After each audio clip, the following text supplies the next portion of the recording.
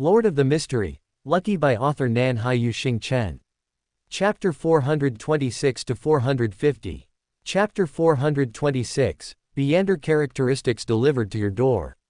Alice silently followed behind. Not long after, she was led into a building, then circled a few times to reach the top of the building. The high priest is waiting for you inside, the guide told her before retreating from Alice's sight. After a slight hesitation, Alice reached out and knocked on the door twice. A moment later, High Priest Nim's voice came from inside the door. Please come in. Pushing the door open, this must have been a meeting place. Alice saw a long table with chairs around it, but High Priest Nim was not at the long table, he was by a window. Alice walked over curiously and looked out the window, finding that this vantage point offered a general view of Moon City. How was your rest? High Priest Nim asked. Alice's movements paused subtly. She turned her head and asked very directly. Aren't you going to ask who I am? Or have me prove my identity or something? According to the command of the great sun god from back then, High Priest Nim's face showed a reminiscent expression. We should immediately chant his honorific name, tell him everything, and welcome the newcomer after discovering someone who walked out of that mist. Alice was slightly startled. High Priest Nim continued as if he hadn't noticed her expression. But we have long lost the sun, and likewise, we have lost the response from the sun god. Yet we still hold firm here, and of course, we will welcome you. After 2 seconds of thoughtful silence, Alice turned her head and asked, then, have you reported about me? High Priest Nim's expression provided the answer. It was clearly another prayer without a response. Alice opened her mouth, unsure what to say, but High Priest Nim proactively changed the subject. I remember you said earlier that you came guided by destiny. Ah. Alice suddenly remembered the lie she had told, though it might not be entirely a lie. In a sense, she was indeed guided by destiny, but her destination wasn't Moon City. Being discovered by the Moon City exploration team was most likely just an accident. However, just as she told Klein, this occasion was indeed very suitable for proselytizing, so, what should she say? Alice turned to High Priest Nim, pondered for a moment, then said softly. Miracle. I see, you will usher in a miracle. Alice ultimately did not utter the title, fool, but instead beat around the bush. The fool was impersonated by Klein. Klein was from the Seer Pathway, and Miracle Invoker was coincidentally the Sequence 2 potion name of the Seer Pathway. Ah, wait. Hadn't Zeratul said that resurrection from the dead was a miracle? So was a Miracle Invoker, a magician who specializes in performing disappearing acts. Alice tried hard to maintain a serious and proper expression, not to burst out laughing on the spot. Miracle. High Priest Nim turned his head and asked slowly. Alice looked at High Priest Nim's eyes in silence for 2 seconds, then turned her head, saw the square and streets of Moon City through the window, and whispered.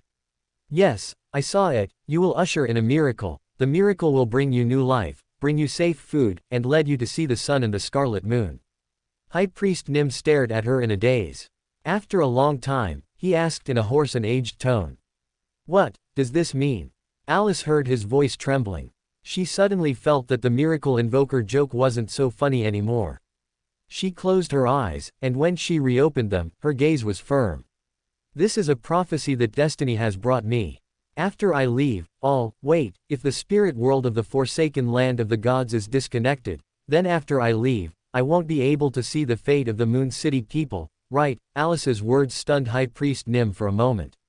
He tentatively asked Alice, are you a soothsayer? Number. Alice chose to deny this guess. I've already told you, you can call me Miss Fate. Miss Fate. High Priest Nim repeated the title, seemingly pondering something. You said earlier that the Lord did not abandon us but was betrayed. Can I tell him this? Never mind, I'll talk about it later, just brush it off for now. Alice rotated her foot on the ground, giving the same answer as before. The gifts of destiny are never free. Speaking of which, in many stories, those soothsayers almost seem to be throwing themselves at the protagonist. What are they after? In a daze, High Priest Nim tentatively asked. What do you need? Alice blinked twice, hesitated, and then asked. A way to move quickly in the forsaken land of the gods. Wait, I don't need that now. With those tarot cards, I can at least find the City of Silver or Afternoon Town, which are close to the exit. you probably don't know a way out either, so all I'm missing is. Alice's voice paused, and she said with a hint of confusion. The potion ingredients for a misfortune mage.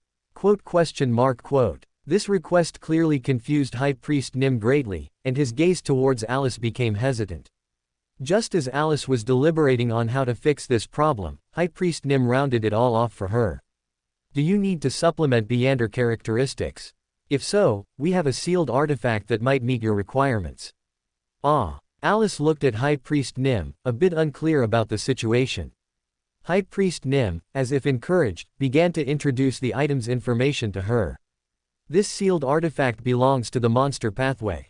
It seems to be a part of a misfortune mage's Beander characteristic, blended with a bit of a Chaoswalker's Beander characteristic to form. Its effect is. Alice's smile vanished from her face. No, I don't need that thing. She refused with extreme reaction, as if she had heard something terrifying. This couldn't be blamed on her, after all, she just didn't want to swallow a Beander characteristic once or twice again. High Priest Nim was clearly startled. He stopped speaking amidst her agitated reaction and said to her apologetically. I am very sorry. No, it's not your fault. High Priest Nim's voice startled Alice. She shook her head and spoke to soothe High Priest Nim. This matter is very complicated to explain. She looked at High Priest Nim, sighed softly, and then said to him. Let's leave this matter here. Perhaps when the miracle arrives, you will naturally know everything, or perhaps you will know nothing, but actually, this is a good thing. After all, matters between deities are best left to deities to resolve. Mortals, it's best not to see or ask anything, otherwise, knowing too much can easily lead to death. Moreover, I think, you probably don't have a hobby of discussing gossip about deities, do you? The humans I know don't seem to like talking about this with me. She paused, then continued to High Priest Nim, I think, perhaps I should go. Under Alice's firm attitude, High Priest Nim ultimately did not stop her. He merely escorted her to the city gate. At the city gate, Alice curiously asked him, by the way, why did you so easily believe that I was an angel? This was a question she hadn't understood from the beginning until now. High Priest Nim glanced at Alice, shook his head, and said. As you said, I think not only the humans you know don't like to gossip about deities, but those you don't know also aren't too keen on discussing such matters. Alice understood what he meant. Only deities would discuss gossip about deities. Such things should be based on the equality of status between both parties. Otherwise, one might be struck by lightning, or suddenly catch fire and burn to death, or choke on a sip of water, or simply be unable to speak at all. For example, the fur of a demonic wolf. Alice turned and left Moon City, reaching out to draw a scarlet moon symbol on her chest. Don't think about such things. After leaving Moon City, Alice did not immediately use those tarot cards to search for the City of Silver's exploration team, but instead began collecting spirituality materials in the Forsaken Land of the Gods. For Alice, who belonged to the Destiny Pathway, this was too easy. At this moment, the dark-shrouded Forsaken Land of the Gods became a treasure trove for Alice. She could find dropped spirituality materials after just a few steps.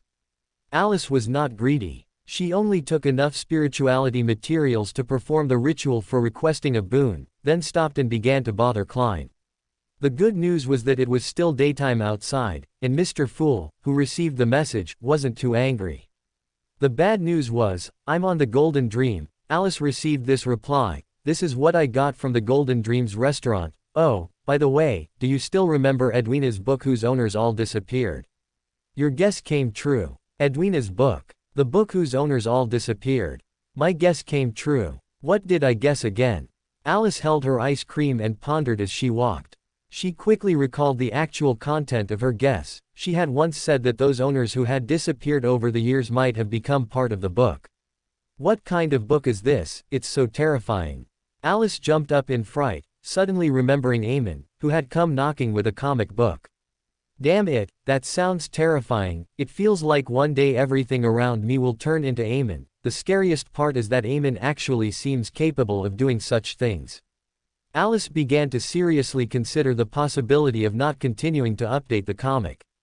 What if I just... She finished her ice cream while contemplating this headache-inducing problem. then looked at the dark road ahead with a slight sense of confusion. Should I find a place to sleep for 2 days? Actually, Alice's original intention was to go search for the City of Silver's exploration team now, but she hadn't forgotten that the last time she slept, half a week had passed, and according to the time Klein reported, the next tarot club was in a few days. To just fall asleep in this location seemed a bit too improper to Alice. Even though there wasn't much danger here besides Eamon, she hesitated for a moment and decided to try walking first, preferably encountering some ruins or something.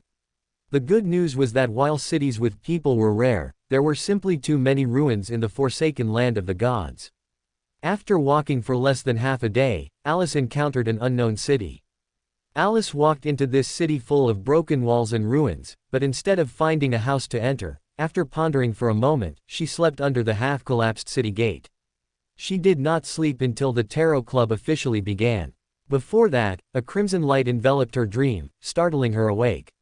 She heard the figure shrouded in gray fog say to her, "Bernadette asked me to hand over the blasphemy card of the Wheel of Fortune to you."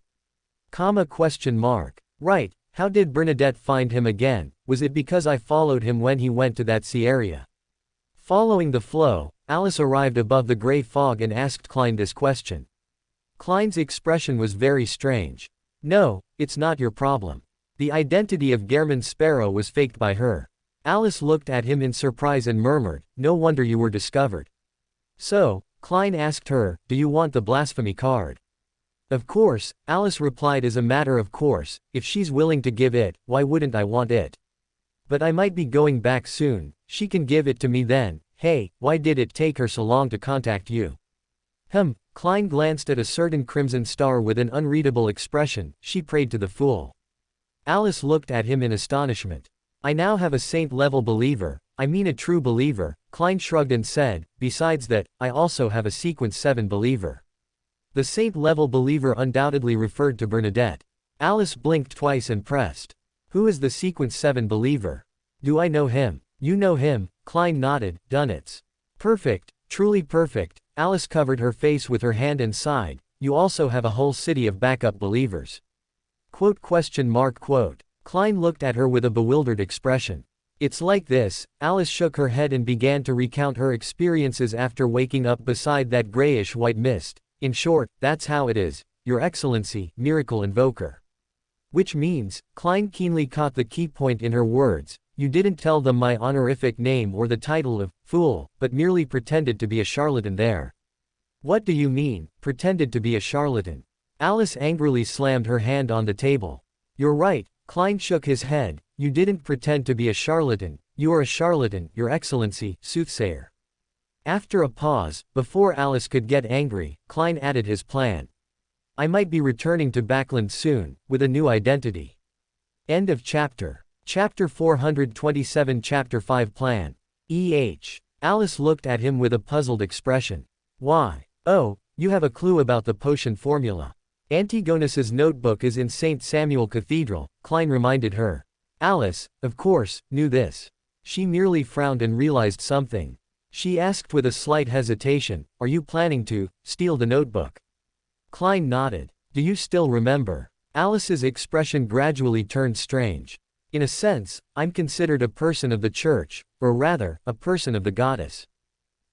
This. Klein looked at Alice, falling into deep thought. Evidently, he hadn't considered the possibility of Alice reporting him. Although she couldn't rat him out, she could probably use it to threaten him. However, if it's the goddess, she probably wouldn't need me to report him if he plans to steal the notebook, would she? Alice looked at Klein, resting her chin in her hand, and suddenly had a brilliant idea. Her eyes sparkling, she said to Klein, "You know, do you think I could ask the goddess to make me a bishop or something?" Klein looked at her in bewilderment. Alice blinked, and the sudden thought in her mind gradually became clear. "No, for such a high position, the goddess probably wouldn't trust me. Nighthawks or red gloves. Or just reveal that I'm an angel of the night church, it's pretty much exposed anyway. That way, if you upset me later, I'll stop you." "You don't need to be an angel in the church to do that," Klein subtly reminded her. "But," Alice raised her chin, "that way, I could explore the underground of St. Samuel Cathedral, and I could even dismantle a sealed artifact from inside for you. Wait, isn't your confidentiality level not high enough? Alice suddenly remembered a crucial question. No, why would you consider my confidentiality level when helping me steal Antigonus's notebook? If I could see the notebook through normal means, would I still need to steal it? Alice's words made Klein even more puzzled. He thought for a moment and asked subtly, what confidentiality level do you think a wanted criminal has? If resurrection were discovered, without the goddess's endorsement, it would definitely be a wanted criminal level offense. Alice lowered her head, realizing the error in her previous line of thought, and proposed a new suggestion. Then I have another good idea. You can write me into your new identity. Lover, doesn't sound quite right, people might think you're a bit too perverted.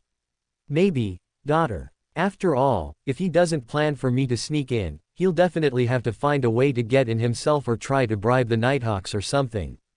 In short, he'll definitely have to interact with the church, which means his identity can't have problems. Although putting me in the relationship column would definitely be a huge problem, the church probably wouldn't investigate if they saw it, right? Right. Alice lowered her head, lost in thought. Even if you don't look underage, if I say you're my lover, people will probably look at me strangely. If I write that you're my daughter, people will think my family education has serious problems. Most importantly, you've appeared next to Gehrman Sparrow. I shouldn't write you in the relationship column. Klein pinched his brow, trying to understand Alice's reasoning. What good would that do me? Oh, Alice blinked, as long as you write me into the relationship, the church won't fuss about whether your identity has problems, because it definitely has big problems. Quote. Klein stared at her. Alice shrank her neck, trying to argue, that way, they probably won't investigate you. At least they won't suspect you want to go underground in the cathedral to steal things. Because I can just take them directly. That statement was indeed correct. Before Alice snatched the donation box from the Lord of Storms' cathedral and delivered the money to the night church, that statement was fine. As for now, Klein glanced at Alice and shook his head. What do you mean? Alice slammed the table instantly. Alice, Klein ignored her anger and called her name. Sometimes I really wonder. Does the goddess not care about you at all? Alice blinked, waiting for him to finish. Klein glanced at her and continued. It seemed like she only cared about you a little in Tingen City, but actually, she didn't really manage you much. Backlund, actually, it's not entirely true that she didn't manage you at all, it's just. Klein chose his words carefully. Alice pondered along with Klein's words. The goddess wasn't entirely unconcerned with her, but the goddess didn't seem to actively intervene in her affairs, unless she was about to die. No, not entirely, but it seemed like the goddess only appeared in some crucial situations. Alice stroked her chin, recalling what Archbishop Anthony had told her. My matters are for me to decide. Speaking of which, I was alone on that tower too. This must be a reminder from my past self. I wonder what I said back then. Alice swung her small legs, looked at Klein, and said with feigned profoundness. The goddess does not wish to interfere with my destiny. Unfortunately, her acting was problematic most of the time, mainly because she wasn't serious most of the time. Klein easily saw through Alice's act. He didn't expose her, but merely brought up another topic. I remember you were collecting the Beander characteristic materials for your Sequence 4 potion, right? Alice nodded. Klein asked with some hesitation. I remember you've been collecting for a long time, haven't you? You won't still be missing materials when I reach Sequence 4, will you? Quote. No, Alice closed her eyes. The other day I saw the potion materials for my direct promotion to Sequence 3. No, not exactly saw, but anyway, someone wanted to give me a sealed artifact. That sealed artifact was composed of the Beander characteristics of a Misfortune Mage and a Chaoswalker. These are the names of my Sequence 4 and Sequence 3 potions, respectively. Klein looked at her in surprise, then couldn't help but feel envious. Ah, that's so good. However, Alice interrupted his envy. I ran away as soon as I heard that news. Why? Klein asked in astonishment. After asking this question, he paused, as if remembering something, and asked, are you worried that it was prearranged? Even so, you could still take the Beander characteristic and continue collecting the remaining main materials. And then, after I've collected the main materials, I accidentally swallow that sealed artifact whole. Alice said expressionlessly. She wasn't speaking idly, this had actually happened. At that time, unwilling to directly consume the Beander characteristic, she collected the auxiliary materials for the winter potion. Unfortunately, the materials she collected were not put to use. Of course, this decision was not without its problems. After hearing Alice's words, Klein subtly reminded her. Won't similar situations occur if you don't take it? Alice retorted, at least, I think I should be able to hold out until I get the Sequence 4 potion materials. Sequence 3, we'll see about Sequence 3 when the time comes.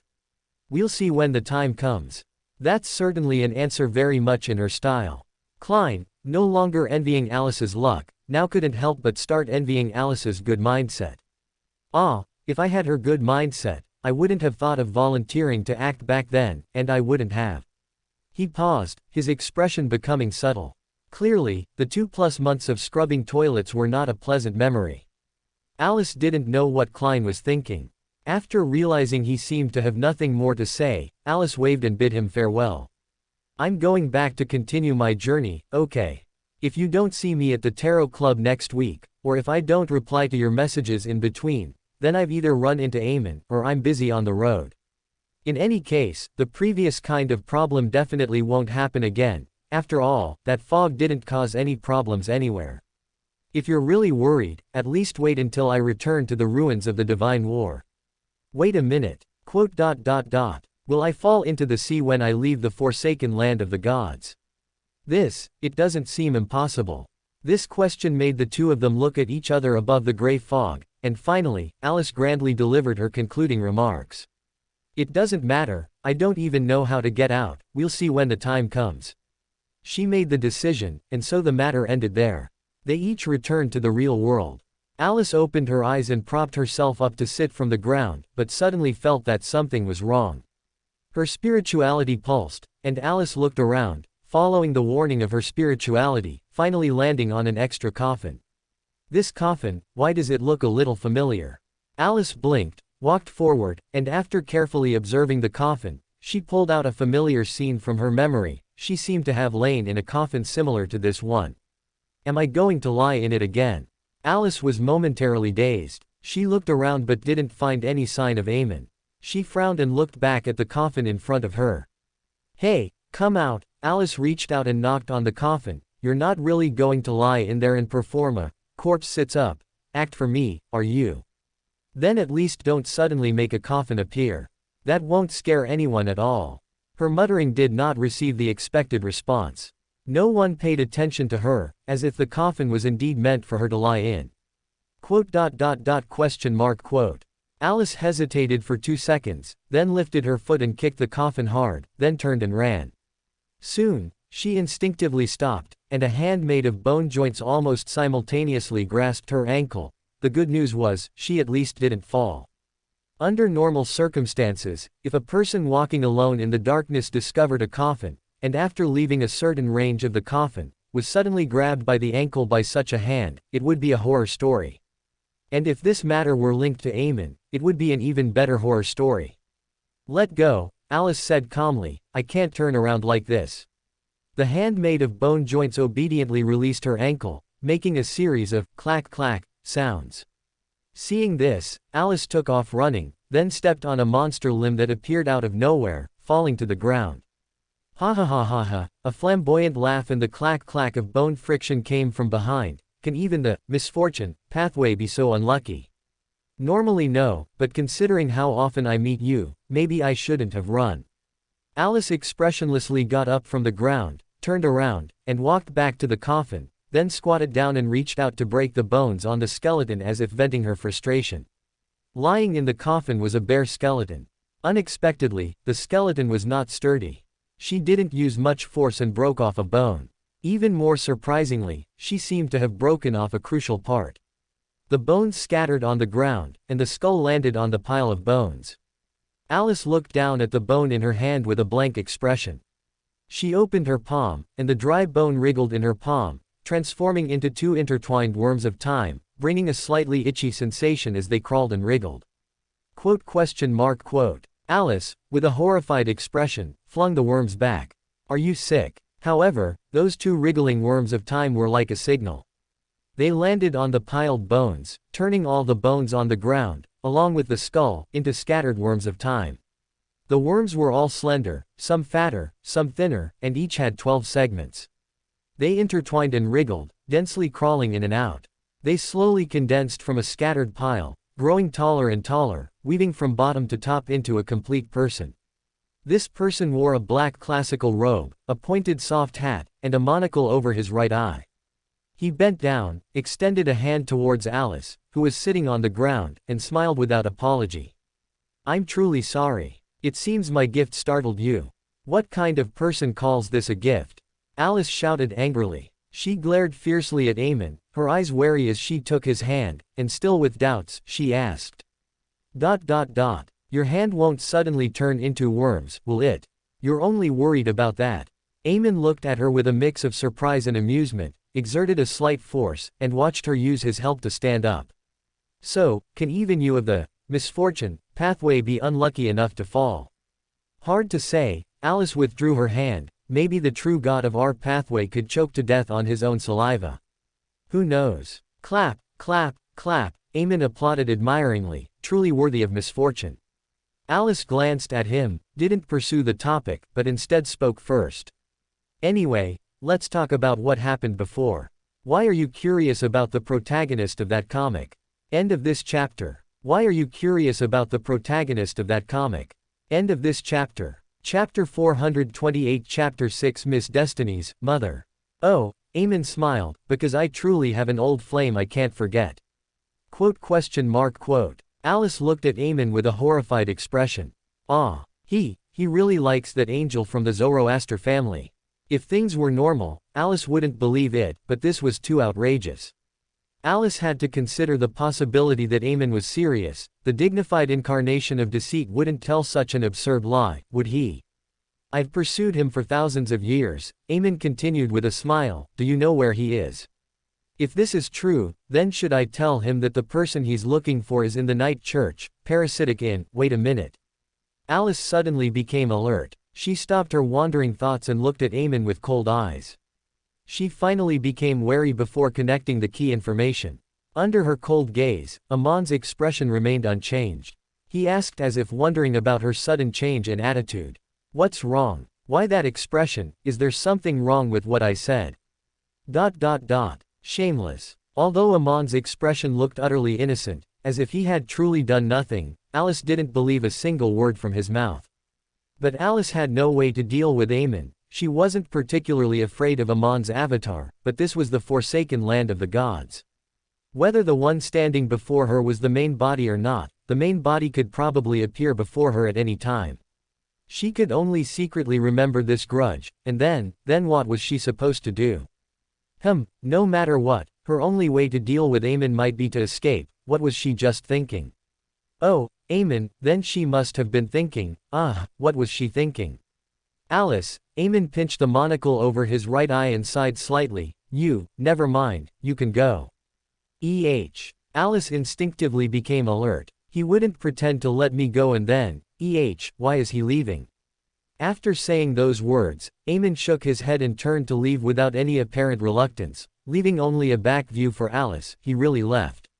Alice stood bewildered for a while, then decided to stop thinking and turned to walk in the opposite direction from Eamon. After all, her original plan was to sleep until the tarot club started, but now, that plan had been disrupted by Klein and Eamon. So Alice decided to find another place to sleep. She walked slowly in the darkness. Before she found a suitable spot, the tarot club convened. After she needed to go above the gray fog herself, Klein would remind her when notifying son Derek to prepare for the meeting. When she was in the outside world, this was not a problem. She would set aside the corresponding time in advance to go above the gray fog, and most of the time she had nothing to do. But the problem was, she was now in the forsaken land of the gods. Was she really going to lie down right there? Actually, it wasn't impossible. After all, finding a ruin was just for psychological comfort. Alice fell into deep thought on the spot. At one moment, she actually regretted not staying in Moon City longer, but it was only for a moment. As soon as she thought about what was in Moon City, she didn't dare to stay there, otherwise, who knew what she might accidentally devour. Alice ultimately chose to sit with her knees hugged, entering the palace where they held their meetings. Before her were still the familiar long table and high-backed chairs. Alice skillfully sat in her seat, propping her chin on one hand, watching the other figures gradually solidify in their seats. The first to speak was still Justice Audrey. When she greeted Hermit Catlia, Alice suddenly slapped her head, remembering Bernadette, who had prayed to Mr. Fool but was not present. Speaking of which, why didn't Klein pull Dunnits up? It had been too long since a new person appeared in the Tarot Club. Alice shook her head, looked at Justice Audrey, who had been startled by her movement, and blinked, saying, "Are you done with your greetings?" It seems Miss Fate is fine, just a little bored, a little bored." Justice Audrey swallowed, silently chanting Mr. Fool in her heart, and greeted. "Good afternoon, Miss Fate." "Good afternoon." Alice nodded. Audrey, having escaped a close call, breathed a slight sigh of relief, maintaining her smile as she looked at the next person. "Good afternoon, Mr. Hanged Man." After she had greeted everyone individually, Alice looked at Hermit Catlia with great interest and posed a question. "Madam Hermit, I remember you can contact Bernadette, right?" Catlia nodded. "That's wonderful." Alice straightened her back. "Madam Hermit, please tell Bernadette, if she is willing to recite Mr. Fool's honorific name every day at 5 in the morning, and say good morning to Mr. Fool, I will give her an opportunity to trade with me." At the head of the bronze long table, within the gray fog, Mr. Fool's eyes widened. Klein desperately suppressed his urge to curse to maintain his image. He also did not control World to speak up and resolve this matter, because Hermit Catlia's first reaction to Alice's words was to look at Mr. Fool. Clearly, in her perception, between Miss Fate and Mr. Fool was the one who could make the decisions. Mr. Fool, who did not want a timed alarm at 5 in the morning, after a brainstorm, still came up with a suitable response. "You tell Bernadette that she can exchange certain items for some answers." He did not respond to Alice's words, as if Alice had said nothing at all. Such an attitude was enough to explain the problem. Catlia paused briefly, then regarded Alice's words as a jest and bowed. "Praise your generosity." Indeed, it was generous. For a deity, agreeing to a trade was itself a blessing, and Alice's attitude vividly reflected this point. And after this, Audrey finally had time to ask the question she had been curious about since she first heard the name. Miss Fate, Mr. Fool, who is Bernadette? Hanged Man Alger, Magician Furs, and Moon Emlyn also awaited the answer. "That's a common Intis female name, and she must have a close relationship with Madame Hermit." Amidst her swirling thoughts, Alice said something startling. "She is someone who could potentially become my mother." The members of the Tarot Club all had question marks appear above their heads. After complex emotional changes, they looked at Mr. Fool above the gray fog. "What is this?" Within the gray fog, Klein, after praising Clown's Beander ability, controlled World to speak. Theoretically, any creature with a uterus could potentially become her mother, including everyone present. This was an answer to the previous question. Upon hearing this reply, Hanged Man Alger, who reacted the fastest, felt a mixture of relief and regret about being a man. Relief that he didn't have to worry about inexplicably becoming pregnant with Alice one day, and regret that he had completely lost the possibility of drawing closer to Alice in such a way. As for this matter, the female members present were utterly terrified. Why are they all so scared? Thinking of her Sequence 1 advancement ritual, Alice pursed her lips and decided to give everyone a psychological heads up. Although, I must remind you all that one day in the future, I will probably truly need a mother. I have long foreseen my own death. This sentence filled in more information. Hanged Man Alger, who felt the matter didn't concern him, immediately reacted and asked tentatively. "You need to die one day in the future, then be reborn and grow up as an ordinary child, just like now." He originally wanted to ask if this was a way for Alice to stabilize her state, as he had long speculated about the purpose of Alice's immersive role-playing as a human, but the question seemed too offensive, so he cautiously revised his wording. Alice raised her brows and looked at him. As one of the earliest members of the Tarot Club, Hangman Alger had seen her in reality when she knew nothing about herself, and even knew the earliest traces she left in this world. This also meant that Alger knew much more about her than others. His current guess did not surprise Alice. Alice even actively helped him correct it. No, it's not quite the same. Normal rebirth and growth do not involve memory loss. My current situation is very special, and the death I speak of is not as simple as you think. That is an inevitable, unavoidable death that is destined to come. Before I become fate again, I will inevitably face a death. This is unavoidable. I saw the existence of this death a very, very long time ago, but so far, I still haven't chosen the mother for my next life. As she spoke, Alice's gaze swept over Justice Audrey, Magician Furs, and Hermit Catlia one by one. Audrey maintained a smile, motionless, like a beautifully crafted statue of a backland noble young lady. Furs had lowered her head at some point. After Alice's gaze fell on her, she still didn't raise her head, perhaps praying for Alice to look at someone else quickly. It was Catlia, however. When Alice looked at her, she pondered for a moment before asking. I remember you seemed to like Nina very much. This way of shifting focus provided a good idea for everyone. Moon Emlyn, who also felt the matter didn't concern him, offered a reliable suggestion. Perhaps I can find a way to inform the sanguine higher-ups of your needs. If you don't mind. You can, Alice nodded, but you don't need to be so nervous. After all, my ideal mother should actually be. Alice looked at the head of the bronze long table. The Tarot Club members looked at the head of the bronze long table with her. Mr. Fool. Moon Emlyn, who had just thought this matter didn't concern him, suddenly realized a crucial question. He looked at Alice with slight hesitation and asked. It must be a creature with a uterus to achieve this, right? Although the members of the Tarot Club had always regarded Mr. Fool as a genderless deity, Moon Emlyn had never doubted that he could become an angel. Theoretically, as complete mythical creatures, most angels also don't have a very clear gender distinction. Alice looked at Emlyn with a half-smile, answering his question. Growing a uterus isn't a difficult thing, is it? The plantar pathway might even be able to grow people from the soil. I think Madame Hermit should have experience with this. After all, even her ship can produce milk, so nothing is impossible. Everyone then looked at Hermit Catlia with a slightly bewildered expression.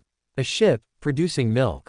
Such a bizarre story clearly wasn't part of what Catlia had recounted last time. After Alice brought it up, Catlia nodded distractedly, saying, yes, for a high-sequence planter, this might not be impossible. I absolutely cannot let Frank advance to a demigod. Catlia secretly made up her mind. So, I really might grow a uterus. Moon Emlyn's expression turned horrified. Hanged Man Alger's faint regret disappeared, replaced by utter terror. Only son Derek, who was even younger than Alice, seemed to have a different line of thought than the others, looking at Alice with a strange worry and anxiety.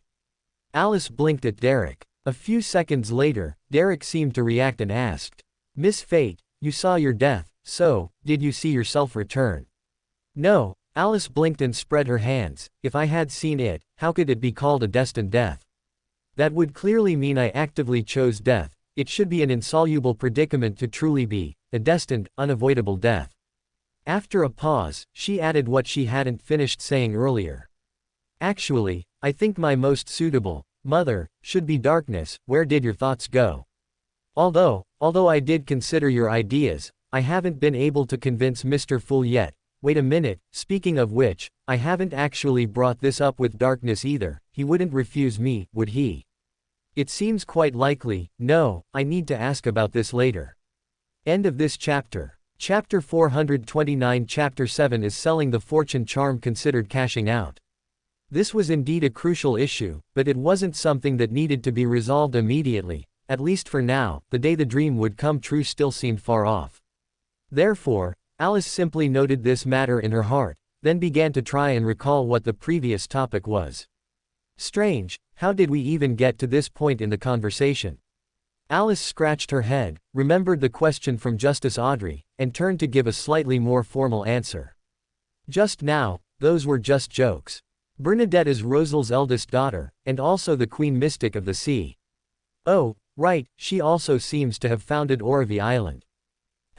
Alice frowned and glanced at Katlia from the Moses ascetic order, suddenly realizing something. Her adopted child joined an opposing organization, no wonder she angrily kicked her out of the house. Wait, why does that sound like a rebellious teenager running away from home? Alice blinked and asked a serious question. Does mental growth slow down or even stop after becoming a Beander? This. Hanged Man Alger heard the question and looked at Alice hesitantly. Alice met his gaze blankly, and in his hinting eyes, she seemed to realize something, raised her hand to point at herself, and asked with a blink. Me. But my situation. I actually wanted to ask if low and mid-sequence Beyonders would also experience similar effects. She looked around, and Hermit Katlia, who hadn't understood what she was asking, answered her confusion. Normally, no. So, Hermit Lady isn't a rebellious teenager who ran away from home. Alice shook her head with a slight disappointment and leaned back in her chair. This meant she was done talking. Klein glanced at Alice, then controlled Gehrman to look at son Derek, and said with a low chuckle. You have the notary potion formula you wanted. Thank you, Mr. Gehrman. As agreed, I will remember this debt and await your request, son Derek said sincerely. All right. Klein, while controlling Gehrman to reply, also had him feign a request for materialization from Mr. Fool. Alice rolled her eyes mentally. It didn't take long for the potion formula to arrive in the hands of the young son. He joyfully accepted the formula and quickly scanned its contents. Before anyone else could speak, Gehrman looked at Hanged Man Alger and spoke again. You know, I have the Ocean Songster potion formula and main ingredient you wanted. Ah. Alice's eyes widened instantly. You killed an Ocean Songster. No, you didn't kill someone from the Storm Church, did you? Alice began to consider whether killing a high-ranking member of the Storm Church or stealing the Storm Church's donation box would anger the church more. Her question was also the question of Justice Audrey, Hanged Man Alger, and others. Gehrman slowly scanned them, then chuckled and replied. It did not come from the Storm Church. So he really killed an Ocean Songster. Realizing this news, Hermit Katlia, who knew that Gehrman Sparrow had already killed the slaughterer Keelangos, felt a touch of the fantastical. She didn't think this was Alice's credit, because no one knew better than her that Alice had already passed through the giant court in her dream and entered the forsaken land of the gods. Even with only a vague consciousness, she remembered the entire process. Even without Miss Fate, his own strength is strong enough. Or, is it precisely because he is strong enough that Miss Fate noticed him? No, this reason alone cannot explain Miss Fate's attitude towards Gehrman. That is no longer the favoritism of a deity towards mortals. In her eyes, Gehrman is the same as her, just like. Hermit Katlia strongly suppressed her desire to look at the head of the bronze long table, gritting her teeth and lowering her head. Enough, don't investigate this matter. Hermit Katlia solemnly warned herself in her heart before exhaling and raising her head again. Hanged Man Alger was slightly relieved by Gehrman Sparrow's denial, but soon frowned again. He needed to think about Gehrman's reward. After a few seconds of silence, Hanged Man Alger turned to look at the head of the bronze long table and said. Respected Mr. Fool, I request a private conversation with Gehrman. Within the gray fog, Klein's eyes lit up slightly. He was quite expectant internally, but his expression merely showed a slight nod, then he shielded the senses of the others. After realizing that this shielding could be seen through by Alice, Klein simply didn't bother to expend the effort. So, in the audience, besides the feigning Mr. Fool, there was also Miss Fate. Hanged Man Alger, of course, had no objection. After waiting 2 seconds, he turned to Gehrman and said, I will exchange it for the coordinates of a pristine island unknown to others. It not only contains many Beander creatures that are already extinct on the northern continent, but also an ancient ruin of unknown age. Initially, Keelangos and I discovered it together. At that time, we didn't have the ability to explore it in depth, but he found some traces and suspected that something very precious and important was hidden in the ruins, believing its value would be no less than one of the playing cards made by Emperor Rosal. My strength is not as good as Keelangos, and I didn't explore as deeply as he did. I couldn't know what he actually saw, I could only guess the situation from some casual remarks he made. There are traces of demigod-level Beander creatures there. For you, this should be of great value. I can swear to Mr. Fool on this, guaranteeing I'm not lying. Alice blinked, unable to resist interjecting. Why don't you swear to me instead? At least I am a truly revived deity, unlike your fool, who has only revived to sequence 5. Hanged Man Alger paused suspiciously for a moment, then readily changed his words. I am willing to swear to Mr. Fool and Miss Fate. I hope Miss Fate's standard for judging, breaking an oath, is the same as a normal person's. If not, I hope Mr. Fool can keep Miss Fate in check. Alger appeared calm on the surface, but inwardly he couldn't help but feel anxious. Gehrman, as if he hadn't noticed their conversation, chuckled and said, Deal. Hanged Man Alger did not immediately demand the Ocean Songster potion formula, but continued. I have a prerequisite. I hope that when you first explore that pristine island, I will be your companion. With Mr. Fool overseeing all this, I don't think you need to worry about any ill intentions from me. After a pause, he added, if you wish, you can also bring Miss Fate. He clearly knew the rumors of Gehrman Sparrow boarding the future with a blonde girl. By now, that girl had been confirmed in rumors as an angel, with extremely bizarre abilities. It was said that the former strongest hunter, Anderson Hood, nearly choked to death on his own saliva because he offended her. The rumor of Gehrman Sparrow being kept by an underage girl disappeared amidst these rumors, because not many people dared to gossip about an angel behind her back. Only a very few would secretly grumble about Gehrman Sparrow, saying that his current success was purely due to dumb luck. Regarding this matter, Hanged Man Alger scoffed. After all, Mr. Fool's standard for choosing a Beander could obviously not be who was better at taking care of children. Given Miss Fate's personality, choosing someone who could beat her would be more accurate. However, from this perspective, Gehrman Sparrow really seemed unable to beat Miss Fate. Could he really be good at taking care of children? Gehrman's voice interrupted Hanged Man Alger's thoughts. If I were to bring her, that would likely be a different price. However, when going to dangerous places, I do need some companions. I hope you have enough ability to keep up. Alger was not angered by his tone, and breathed a sigh of relief, saying, So, I hope your first exploration will be after my successful advancement. Of course, if I lose control due to the potion, this agreement will naturally be void. Understood, Gehrman replied indifferently. Alice curiously sized up Hanged Man Alger, then turned to Gehrman and asked, Do you need my help? Klein understood her meaning without difficulty, shook his head, and stopped her dangerous thought. I believe he will bring more in the future. Makes sense. Alice silently withdrew her gaze. Hanged Man Alger felt a cold sweat break out on his back.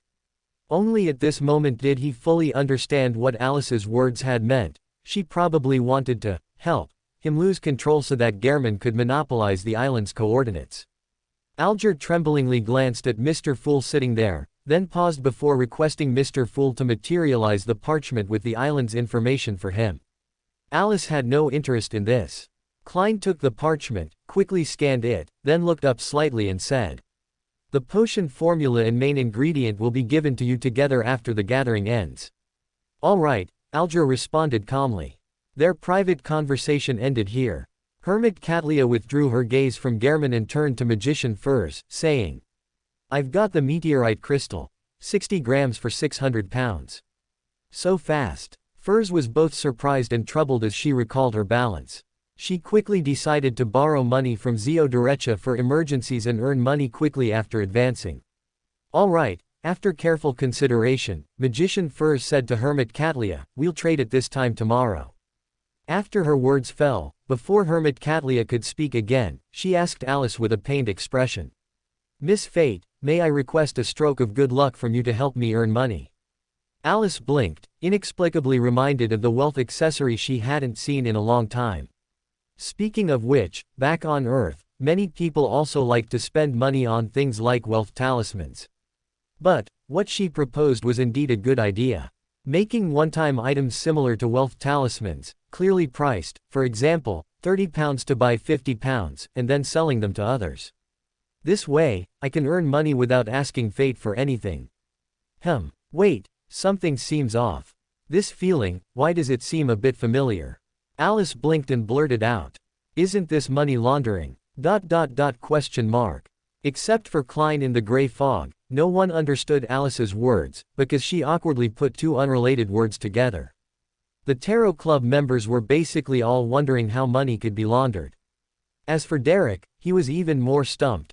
Klein took some time to connect these two words with Chinese, and he quickly found that these two words also couldn't be translated into giant language. After a slight hesitation, he chose the same translation method as Alice, putting clean and money together. No, this feeling is actually more like cashing out. How do you say cashing out? Alice blinked, then reached out and tapped the table, saying, "It's possible, but what price are you willing to pay for such good luck? Oh, right, how much money do you plan to earn, or for how long? You can choose that too. Then can I." A brave thought flashed in her mind for a moment.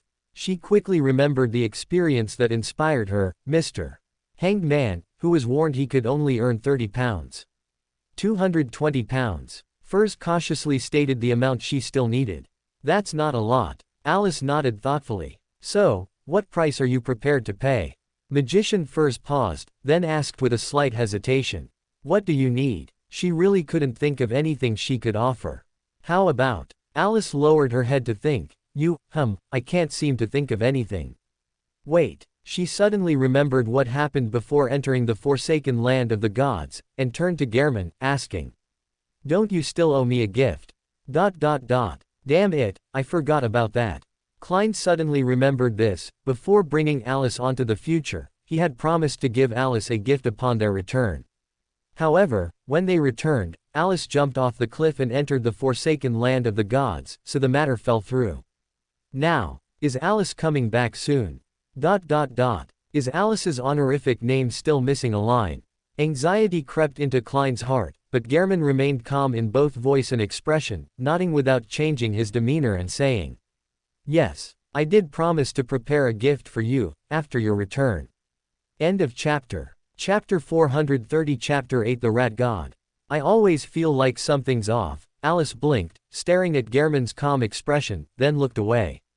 I'll tell you once I've thought it over, she said dismissively to Magician Furs. Otherwise, letting you treat me to ice cream seems a bit too hasty, but I can't think of anything else right now. Should I really just let you pay? Actually, taking money isn't out of the question, as long as there's a profit to be made. It's just that Miss Fate doesn't seem too keen. If I pay with money, Magician Furs pondered, then tentatively asked, how much should I pay? Alice blinked, stared at Furs for 2 seconds, then gave an answer. 250 pounds. Furs thought she'd misheard and looked at Alice in confusion. Look, Alice sat up straight and excitedly explained, spending 250 pounds to buy a 220-pound good luck charm, that makes you look so much like a complete idiot. Will you buy it? PFF'd. It was clear she really thought this was a great idea, but unfortunately, Miss Magician didn't seem to understand what complete idiot meant. Klein, in the gray fog, suppressed his laughter and curiously awaited Magician Furs's response. Magician Furs took a moment to understand Alice's words, then cautiously asked. Miss Fate, what does complete idiot mean? Isn't that just a number? Does it have another meaning? From Miss Fate's tone, could it be an adjective for calling someone stupid? Idiot, fool, something like that. Alice tilted her head, confirming Furs's guess. Furs choked. I don't really want to be the complete idiot you're referring to. Alice regretfully looked away. Justice Audrey, seeing this, interjected, Miss Fate, why can complete idiot be used to describe a fool? Hanged Man Alger, Hermit Catlia, and Moon Emlyn also looked at Alice curiously. Alice paused. It seems I once read a story about it in a book, but I don't remember how that story went. Anyway, that's just how everyone used it back then. Back then, was that the time she was active? I wonder when that was. She claimed the Evernight goddess had given her shelter, and she reacted to some records of the City of Silver. She should at least be from the Second Epoch, or possibly even earlier, and the time she fell into slumber. Hanged Man Alger was surprised to find that he seemed to have very few clues about the latest time Alice existed. As he pondered, Alice curiously turned her head and asked, Lady Hermit, don't you know either? Hermit Catlia shook her head. What does this have to do with Lady Hermit? It can be said with certainty that Lady Hermit is Star Admiral, and has a close relationship with Queen Mystic Bernadette. Wait, Bernadette. Hanged Man Alger immediately grasped the key figure, Bernadette's father, Emperor Rosal. That's right, Miss Fate and Mr. Fool recognized the symbols invented by Emperor Rosal. I had previously speculated that they might have known each other, and perhaps there were more similar people. These symbols were precisely the words they used to communicate, but they were influenced by a deity, so they couldn't be identified through divination or similar means. No, in that case, it can be confirmed that Emperor Rosal descended as immortals, and Miss Fate initially seemed to be as well. So, Mr. Fool. Hanged Man Alger forcefully suppressed his desire to look at the head of the bronze long table, steadying his hurried breathing. Miss Fate said that she didn't remember anything when she woke up, and Mr. Fool was the only trace of the past she could find. This means that Mr. Fool should have been in the initial stages of recovery at that time, and was deliberately looking for relevant clues. This also aligns with my previous speculation that Mr. Fool was trying to break free from some kind of predicament, which should be, combining the situations of Rosal and Alice. Hanged Man Alger looked at the head of the bronze long table with slight hesitation, the weak body of immortals. However, Mr. Fool was already able to accept prayers at that time, and later was even able to accept sacrifices and grant boons, so, he should have already reclaimed his authority at that time, and was in the process of regaining control of his authority. Speaking of which, did Miss Fate have this process of gaining authority? Moreover, Mr. Fool seemed very familiar with Miss Fate from the beginning, since both Miss Fate and Emperor Rosal had been active as humans, then Mr. Fool should have been too, so, Miss Fate knew Mr. Fool in reality. But wasn't Miss Fate directly picked up by the Nighthawks, and seemed to have a very close relationship with the Night Church? At least very close to the Evernight Goddess. Could Mr. Fool's identity in the real world be a high-ranking member of the Night Church? This is not impossible. Gehrman's attitude towards the Night Church also seems friendly. As Mr. Fool's dependents, his attitude indirectly expresses Mr. Fool's attitude, but, the high-ranking members of the Night Church are all known. Could it be that he is not a high-ranking member on the surface, but, for example, directly obeys the Evernight Goddess? This could explain Miss Fate. Wait. If Miss Fate had contact with the Evernight Goddess at that time, why did she say that the Fool was the only trace she could find? If Miss Fate had no contact with the Evernight Goddess at that time, then how did she? Oh, I understand. The Evernight Goddess must not have directly contacted Miss Fate at that time, but secretly reminded Mr. Fool, and Miss Fate only contacted the Evernight Goddess later. Hanged Man Alger was suddenly enlightened, believing he understood everything. Immediately after, a new question arose: why would the Evernight Goddess do this? The answer to this question came a few seconds later, as he remembered Alice once saying at the Tarot Club that she had once personally asked the Evernight Goddess if she could transform into a mythical creature form so Alice could touch her. It stands to reason that Miss Fate must have done many similar things in the past, and it is understandable that the Evernight Goddess would not want to personally appear before Miss Fate. After all, Mr. Fool's choice also seemed to be to throw Miss Fate to Gehrman. Hanged Man Alger swept his gaze over Gehrman's sparrow with an expression of sympathy and pity, and inexplicably recalled the ever-changing rumors at sea. Actually, Gehrman and Miss Fate seemed to get along quite well. At this moment, Hermit Catlia said to Justice Audrey, "The black hunting lizard's spinal fluid has been confirmed, 1,800 pounds, but there are no clues for the psychedelic wind chime tree fruit for now." "That's already very good, better than I expected. Thank you, Lady Hermit." Audrey sincerely thanked her, completely disregarding the price. 1,800 pounds just like that. Alice, who had never handled such a large sum of money, looked at Audrey with envy. Did my past self really not leave any money for my present self? And Fate, can you stop sending Beander characteristics all the time, and send me a huge sum of money for once? Alice clenched her fists darkly. After a brief silence, Moon Emlyn, who suddenly realized his improvement might not be as obvious as other members of the Tarot Club, asked feebly, "Do you have any leads on my last commission?" Magician Furs immediately spoke, "There are suspicious circumstances. I will investigate further." Eager to pay off her debts, she was full of motivation. After this, son Derek made a trade request. "I need the root crystals of the elder tree, the golden-edged sunflower, and..." He listed several ingredients from the potion formula he had just obtained. The root crystals of the elder tree and those auxiliary materials shouldn't be a problem. Moon Emlyn's spirits lifted as he said, "So, what can you offer in exchange?" He knew where the root crystals were when he offered the elder tree's fruit to Justice Audrey last time. Son Derek thought for a moment and said, a Beander characteristic from a vampire corresponding to sequence 5.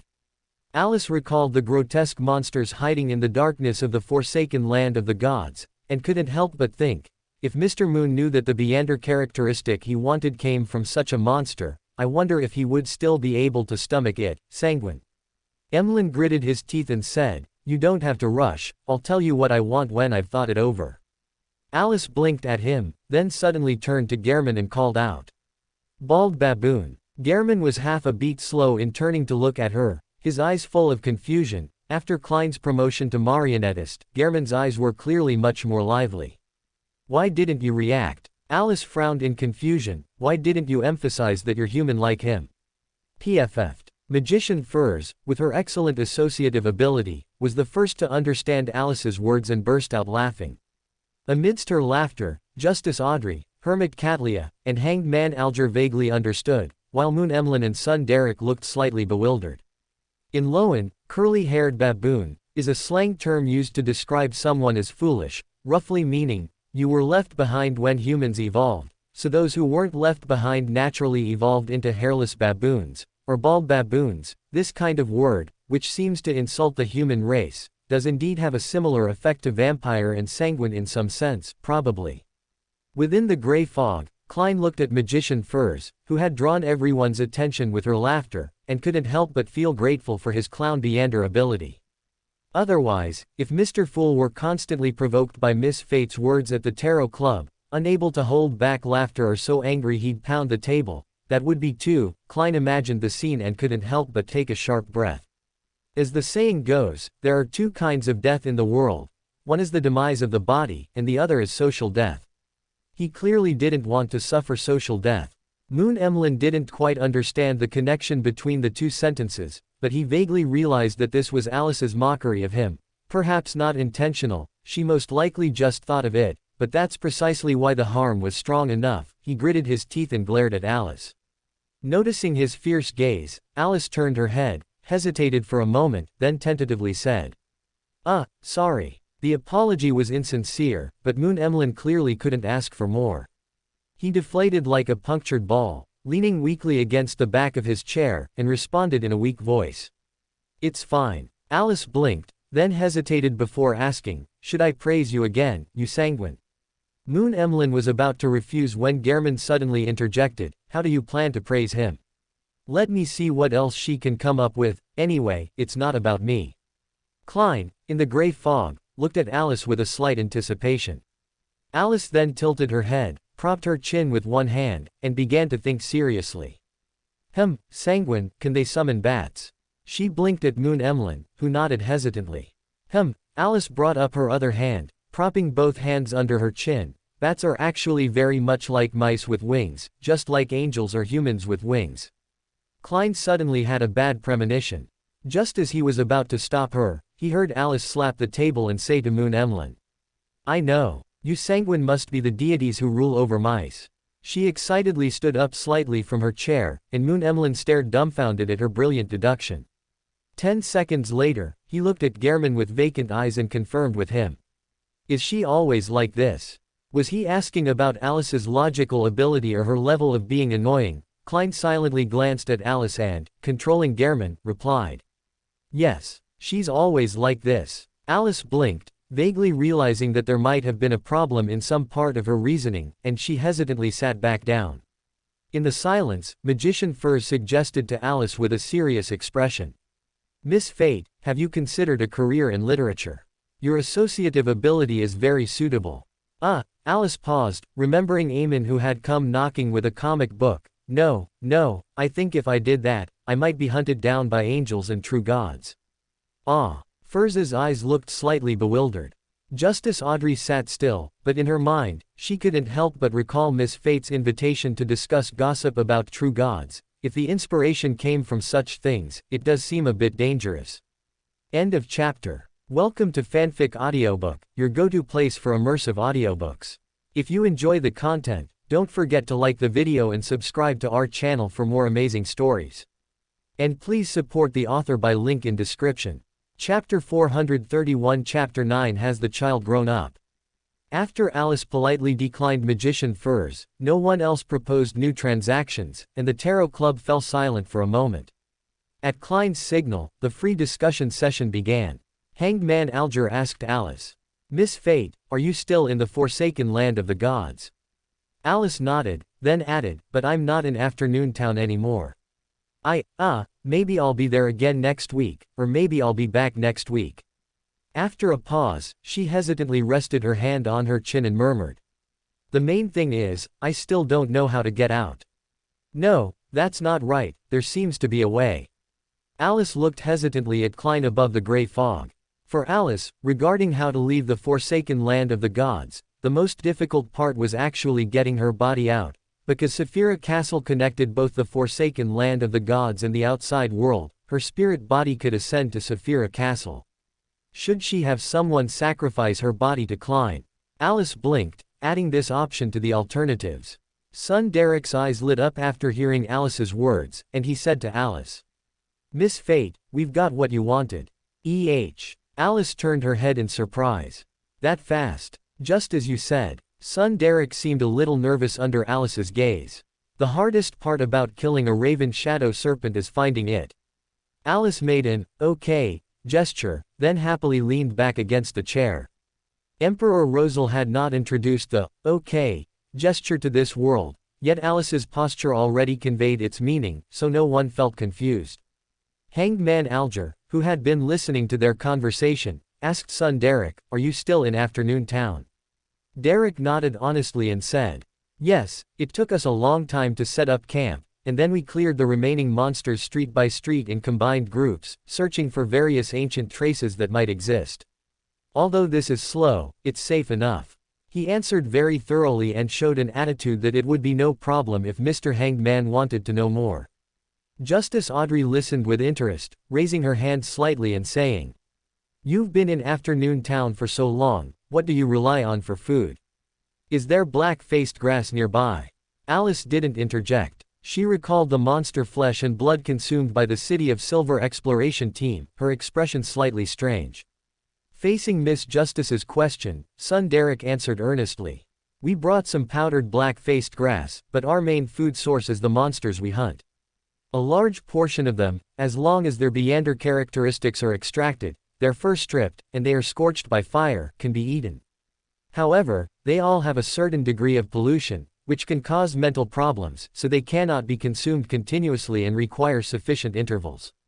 As expected, Alice frowned slightly. Justice Audrey recalled the several monsters of the deep darkness that Little Sun had mentioned, and thought about the gloomy and terrifying style of the City of Silver's area. She couldn't help but ask, "Isn't that disgusting?" "Actually, I wanted to ask before, but they probably can't afford to care, because they'll starve if they don't eat." Alice pursed her lips, suddenly remembering the strange appearances of the Moon City people. "Is it because of long-term consumption of monster flesh and blood that they became like that?" "That's right, it seems black-faced grass doesn't grow in places outside the City of Silver." Magician Furs, who was intently listening to the other members' conversation, was inspired by this question and deliberately avoided looking at Moon Emlyn, asking son Derek with considerable curiosity, "I remember you said that the monsters of the deep darkness include vampires, who are covered in pus and incredibly ugly. So, after killing such vampires, would you eat them as food?" Emlyn, after hearing this question, completely forgot to correct the other party that they were sanguine, not vampires. His face turned green, and he inexplicably felt a sense of indescribable horror. "So I'm food." At this moment, he felt that being a deity to rats didn't seem like such a big deal anymore. Derek was silent for 2 seconds and said, "Some monsters are indeed disgusting, very disgusting, just like the vampires Miss Magician mentioned, but we have no choice, we eat whatever is edible." His voice gradually deepened, as if once again profoundly feeling the cursed tragedy that enveloped the entire City of Silver. The palace-like hall of the giants fell silent again. Even Moon Emlyn, who wanted to refute some of son Derek's statements, didn't speak, merely pouting and shrugging his arms. "We eat whatever is edible." Alice clenched her fist slightly, lowered her head, and placed one hand on the table. She suddenly had a desire to do something. "What can I do?" She looked around, her gaze finally landing on Hermit Catlia. That's right, Frank Lee. Alice sat up straight and confirmed with Hermit Catlia. Madam Hermit, it seems the mythical creature blood you requested hasn't been paid for yet. Catlia's nerves tightened subconsciously, and she responded with some tension. Yes. Alice's expression didn't change much. She exhaled, a slight curve appearing at the corner of her lips, and said calmly, I want to change the reward. What? Catlia was slightly stunned, subconsciously becoming uneasy. Does Miss Fate have another bad idea? This wasn't just Hermit Catlia's thought. Justice Audrey and others couldn't help but cast slightly sympathetic glances at Hermit Catlia. How pitiful. In the strange atmosphere, Alice's voice, without much fluctuation, said calmly, I want a kind of crop. They might have different flavors and types, or they might taste singular. That's not the most important thing. I need them to be able to grow in an environment without light. Also, the land there is full of pollution and cannot grow crops normally, and it is full of all kinds of monsters. Son Derek suddenly turned his head to look at Alice. Justice Audrey and the others, after a moment of surprise, all looked at Son Derek with shocked eyes. They all heard it. The place Alice was talking about was precisely the forsaken land of the gods. She was looking for a food that could grow in the forsaken land of the gods and be consumed long-term. This was clearly not for herself, not to mention she would be back soon. Angels have no need for food, Miss Fate likes to eat purely out of interest. Klein also realized this. He looked at Alice above the gray fog, and for a moment felt an unreal sense of, the child has grown up. Was this really a request Alice could make? He subconsciously wanted to reach out and touch his forehead to confirm if he had a fever, then shake his head to hear if there was any water inside. Fortunately, when his hand tried to leave the table, he finally remembered that he was still Mr. Fool at the moment. So, was this really a request Alice could make? Klein suddenly felt as if he were in a dream, his whole body light and airy. Miss Fate. Hermit Catlia also looked at Alice in a daze, suddenly remembering a long time ago, when she first introduced Frank Lee's experiences to Alice above the gray fog.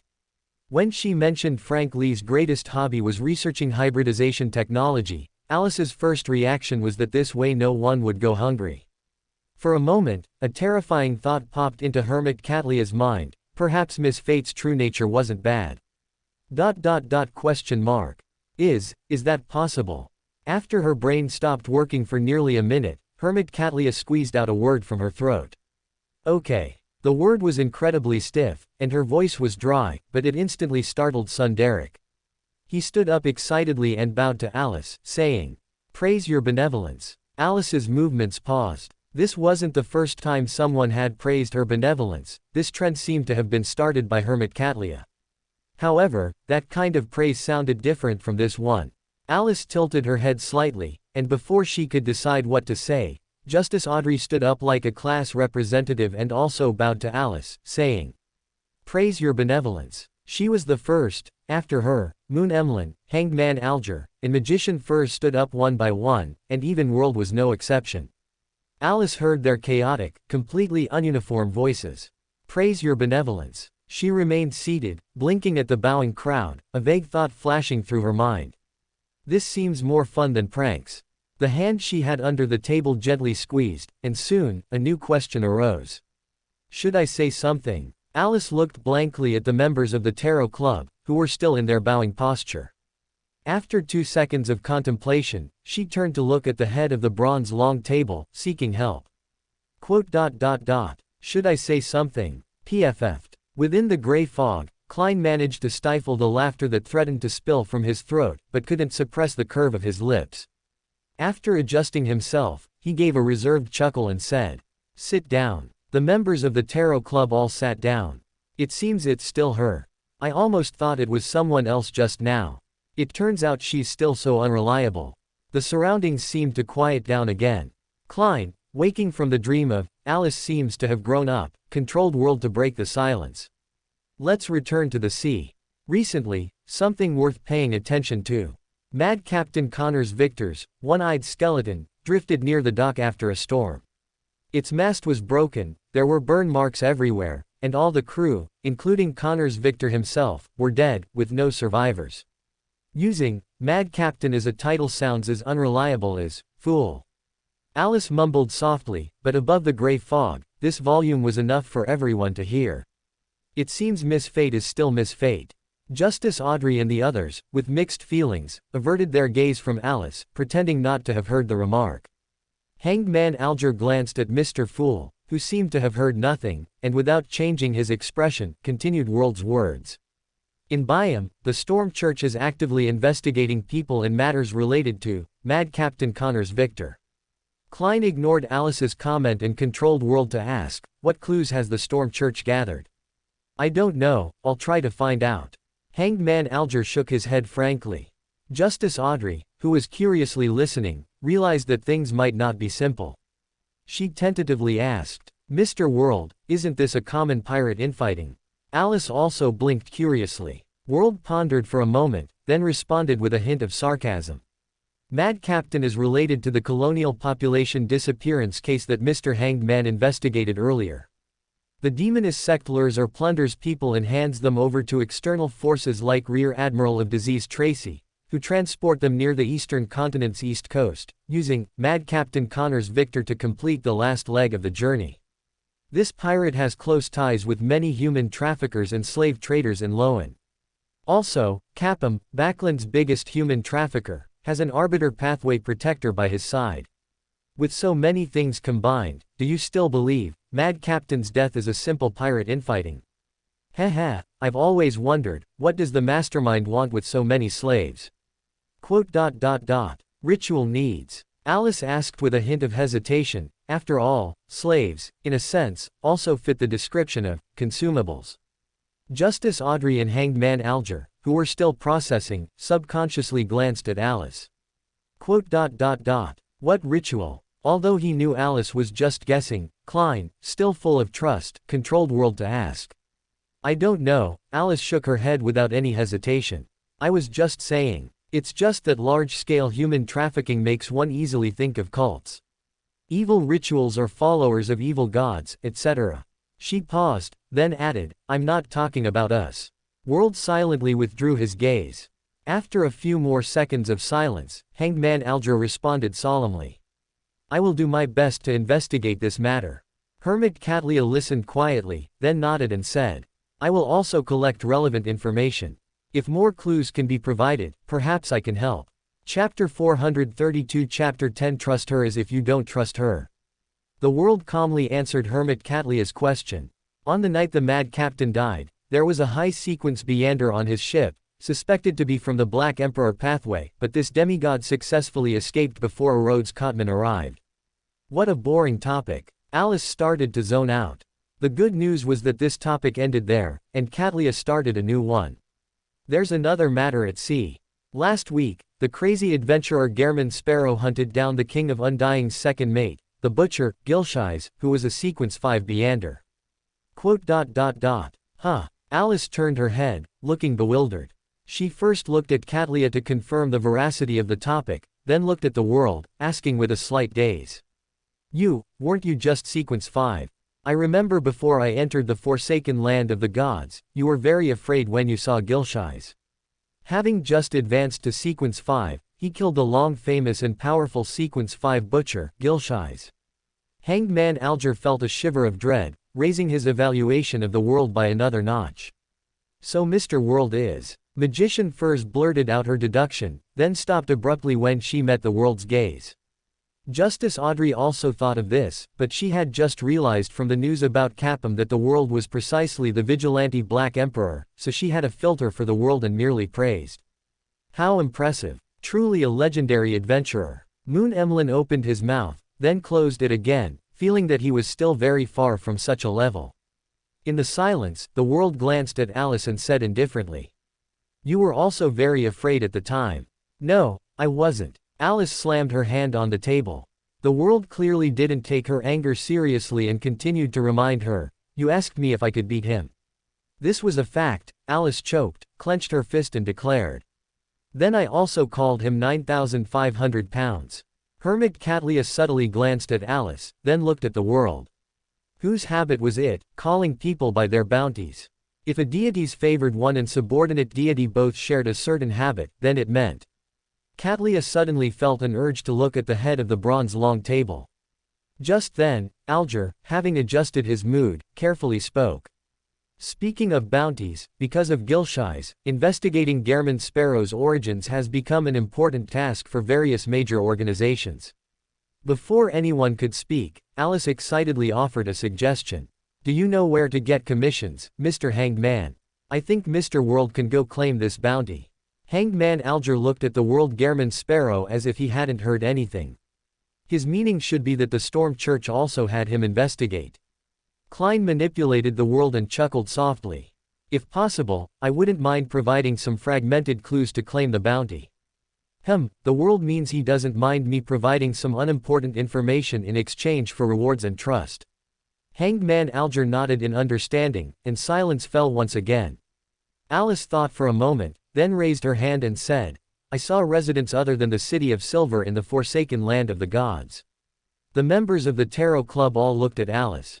Alice then continued, they are very short, and many parts of their bodies are deformed to varying degrees, the most obvious being facial deformities, even to the point of being frightening. It should be a problem with their food source, because I haven't seen black-faced grass anywhere else in the Forsaken Land of the Gods, that city, they call themselves Moon City. I haven't seen black-faced grass in or near Moon City either. It seems Miss Fate's previous commission wasn't entirely because of the City of Silver. However, even so, it doesn't quite fit Miss Fate's personality. Justice Audrey and others pondered, while son Derek thought for a moment and asked. Miss Fate, do you know where the people of Moon City are? Do you have more detailed information? Have you seen other cities? More detailed information, other cities. Alice paused, then shook her head and said. I didn't stay in Moon City for too long, it was too close, near.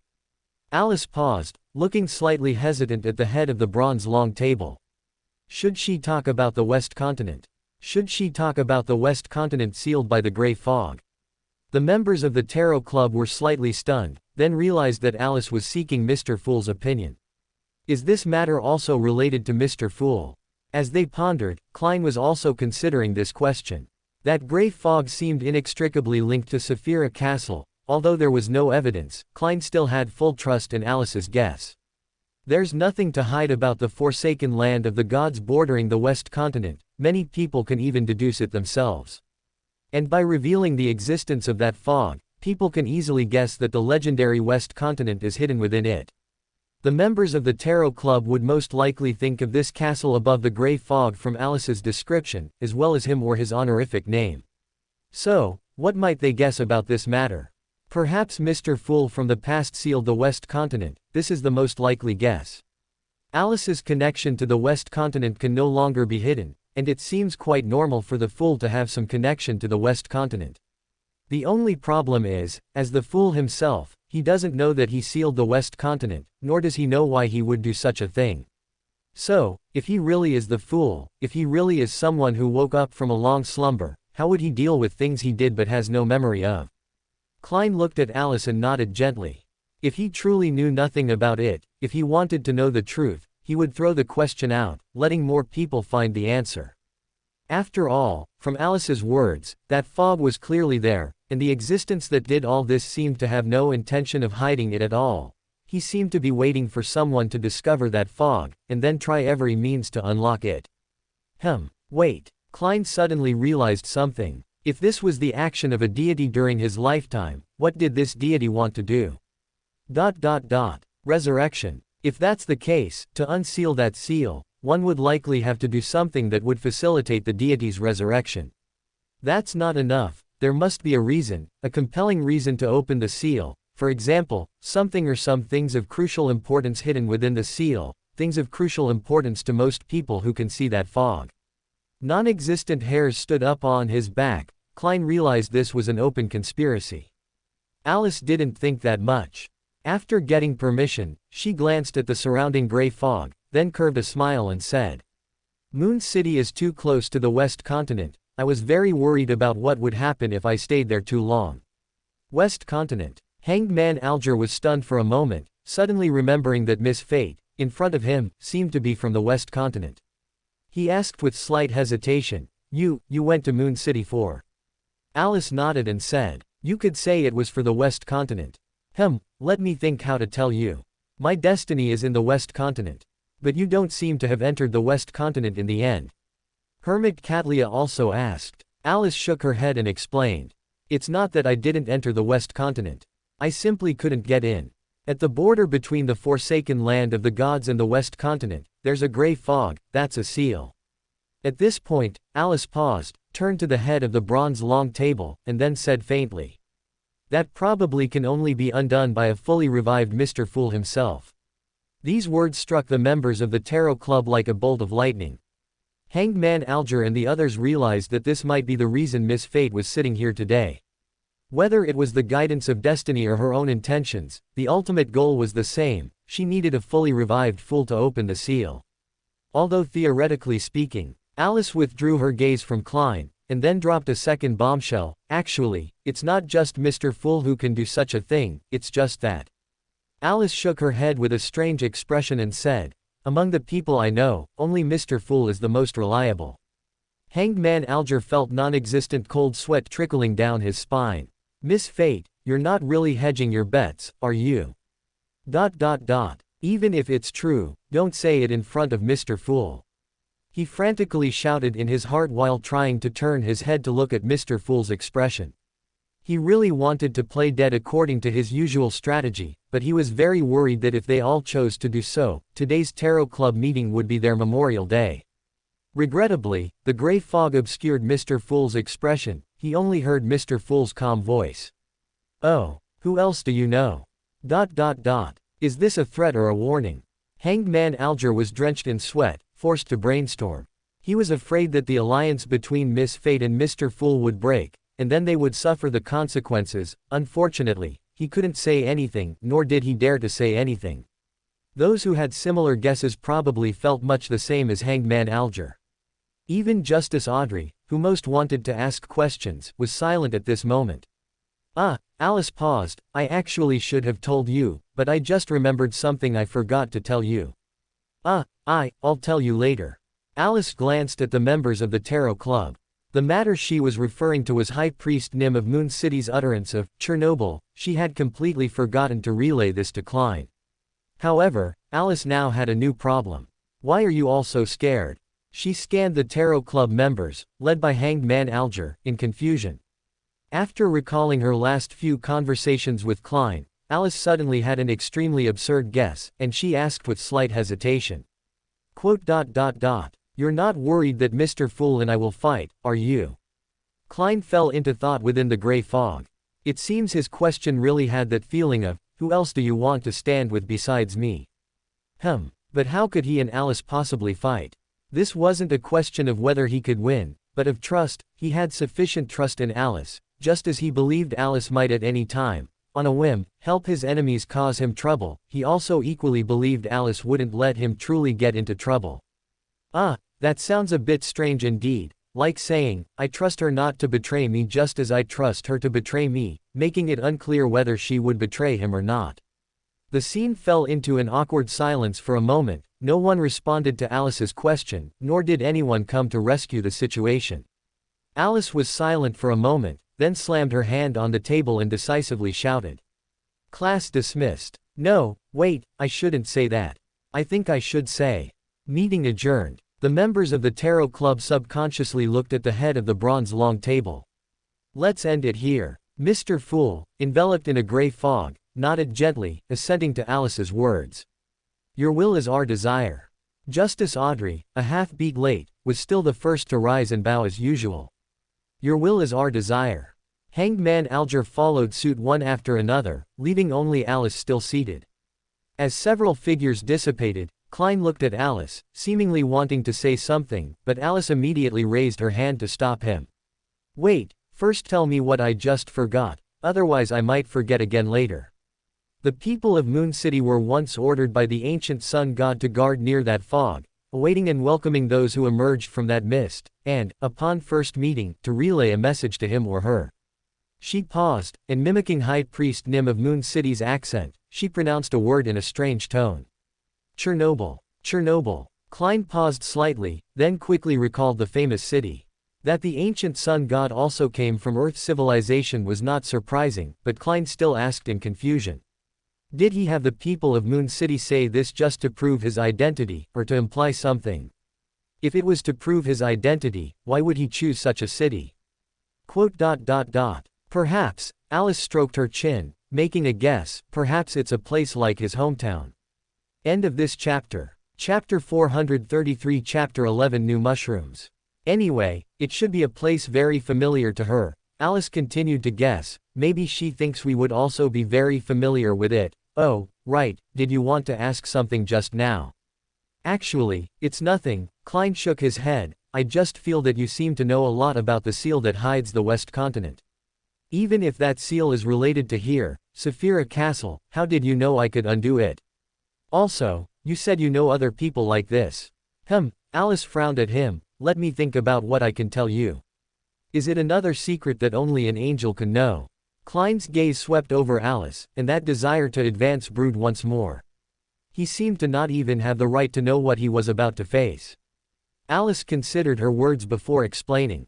Anyway, I can't talk about the former parts, and as for the latter, I feel like if I explain it too clearly, you'll guess things you shouldn't. In short, the other person I mentioned is Eamon. Perhaps Eamon isn't the only one who meets the conditions, but for now, Eamon is the only one I know. Eamon, Klein glanced at Alice after hearing the name, pondered for a moment, then asked bluntly. You're not really hedging your bets, are you? Alice stared at him in surprise, are you crazy? I think Eamon would love to choke me to death. No, it should be said that he would love for me to become his attendant. Alice emphasized the word, attendant, then looked at Klein and sneered. Just like Mr. Fool's attendant, except yours are puppets, and Amon's are avatars, they're both figurines in a display case, no different, Her voice suddenly stopped, and then a look of fear reflected in her eyes. She looked at Klein with that terrified gaze and cautiously asked, you won't turn me into a figurine and put me in a display case, right? She must be asking if I'll turn her into a puppet. To be honest, if turning her into a puppet wouldn't kill her, I'd really want to do it. That way, I wouldn't have to worry about her being disobedient. Klein gave Alice a subtle look, avoiding her question. Your choice of words makes me feel like a pervert. If you didn't have such thoughts, why would you think you're a pervert? Alice's eyes widened. Klein looked at Alice, silent for 2 seconds, then severed her connection to the gray fog. Falling back into the real world from above the gray fog, Alice angrily opened her eyes and sprang up from the ground, then paused, cautiously surveying her surroundings. After carefully observing her surroundings and confirming with her spirituality intuition, Alice slowly let out a sigh of relief and muttered. Good, he didn't come over. Her figure flickered and disappeared from where she stood. After sending Alice away, Klein did not immediately leave above the gray fog. Instead, he sighed in the empty palace. He still owed Alice the last line of her honorific name, but it didn't matter, it wasn't urgent. After all, judging by Alice's unconcerned attitude, she probably forgot about it completely. This also indirectly showed that the matter was not urgent, otherwise she would have been stomping her feet in a hurry. Klein shook his head and began to ponder the most important current problem. The gift he promised Alice was still up in the air. What on earth should he give her? Klein now deeply regretted his decision at the time. Treat her to ice cream? No, that definitely won't do. Similar things won't do. That shouldn't count as a gift. That monocle was hers to begin with, so he couldn't use it to fob her off. What on earth should he give her? Klein racked his brain, wondering what Alice wanted. He thought, and finally dug out a very old memory. Alice once wanted a messenger of her own. Why not give her a messenger? No, not to mention how to achieve such a thing. I might not even be able to find the messenger she wants. Let me think, maybe I can give her a contract. The kind used to contract messengers. Klein's eyes immediately lit up, feeling he had come up with an excellent idea. The deck of tarot cards left with Chief Colin Iliad in the City of Silver now served as a guide. Having directly experienced the chaotic rules and power of the Forsaken Land of the Gods for the second time, Alice already had some experience. This bit of experience wasn't enough to help her maintain complete clarity, but with preset instructions, she could execute the program. I mean, she wouldn't be so disoriented that she couldn't even recognize directions. With a landmark, she could pick one and walk towards it.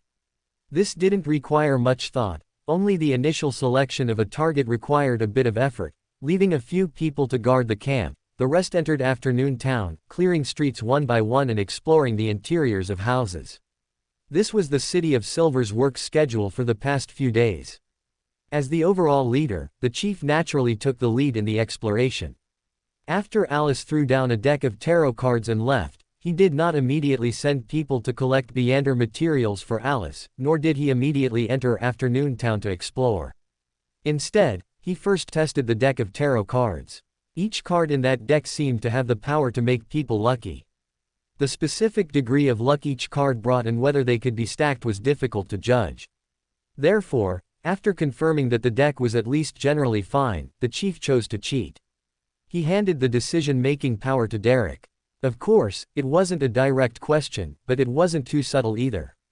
He just called Derek over, told him the origin of the deck and the test results, and asked if he wanted to bring it along. So little, son, set off, embracing his trust in Miss Fate, encountering no accidents along the way, reaching his destination directly, and bringing back the corpse of a raven shadow serpent. The chief couldn't help but develop the idea of using this deck of tarot cards. To this idea, Derek replied hesitantly. That lady seems very fickle. Although she doesn't seem like someone who would harm others, it's best not to rely too much on the luck she grants. Note 1. Also, when she returns later, perhaps we should ask her about this. The chief easily understood what Derek wanted to express. It could be used, but not relied upon, and remember to ask Alice when she returned. So, in the following days, he led the team to explore Afternoon Town with this deck of tarot cards. The progress couldn't be described as fast, only as extremely fast. They weren't without encountering monsters, but the monster attacks they faced were not only overt but also generally very fragile. They were either injured or not very strong fighters themselves.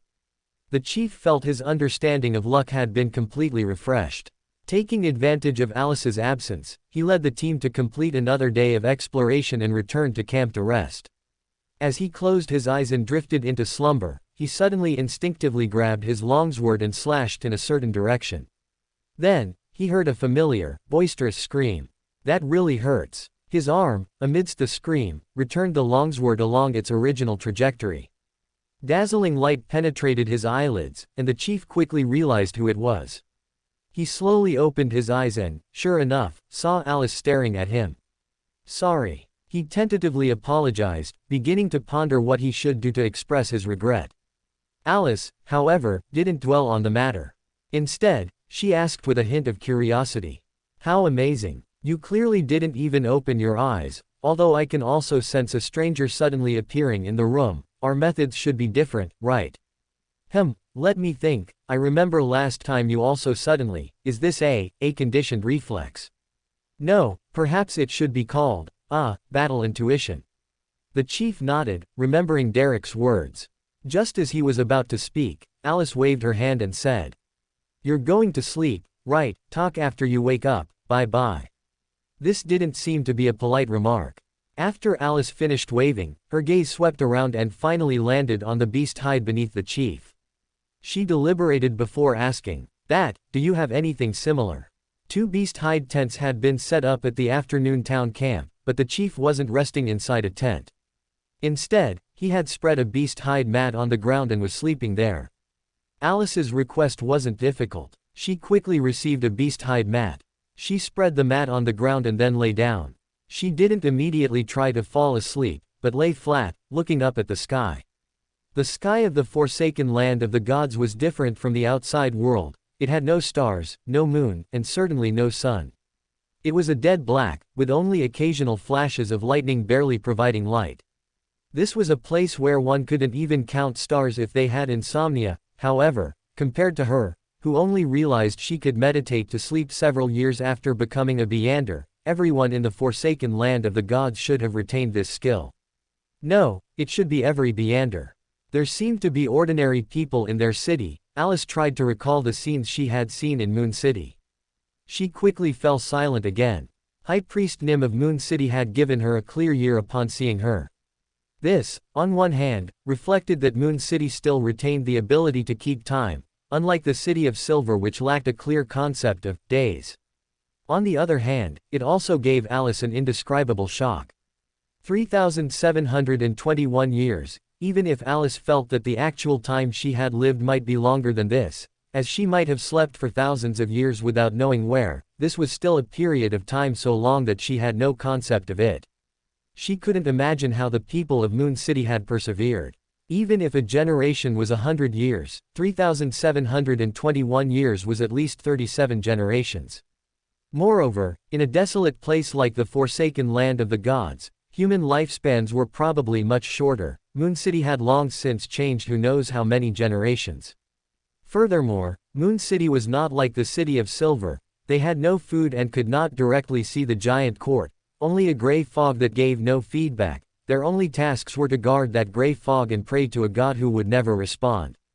If I had to live like that, I'd rather die, Alice muttered, falling into a dream, on the future, in the pirate restaurant. After leaving above the gray fog, Katlia had been thinking until now, dinner time, and finally made up her mind. She had intended to find Frank Lee, who should theoretically be eating dinner in the restaurant, but he was nowhere to be seen. Katlia immediately frowned. She thought for a moment, walked to Frank Lee's room, and tentatively knocked on the door. Frank Lee quickly came out and opened the door. Upon seeing Katlia, he laughed heartily. "Captain, why are you here? I have something to discuss with you," Katlia explained as she entered, "but I didn't see you in the restaurant." "Oh." Frank Lee suddenly understood. "I was writing a letter to Gehrman, sharing my latest research findings with him." Latest research findings. Katlia felt her brain freeze for a moment, and her hairs instinctively stood on end. "Yes." Frank Lee, as if noticing nothing, enthusiastically introduced, "I successfully cultivated a brand new type of mushroom using the flesh and blood of a rose bishop." Flesh and blood of a rose bishop. Katlia couldn't help but interrupt him. Frank Lee paused, and having had experience once before, he quickly explained. "Oh no, not Heath Doyle's, I don't know whose it is. Anyway, I cultivated a brand new type of mushroom." He looked at Katlia with an expectant gaze. Katlia remained silent for 2 seconds before asking, "Oh, what is it?" "As long as there are fish, this mushroom can keep reproducing." Frank Lee immediately introduced happily, "We no longer have to worry about not being able to eat mushrooms while sailing. Moreover, it has been hybridized with beef, and the taste is fantastic." "It seems Miss Fate's request isn't too difficult to fulfill." Katlia looked at the excited Frank Lee, and this thought emerged in her mind. "Its only flaw is that it can't catch fish by itself," Frank Lee continued. "Someone has to provide help, but I think that shouldn't be too big of a problem. Nina said that this way they won't pollute the ocean." Seeing that Frank Lee was about to continue sharing, Katlia quickly stated the purpose of her visit. "Do you still remember the lady who boarded the ship with Gehrman?" Frank Lee paused, then immediately continued. "Of course I remember. I sent Gehrman some dried mushrooms, intending for Gehrman to give her some." Katlia interrupted Frank Lee again. "Miss Fate has a commission that requires you to complete." "A commission?" Frank Lee was stunned for a moment. What kind of commission?" Chapter 434 Chapter 12 Appeasement or Turning Point.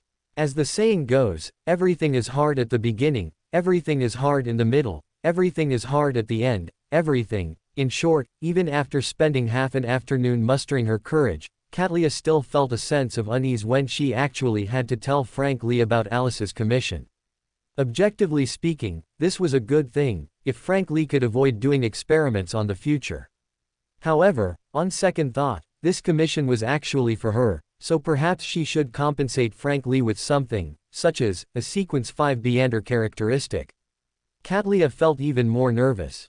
Under Frank Lee's questioning gaze, Katlia took a deep breath and carefully recounted Alice's commission. "He needs a crop that can grow in complete darkness and absence of light.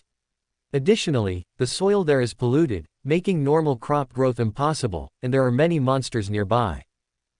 Frank Lee frowned slightly, seemingly pondering how to achieve such a result. "Crops that grow in extreme environments, I've got it." He began pacing around the room as if he had suddenly thought of a brilliant idea. "We can modify the direct results, change the fish that absorbs too." Katlia couldn't help but cough as a reminder. "I think you need to eat something first." Oh right," Frankly said as if he had just remembered, "I need to eat something first, indeed." Saying this, Frankly walked past Katlia, heading towards the pirate restaurant in a daze. Katlia followed him, uneasy, and it turned out her decision was not wrong. After selecting a few mushrooms and fish, Frankly sat motionless in a corner seat, seemingly with no intention of eating. Just as Katlia was about to go over and ask, Frankly suddenly moved. He picked up a mushroom, placed it on a fish, and poured the milk from his cup over it. Katlia walked over, unable to bear it any longer, and heard Frankly muttering, "No, this alone won't work. We also need to remove the pollution." Katlia began to question whether her decision to tell Frankly about this was correct. "Frank," she couldn't help but walk over and say, "perhaps you can finish your meal first, then write a letter to Gehrman. I remember you have his contact. You can talk to him or Miss Fate, that might give you some inspiration." Miss Fate probably can't reply now. I hope the world doesn't trouble Mr. Fool just for sending a letter. Katlia's suggestion was met with Frankly's approval, at least, that's how Frankly's reaction seemed. To Katlia's shock, Frankly's eyes lit up, and he excitedly said, "That's right, I can talk to them." Next, he grabbed the fish and mushrooms covered in milk, quickly stuffed them into his mouth, chewed, and swallowed them along with the fish bones. Seeing him about to walk back, Katlia followed him uneasily until he returned to his room. She did not stay by Frankly's room door but returned to the captain's cabin, took out a crystal ball, and after chanting an incantation, the scene inside Frankly's room appeared within the crystal ball. After returning to his room, Frankly took out 2 written letters. As he opened the envelopes, Katlia's mind stirred, and the crystal ball automatically zoomed in, clearly displaying the contents of the letters. It was mainly introducing those mushrooms. Under Katlia's gaze, Frankly added a few sentences to each letter, mentioning Alice's commission and his ideas, and finally, he slipped 3 dried mushrooms into each. After all this, he took out a sticky note, and after it magnified, Katlia recognized a ritual for summoning a messenger written on it. "This is Gehrman's messenger." While she was pondering, Frankly had already set up the ritual and summoned Gehrman Sparrow's messenger. A headless lady carrying 4 heads emerged from the flames. Her gaze paused on Frankly for half a second, then suddenly shifted, meeting Katlia's eyes through the crystal ball. Katlia felt a burning sensation in her eyes, and a tear rolled down. She quickly closed her eyes, dispelled the image in the crystal ball, and murmured softly, "Ancient Bane. .. Deciding to sleep, on one hand, waiting awake was too boring, and on the other hand, Alice genuinely felt she needed a good night's sleep to soothe her mind. This wasn't a physical or spirituality need, but a psychological one. The latter was the main reason. Besides that, Alice also had another subtle thought: perhaps I can reconnect with my previous dream. Although not urgent, she still wanted to know the specific content of that gamble. Or rather, she actually had 2 questions that needed answers. What exactly did she win when the winter potion was completely digested? What exactly was the turning point she found at the moment the misfortune mage ritual was completed? Alice hadn't thought much about that question at the time, or rather, she thought the information left on the wealth accessory was everything. But now, she was gradually realizing a problem. Even if the person suspected to be Key of Light, wearing Songshu's shell, truly wanted to play a game with her, his confident attitude at least indicated one thing: he was confident he wouldn't lose control. And this confidence, combined with the promotion ritual of the Fate Pathway, gave Alice a very subtle feeling. Leaving aside the Sequence 5 ritual for now, as there's nothing much to say about a moment of sufficient luck, the core of the Sequence 4 ritual is confirmed to be finding a turning point, and the Sequence 3 ritual seems to be a further step based on this. Disrupt a story that was already set, and write a new one. This is the description of the Chaoswalker promotion ritual, and this ritual, to be honest, felt like it was tailor-made for her. After all, as Klein once said, she might have entered a book, but by now, this was already a new story. But if combined with the previous rituals, and adding Alice's speculation that escaping her predetermined fate through death was precisely the opportunity, if all these are combined, apart from the Soothsayer promotion ritual which still doesn't seem to have any connection, all of this seems to reveal a deeply hidden meaning. This is almost like a step-by-step process of escaping the control of fate. Sequence 5 is luck, Sequence 4 is finding a turning point, Sequence 3 is breaking the predetermined ending, Sequence 2 Alice hasn't figured out yet, and Sequence 1 and Sequence 0 are finding true vitality in death. Is this also your deliberate arrangement, great angel of destiny? But if she were to think along the latter line of thought, Alice couldn't help but consider a question. Since this line of thought was already laid out before her, what exactly was the turning point she found back then? Clearly, throughout the entire incident, she was like a toy in the hands of fate, manipulated at will, no different from those she toyed with. Wait. In a dazed, half-asleep state, Alice suddenly woke up. She sat up from the ground, muttering in a lost voice. It couldn't be something as cliché as a change of mindset, could it? No, realizing I'm also a toy, what good is changing my mindset anyway? Can it give me an extra chip? Amidst her angry questioning, the chief, who had just fallen asleep, silently sat up and watched her. Alice didn't notice the chief sitting up. She continued to talk to herself. No, maybe I shouldn't say extra. I actually had no chips to begin with. I only had one die, and this die was given to me by fate. So, can something as cliché as a mindset really help someone win a gamble? That sounds like something casinos would say to trick people into gambling, like, you'll definitely win next time. Calming everyone down, telling them not to rush or give up easily, is essentially to make them keep playing. Is he afraid I'll just die and stop playing? Or that I'm not trying hard enough, making this game very boring? Alice mumbled, looking around, then saw the chief sitting up, facing her from a distance. After they stared at each other for 2 seconds, the chief spoke first. If you wish to attempt to revert my state to before I heard your words, to erase my memories, you had best be cautious. Previously, I encountered the residual power of another angel of destiny, Ouroboros, and entered a loop. After leaving the loop, I recovered my memories. Alice's movement paused. She had indeed been considering that possibility, but the chief's frank reminder made her recall the hanged man Alger's previous speculation. Restart and fate loop do not always take away the victim's memories. In fact, part of it depends on the caster's will, and another part, sometimes, beyonders who have reached demigod level may retain a certain degree of autonomy, and they will recall lost memories some time after the effect disappears. Like the chief before her. He really remembered, didn't he? He's so good at pretending. He and little son. No, he and big son should now be two people who know each other's secrets and are putting on an act. I just don't know if he knows Derek knows. Alice's eyes darted around. After a quick glance, she picked up the animal skin mat from the ground, pattered over to the chief, and sat down beside him, then curiously asked. You're warning me like this, aren't you worried I'll kill you to silence you?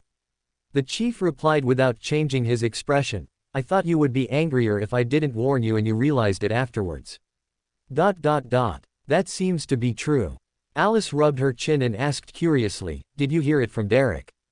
The chief's movements froze. Accustomed to the tacit understanding between adults, he clearly hadn't expected such an anomaly as Alice to be hidden among the high sequences. How could a child really have become an angel? No, in the City of Silver, even children were much more mature than her, as long as they weren't those who couldn't take care of themselves. While the chief was deep in thought, Alice unhesitatingly pulled back the superficial veil. Stop pretending. I know you know Derek has issues, and Derek knows too. I also know you're hedging your bets, and you don't fully trust Mr. Fool. The chief sat rigidly in place, not knowing what to say. He had indeed guessed from Derek's hints and Alice's behavior that Alice might prefer frank people, but this was a bit too frank. He watched Alice with a stiff body, completely daring not to move. After more than 10 seconds, Alice blinked and asked, Are you wondering why I know all this and yet I'm not angry? The chief remained silent for 2 seconds, then gave a dry response, yes. Alice then kindly explained, that's because our great Mr. Fool also knows about this. What does she mean? The chief looked at Alice with a blank expression, trying to understand the meaning of her words. Alice, with good intentions, continued to explain. You're not betting on me, and Mr. Fool himself already knows about this, so it's certainly not my turn to settle accounts with you. I'm just a weak, pitiful, and helpless little girl who caused trouble here and will get scolded when she goes home. Good, What a good little girl, the chief swallowed, trying hard to connect Alice with the words coming out of her mouth.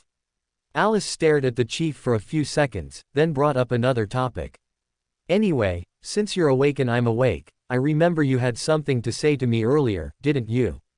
Oh, right, and the things I need, you can give them to me later, or have Derek give them to Mr. Fool, either is fine. The chief nodded silently, then explained to Alice.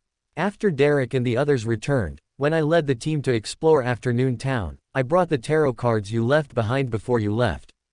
Ah, Alice suddenly realized, you found them very useful and want to keep them.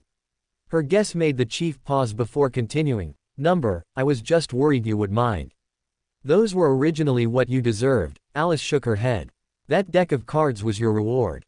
The chief's movements paused slightly, and Alice immediately questioned. You didn't think I was going to take advantage of you for free, did you?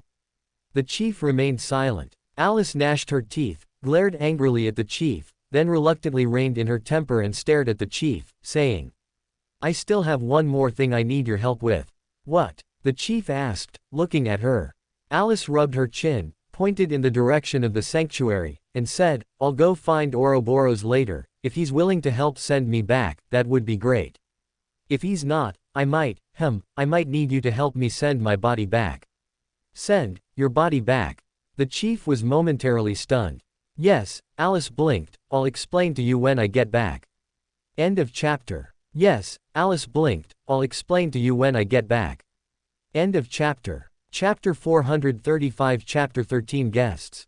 Klein took the envelope from one of Renique Tinaker's heads and nodded slightly in greeting, thank you. Although they were both angels, he clearly wouldn't treat Renique Tinaker the same way he treated Alice. After all, no matter how angry Alice got, she would only tease him or playfully kick him a couple of times without serious intent. Thinking this, Klein began to open the envelope to see who the letter was for. Renique Tinaker asked from the side, Are you going to reply immediately? The content of the letter came into view at that moment. Klein was surprised as he read Frank Lee's introduction to that type of mushroom. After finishing the question at the end, he nodded and replied, Yes, I'll reply immediately. He quickly rose from the armchair he was lying in, pulled out his fountain pen and ink, hurried into the study, sat down at the desk, and began to ponder his reply. It will return to normal just by adding fish and water. It seems before I give Alice her letter, I must confirm one thing. Klein shook his head and wrote a passage on the letter paper. I have a question. If one eats this mushroom you created, then consumes cooked fish and drinks a glass of water, can it continue to reproduce? If it could, this mushroom absolutely couldn't be given to Alice, otherwise she would definitely try it, or make someone else, like him, try it. Klein thought of a certain possibility, shook his head, and then continued writing, addressing Frank Lee's idea. Growing by absorbing the flesh and blood of monsters. This is indeed a good idea, however, the elimination of pollution is also a very important issue. Additionally, you should consider the taste and nutritional balance. This last suggestion was Klein's personal wish. After all, if there was food in the forsaken land of the gods, he wouldn't have to be Alice's delivery boy. Of course, the premise was that the food's taste wasn't monotonous, otherwise Alice would, she'd actually be back in a few days, so she probably wouldn't need it, right? No, maybe she'll go back to the forsaken land of the gods again in the future. Klein finished writing the letter while pondering, folded the letter paper, handed it to Renique Tinaker, and said to her naturally, postage will be paid by Frank. This was not surprising. Renique Tinaker said disjointedly, I hope he isn't dead yet. Klein watched as Renique Tinaker's four heads finished their lines in sequence. Then, one of the heads held the envelope in its mouth and disappeared from the spot. Only then did he stir, bewildered, where he stood. I hope he isn't dead yet. Klein was momentarily stunned, then quickly remembered the first thing Frank Lee did after learning of Alice's angel identity. He asked Alice for her flesh and blood for research. Klein was momentarily stunned, realizing that Renique Tinaker, who had four identical heads, might also be excellent research material. In other words, Frank Lee had a high probability of making some inappropriate requests. He wondered how he was doing now. Klein hesitated for a moment, then wrote a divination phrase on a piece of paper. He has been planted in the ground. Next, using the citrine pendant, Klein confirmed that Frank Lee had indeed been planted in the ground. He pinched his brow and rewrote a divination phrase, "He is still alive." Good, he's still alive. Looking at the citrine pendant rotating clockwise, Klein breathed a sigh of relief. He packed up the dried mushrooms, and after a slight hesitation, did not open the letter belonging to Alice. He simply threw the letter above the gray fog, intending to leave it for later. After all this, he rubbed his temples and lay back in the armchair. The matter of Ouroboros waiting there to send her back ultimately didn't happen. Alice returned to Afternoon Town disappointed and began to bother the esteemed Mr. Fool. At 5 in the morning, layers of prayers echoed in his ears, startling Klein awake from his dream. He opened his eyes, feeling a little dazed, checked the time on his pocket watch, and fell into thought as he gazed at the hand between the numbers 5 and 6. Only that fellow Alice would pray to him at this hour. Klein grumbled and glanced at the still hazy dawn outside the window, struggled out of bed, and went above the gray fog. Luckily it's not winter now, otherwise she'd probably be getting impatient. Klein sighed, extending his spirituality to listen to Alice's prayer content. Send her body back. Klein listened to Alice's prayer in a daze, half understanding her words, but he grasped the key point: he had to be a delivery man again. All right. Klein resignedly agreed to Alice's request, and at the end, he quietly reminded her, "You know, it's 5 in the morning right now." After hearing the last sentence, Alice guiltily averted her gaze, then quickly remembered that no one was watching her here. She then became resolute again, passed through Afternoon Town, and returned to the City of Silver's camp. With her prior instructions, the chief, along with the members of the City of Silver exploration team, all remained in the camp. Upon seeing the chief, Alice cordially went up to him and, after avoiding others, explained her request to the chief. Sacrificial ritual. The chief's eyes flickered slightly.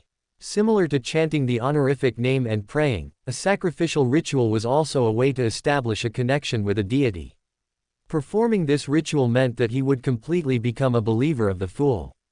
"You can have Derek come," Alice said understandingly, but I'm not very good at disguising things, or rather, I'm not very good at finding such excuses." She needed a reason that appeared flawless on the surface. The chief looked at Alice thoughtfully, recalled Alice's behavior, and shook his head, saying, "Perhaps, you don't need to find an excuse." Alice looked at him in confusion. "It seems whatever you do is not strange," the chief replied, deliberating. "After all, everything is the guidance of fate." Alice looked at the chief in surprise, seriously considering whether his words might be an insult to her. The chief met her gaze without changing his expression. After half a minute, Alice gave up on this meaningless endeavor and said decisively, "Then go call him over for me." She paused, then blinked slightly, suddenly changing her mind. "How about this, why don't you stab me with a sword?" She was a little worried that when her spirituality returned to the real world, it wouldn't go back into her own body, but instead would be fixed to respawn in the forsaken land of the gods. That would be disastrous. Huh. The chief looked at her hesitantly. "Do you have any painless ways to kill someone?" Alice asked seriously. "I think you could kill me and send the corpse back, so I can revive over there." "No," the chief finally couldn't help but interrupt Alice. He deliberated, trying to find suitable words. "Doesn't this require a price?" Alice stroked her chin. "Now that you mention it, there should actually be a price, right? Perhaps the more times this happens, the easier it is for me to become a god. If there's a price, that's probably what it is. Is this a price?" The chief looked at Alice in a daze, momentarily unsure if their understanding of price was the same. His attitude made Alice hesitate for a moment before abandoning her previous idea. She shook her head and said, "Forget it, your expression always makes me feel very dangerous. I'll try just sending my body up first to see if I can go back." After calling Derek, Alice proactively went above the gray fog and waited with Klein for her body to be sent up. She ignored Klein's resentful gaze until Derek successfully sent up her body and the Raven Shadow Serpent's corpse through the sacrificial ritual. Only then did Alice address Klein's resentment. Shouldn't you go down and get my body?" Klein gave her an expressionless look and left above the gray fog. After blinking blankly in place for a moment, Alice suddenly realized something: she had been left here alone. This was, of course, normal. When she retrieved the dice of probability, her connection to Saphira Castle didn't rely on Klein, she only needed Klein to grant permission. Theoretically, Klein could indeed leave above the gray fog alone, leaving her there by herself. Of course, he could also suddenly refuse her request and kick her down, but such a thing had to be done above the gray fog, at least for now. But in any case, this was indeed her first time being alone above the gray fog, or rather, in Saphira Castle. So, could she? Alice's eyes lit up slightly. She looked around, seriously considering the possibility of an adventure in Saphira Castle sometime. Of course, it definitely won't be today. I first need to find opportunities to stay up there a few more times to figure out the situation. Alice curved a mischievous smile, tapping on the table and looking at the unconcealed staircase.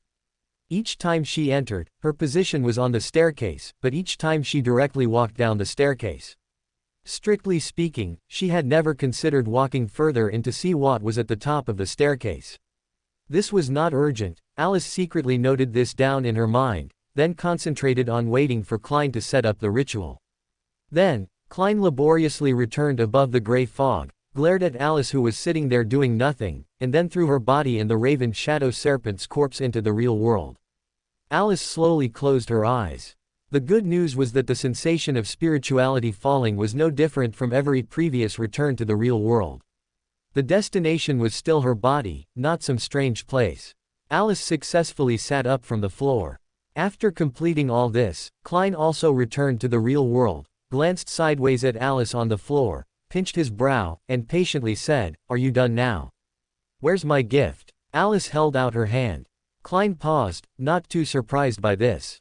While he was glad he had prepared in advance, he grumbled, "Forget it, I won't argue with you." Saying this, he walked into the study, pulled out a contract, and handed it to Alice. Under Alice's bewildered gaze, he explained, "This is a contract from a notary. I remember you wanted a messenger before." Alice recalled that long-held wish. Although a messenger was no longer essential for her at her current stage, she was still quite satisfied with this gift.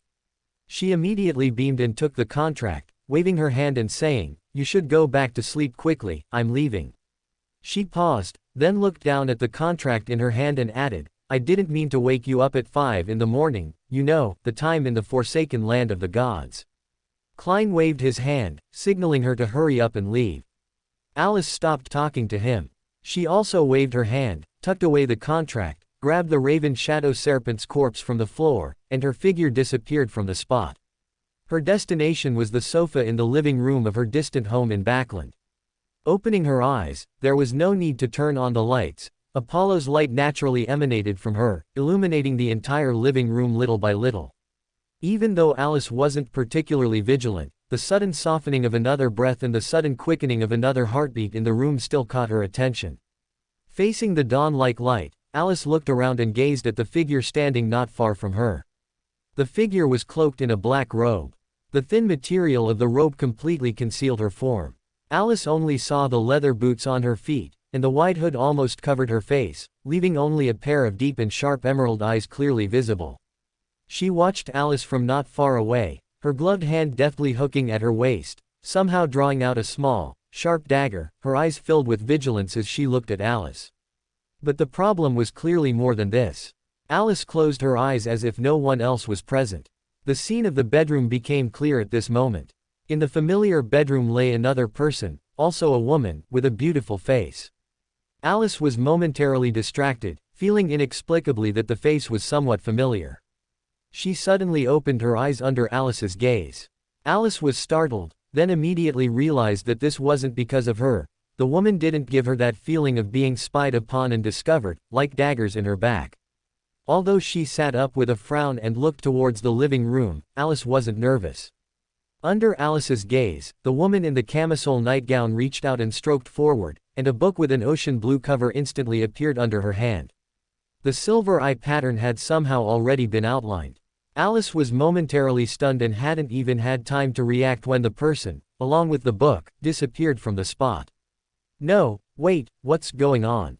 Did I go through the wrong door? Also, that book, and that face, and this person in front of me. What exactly is going on here? End of chapter. Chapter 436 Chapter 14 Doom Mage. The situation left Alice bewildered, she stood frozen, and the figure with the dagger seemed hesitant to act, causing the scene to reach an impasse. This stalemate didn't last long. When Alice recovered, the first thing she did was try to restart, to revert everything to how it was when she first entered, especially since Eamon wasn't present this time. Alice quickly realized something was wrong because the scope of restart was problematic. She didn't know where the book, possibly Cassandra, had taken the woman, unless she restarted everywhere except the West Continent and the Forsaken Land of the Gods. Is that possible? No, not yet. Even setting aside the spirituality cost, too many high-level existences would be involved, making it easy to get hit. Of course, she could try to find out where Cassandra went, and then restart, but that brought up another issue. She would have to restart herself back to before she used her powers. This was clearly not an easy task. In Alice's opinion, if she were to do that, she might as well just go find the person directly. Alice glanced at the figure holding the dagger and abandoned her already faint idea of searching for Cassandra. Even though Cassandra seemed to know her well and appeared to be plotting something significant, several brief encounters made Alice realize one thing: the person inside that shell was probably a riddle speaker. In other words, she was more likely to get a hint from fate than to get the truth from Cassandra. Under normal circumstances, she might consider tying up Cassandra, but the problem was, to her, Cassandra was, in a sense, food. And this wasn't just any food, it was her dream delicacy. Wouldn't it be dangerous to keep something like that around? Alice, who had not yet consumed the Sequence 4 Beander potion, decided to stay away from this Sequence 2 Beander characteristic. She thought for a moment, then, under the terrified gaze of the stranger, she jumped up from her seat, tore off the Apollo from her body, and sealed the light within it. The bright living room plunged back into darkness after the light dissipated. Alice found the light switch in the darkness and turned on the light. Afterward, she returned to the sofa, waved at the unfamiliar figure, and said with a smile, "Have a seat." She spoke with the demeanor of a host. "I'm very sorry," the figure did not sit as told, her voice still cautious. "I didn't know you were the owner here. You know me?" Alice asked, looking at her in confusion. "No," the figure turned, meeting her gaze with a pair of emerald eyes. "I've seen people like you." She had seen a Beander. Probably a high sequence, capable of easily killing ordinary people, mid-sequence and above. Alice tilted her head, looking at the respectful woman, and then asked, "So, what are you here for?" After more than 10 seconds of silence, the woman replied with some difficulty. I came to steal something. Alice's eyes showed a hint of confusion. Steal something? What was there to steal in her house? Alice frowned, deep in thought. She habitually threw valuables and large sums of money above the gray fog, and even her Beander potion ingredients were temporarily stored with Klein. There was actually nothing much in her house. Before accompanying Klein on his sea voyage, she had even thrown Matilda above the gray fog. Plus, she hadn't been home in a long time, so this place was probably better than an empty house.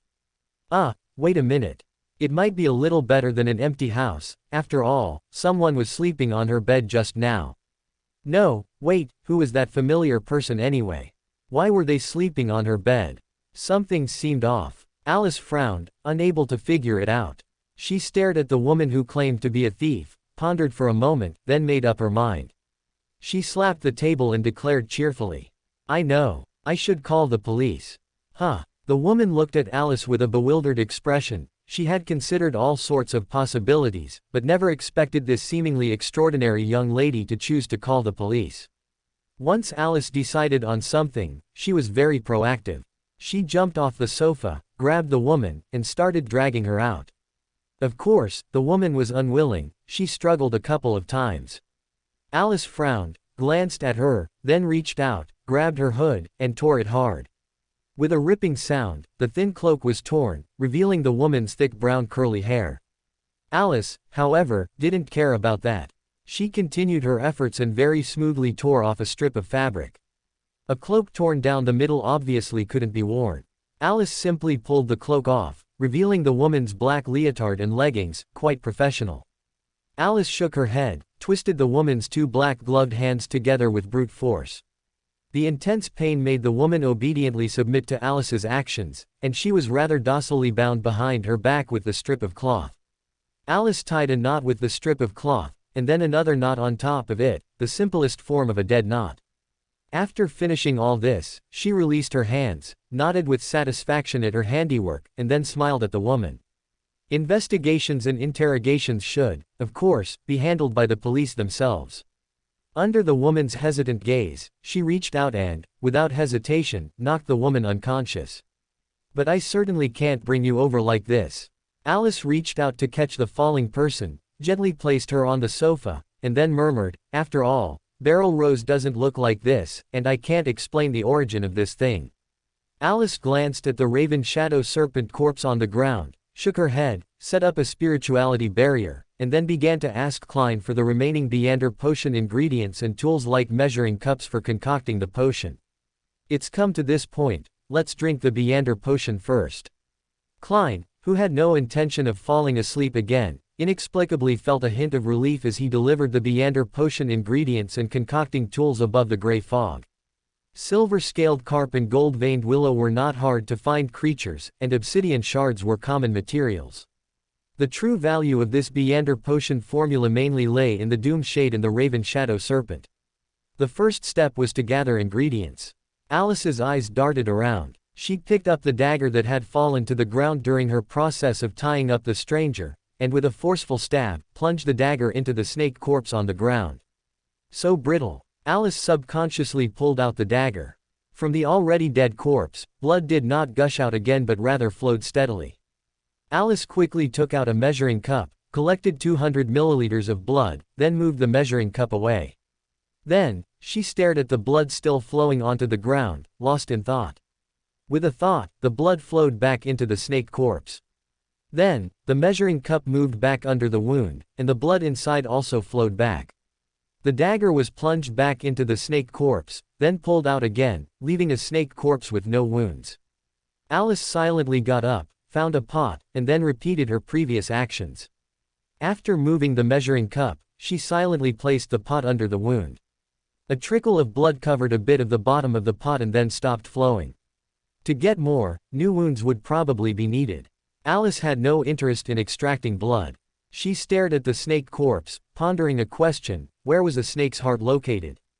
The knowledge she had learned hadn't taught her this, and even if it had, Alice wasn't sure if it would apply to Beander creatures. She shook her head, carried the snake to the sink, and vertically dissected it. Finding the heart within the dismembered, unrecognizable snake corpse, Alice shook her head, deciding to leave the bloody sink aside to deal with later. The other ingredients had already been measured. Alice simply re-weighed them on a scale and then began to add the Beander potion ingredients one by one. The finished Misfortune Mage Beander potion had surprisingly vibrant colors, with red, gray, and gold intertwined, and no shortage of black. The Beander potion itself appeared to have a viscous, sandy texture, as if many small particles were present within it. Before picking up the Beander potion and drinking it down, Alice, with her last bit of willpower, looked at the figure on the sofa and cast a fate cycle on her. "Stay unconscious, you." She shook her head, boldly picked up the beaker, and drank it down. Speaking of which, this set of chemistry experiment materials was Emperor Rosal's handiwork. A hazy thought flashed through her mind as the viscous Beander potion filled her mouth, making Alice frown instantly. Just like its colorful appearance, this stuff tasted just as colorful. But Alice quickly lost interest in the taste of the Beander potion. In a daze, the familiar long river of shimmering light reappeared before her eyes, and a giant wave surged from it, crashing down on her in her horrified gaze. The surging giant wave completely engulfed her. Unstable in this river, she felt as if she had fallen, and her spirituality reported a distressing sense of suffocation. Alice lifted her head. Above her was the swaying light. She tried to stand up, to float, but the river did not calm. She couldn't stand steadily in the violently shaking river, let's call it that for now. I need something to support myself. Alice dimly realized this. Her eyes were truly superfluous in this environment, so she simply closed them and reached out, guided by her spirituality. In the first firm and cool touch, an image flashed into her mind. Alice saw herself submerged in a familiar long river of shimmering light. That moment in her memory was far more suffocating than now, her consciousness already blurry. At a certain moment, a beam of light suddenly illuminated her eyes. She tried with all her might to open her almost closed eyes. The ball of light fell towards her, and as it approached, Alice saw that it was in the shape of a key. The image disappeared, the river still shook violently, but some power seemed to be supporting her. Alice realized her movements were no longer powerless, she seemed to have some ability to act. But this wasn't enough to make her stand up. She continued to reach out and touch. When she touched something for the second time, Alice still saw the familiar long river of shimmering light. She was on a tributary, or perhaps the main branch, but either way, it was a blocked path. A gray mist had solidified there, obstructing the river. She saw herself rushing into the mist. Something seemed to be stripped away from her, as if her body suddenly became lighter, and a surge of power welled up. Not enough. So Alice reached out again, and when she felt she had grasped something for the third time, Alice saw a wolf. A wolf's head, covered in dark, short fur, but with 8 legs. The strange, otherworldly appearance momentarily bewildered Alice, but the 8-legged wolf with closed eyes vanished in an instant, and the image ended. What was that? The fourth image was finally no longer a silent film. Alice saw a young man praying devoutly and heard her honorific name, that of the eternally innocent child. Could it be Will Septon? The fifth image was finally familiar to Alice. It was a memory from the past, Songshu's smiling face close by, and she heard that invitation again. Shall we have a gamble? So what exactly was the gamble? And the stakes? The events that followed were finally familiar to her. The sixth image was the alley where everything began, the man who fell to his death with a horrified expression, and the lucky one Beander characteristic she picked up. This I know well. The seventh image was when she first met Klein and called out, "Joe Mingrui." How is this here too? The eighth image was her standing before Klein's grave, watching Klein push open the coffin lid and climb out. Did I forget about promoting cremation? The ninth image was her watching her own body fall while inside Amon's body, dazedly adding the unfinished final syllable. Amen. The 10th image was her facing Evelyn. In the scene, viewed from an observer's perspective, Alice saw Eamon reach out and twirl his monocle. What was he thinking? In the 11th image, she saw herself, or rather Eamon, breaking into the Lord of Storms' church and taking the donation box. How is this here too? The 12th image belonged to the dice of probability. In the open box, the dice of probability clearly showed 6 pips. This selection shouldn't be because 6 is lucky, right? In the 13th image, there was the wealth accessory that Alice remembered deeply. A phrase written in pinyin, "Don't become a god," and another phrase, "Happy birthday," also written in pinyin as if to match her, appeared in her mind. This was the end. Alice finally had enough strength to stand firm. She struggled out of the river, and her spirituality suddenly plummeted from high above, returning to her body. Alice opened her eyes. She knew that now she was a true misfortune mage, one with a Beander characteristic. End of chapter. Chapter 437 Chapter 15 Witch. Alice blinked twice before recovering from the dazed sensation of her spirituality plummeting, and tried to move her body. Very normal. She tiptoed closer to the sofa, and after confirming that the figure on it was still peacefully unconscious, she threw herself onto another sofa, recalling the scenes she had witnessed during her advancement. She had confirmed through countless glimpses that the shimmering river was a manifestation of fate, perhaps to be called the River of Fate. Each advancement in the fate pathway was likely a process of establishing or deepening a connection with this illusory river. Being submerged by the river water was nothing special, and the feeling of suffocation was also nothing special. What puzzled Alice were the 13 images. She could roughly guess that they might be her experiences, and very likely experiences arranged chronologically, which would simplify everything. It all began with the key of light falling onto her. Combining fragmented memories, Alice could roughly confirm the sequence of events. Initially, there was the ice cream that unexpectedly rolled away. She chased after it, but somehow stepped into the river of fate. It sounded absurd, but that's how it happened. Even more absurd was that, from the looks of it, the key of light must have sought her out. Judging by the time Huan woke up, Alice estimated her age at the time might have been only 6 or 7, or even younger. Next, That scene, that feeling, was it an escape? Had she, in some sense, gotten rid of the key of light?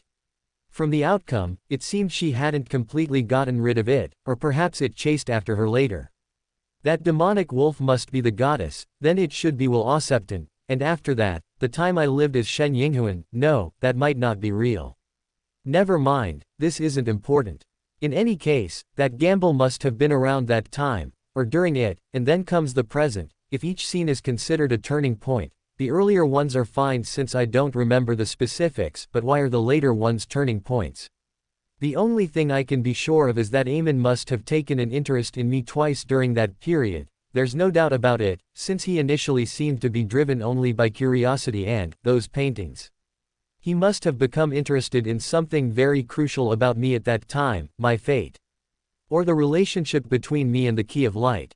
However, what does this have to do with his goal? This remains an unsolved problem for now, because Alice has no way of judging Amon's true intentions. Even everything she saw might be false, deliberately shown to her by Eamon. Aside from Eamon, the other events themselves, as turning points, were not strange at all. At most, she just couldn't figure out exactly how they turned, but that didn't matter. After all, she hadn't figured out any of them. Alice shook her head, casting these thoughts aside, and began to browse the knowledge within the Beander characteristic. This was something she had wanted to know all along. She wanted to see what problems existed in the knowledge and abilities within the Beander characteristic. As a sequence 4 of the fate pathway, the most obvious improvement for a misfortune mage was in their control over probability. According to the information left in the uniqueness, the fate pathway begins to touch upon the essence of the authority of fate at sequence 4, which is the control over probability. Sequence 4 misfortune mages no longer carelessly bestow misfortune, they can actually determine what kind of misfortune you receive, and similarly, they can remove your misfortune by manipulating probability. This differs from a winner's uncontrollable bestowal of misfortune, and a misfortune mage does not necessarily need to be present in person to bestow misfortune, it can be done through a certain medium. Of course, a medium isn't just a piece of paper picked up from the roadside. An ideal medium should preferably have some connection to oneself, or more strictly speaking, a deep enough connection to one's fate. For example, you could make a craft out of that picked up paper. But the new version of the misfortune mage has a very funny aspect to this ability. The ability to bestow misfortune hasn't really changed, but the misfortune mage cannot eliminate misfortune, they can only postpone it, turning it into a greater misfortune. Alice, you're something else. The second improvement for a misfortune mage should be considered a form of completion. Even though there was an increase in computing power during the robot stage, the precise probability calculations at the misfortune mage stage would still be exhausting. So at the misfortune mage stage, the fate pathway seems to have initially revealed its essence, an AI specifically designed for calculating fate. Who was the developer? Before her thoughts veered into an irretrievable direction, Alice quickly refocused her attention. Alice had actually used this ability before. It wasn't as simple as just increasing computing power.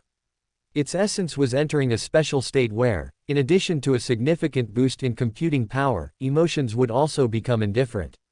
However, correspondingly, resistance to attacks involving desire and emotion would be strengthened, with weaker ones being directly immune, primarily because there were no emotions left.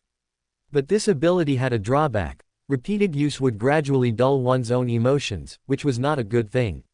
Regarding this ability, Alice did not reduce its power or delete warnings about side effects. Her action was very direct, she simply deleted the ability description.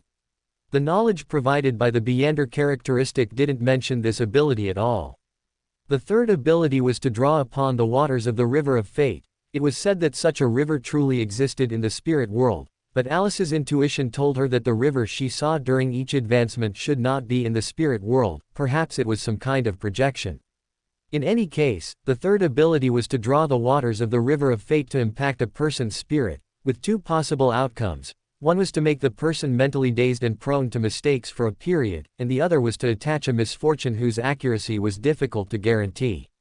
Regarding this one, Alice found that she hadn't altered it. Excellent, finally an ability that hadn't changed. Aside from these three core abilities, most of the other abilities were scattered, such as enhanced divination abilities, stronger spirituality and intuition, and so on, nothing worth mentioning. It's terrifying. Alice clutched her forehead, her head aching. What exactly did I do before? She sat there in a daze for a while, then quickly perked up, remembering she still had a problem to solve. There was still a person lying on the other sofa. But I can't just take her to the police station like this. This place looks like a murder scene right now, Alice mumbled as she stood up from the sofa, cleaning up the traces at the scene. Thankfully, Emperor Rosal hadn't brought luminal reagent to this foreign world, so Alice didn't need to worry about that. Were there other blood testing reagents here? Probably not. If it really couldn't be solved, wasn't there still divination? Alice, who had never called the local police in this foreign world, shook her head. After cleaning up the bloodstains and other residues, she walked to the sofa and fell into contemplation, looking at the unconscious, unknown person. Theoretically, she should call the police, but carrying an unconscious person out seemed quite strange. However, leaving the person here and going to find the police herself also seemed equally strange. After thinking for about 10 seconds, Alice waved her hand, releasing the thief from the mysterious person, then brought a basin of cold water and splashed it on the person on the sofa, waking her up. The basin of cold water was very effective. Alice saw the brown-haired woman's eyelashes begin to flutter, and she immediately tossed the basin aside, reaching out to shake the brown-haired woman. The brown-haired woman woke up groggily under her not quite attentive force, feeling a dizzying sensation in her head and a wave of nausea. She retched twice, but nothing actually came out, which successfully made Alice stop her actions. "You're awake?" Alice asked, beaming. The brown-haired woman paused for a moment before sorting out the current situation. She subconsciously nodded, and the dizziness that had just faded returned. But Alice didn't give her time to recover. As soon as she saw her nod, she immediately jumped up and said to her, "Great, then let's go to the police station." Go where? The brown-haired woman's state seemed to be between awake and confused. "The police station." Alice's tone was matter of fact. "I'm taking you to turn yourself in." This unexpected answer left the brown-haired woman stunned for a long while before she uttered a single syllable. Alice didn't give the brown-haired woman much time to react. She released the aura of a mythical creature from her body. Under the oppressive feeling of close contact, she saw the brown-haired woman's face suddenly turn pale. "Come with me to turn yourself in, okay?" Alice asked politely. But in the brown-haired woman's eyes, it wasn't like that. Even though Alice quickly retracted the leaked aura, she still nodded in terror and said, "Yes." So Alice unhesitatingly averted her gaze from her, pulled out the Matilda she had conveniently gotten from Klein earlier, and after putting it on, adjusted her appearance in front of the brown-haired woman, then walked towards the door. This whole set of actions showed no defensiveness whatsoever, but the oppressive feeling just now was not an illusion. The brown-haired woman paused for a moment, then quickly recognized her position and called out for help. "You tied my hands, I can't stand up like this." Alice turned her head as if she had just remembered. Her gaze swept over the brown-haired woman, and the brown-haired woman felt the restraints on her hands loosen. She instinctively pulled, retracting her hands. She turned her head back to see threads rapidly weaving into fabric on the sofa. "Can we go now?" Alice called out to her from a distance, frowning. This call brought the brown-haired woman back to her senses. She quickly responded, "Yes, milady." "Milady? Oh, she probably doesn't know what to call me." Alice paused, looked at her with a strange expression, then said to her, "This identity is named Beryl Rose." The brown-haired woman didn't seem to fully understand Alice's intention in introducing herself. After a 2-second pause, she tentatively called out, "Lady Rose." Alice couldn't help but miss the bronze-long table above the gray fog. It was one of the few tables she could pound without worrying about her strength. "You don't have to call me that." She looked at the brown-haired woman with a weak gaze. Fortunately, this time the brown-haired woman understood her intention. She glanced at Alice's young face before calling out, "Miss Rose." This was still a respectful address, but it was much better than before, so Alice immediately decided to accept it. She turned around to open the door, waving her hand at the person behind her as she walked, "Remember to turn off the lights." So the brown-haired woman turned off the lights and followed her, quietly accompanying her out the door towards the police station, but was stopped by a frowning Alice. "Your clothes, ah, I remember, it was me earlier." It was her who had splashed water on her earlier. She frowned, seemingly thinking about what to do. The brown-haired woman looked at her reaction, feeling an indescribable sense of strangeness for a moment. She didn't know much about Beyonders, only that a Beyonder world existed, but she didn't know what becoming a Beyonder truly meant. Or rather, in her eyes, those were just powers. She didn't understand the existence of losing control. However, she knew well that curiosity killed the cat and did not try to explore Alice's secrets, merely saying to Alice, "It's fine." Alice's voice stopped. She frowned, glanced at the brown-haired woman's semi-wet tight-fitting clothes, and finally refused. "No, you can't go out in wet clothes." The brown-haired woman was about to say something else when Alice turned and ran into the bedroom, rummaging through the wardrobe. Clothes, of course, couldn't be brought above the gray fog, but when Alice opened the wardrobe, she frowned. An intoxicating scent assailed her nostrils, making her hair stand on end and her blood rush. Alice, of course, wasn't affected by this. She simply closed her eyes, took a deep breath as if enjoying it, then opened her eyes, stepped back a few paces, and moved away from the wardrobe. Clothes, and Alice glanced at the unfamiliar clothes in the wardrobe, pursed her lips, and looked at the bed with a frown. Everything exuded a familiar yet strange aura, as if another person had lived here during her absence. The brown-haired woman had no intention of escaping. She thought for a moment, then followed Alice, and upon entering the bedroom, she saw Alice standing there, surveying the entire room. Just as she was about to step inside, Alice spoke to stop her. Don't come in, although it's not that serious, there seems to be a slight influence, and I'm not sure if you can, mainly." She frowned, then after scanning the room once more, she mumbled. "It seems a demoness lived here." End of chapter. Chapter 438 Chapter 16 Surrender. Demoness. This was clearly an unfamiliar word to the brown-haired woman, and she repeated it in confusion. Alice ignored the brown-haired woman, recalling the face of the woman she had first seen lying in the room. In a fleeting glance, the woman had long black hair, and beneath her open eyes were a pair of blue eyes. Her features exuded a sense of familiarity. Alice searched her memory, and a slightly familiar face appeared. Selwyn Magridge. The black-haired, blue-eyed man had once been swindled by Sylvia.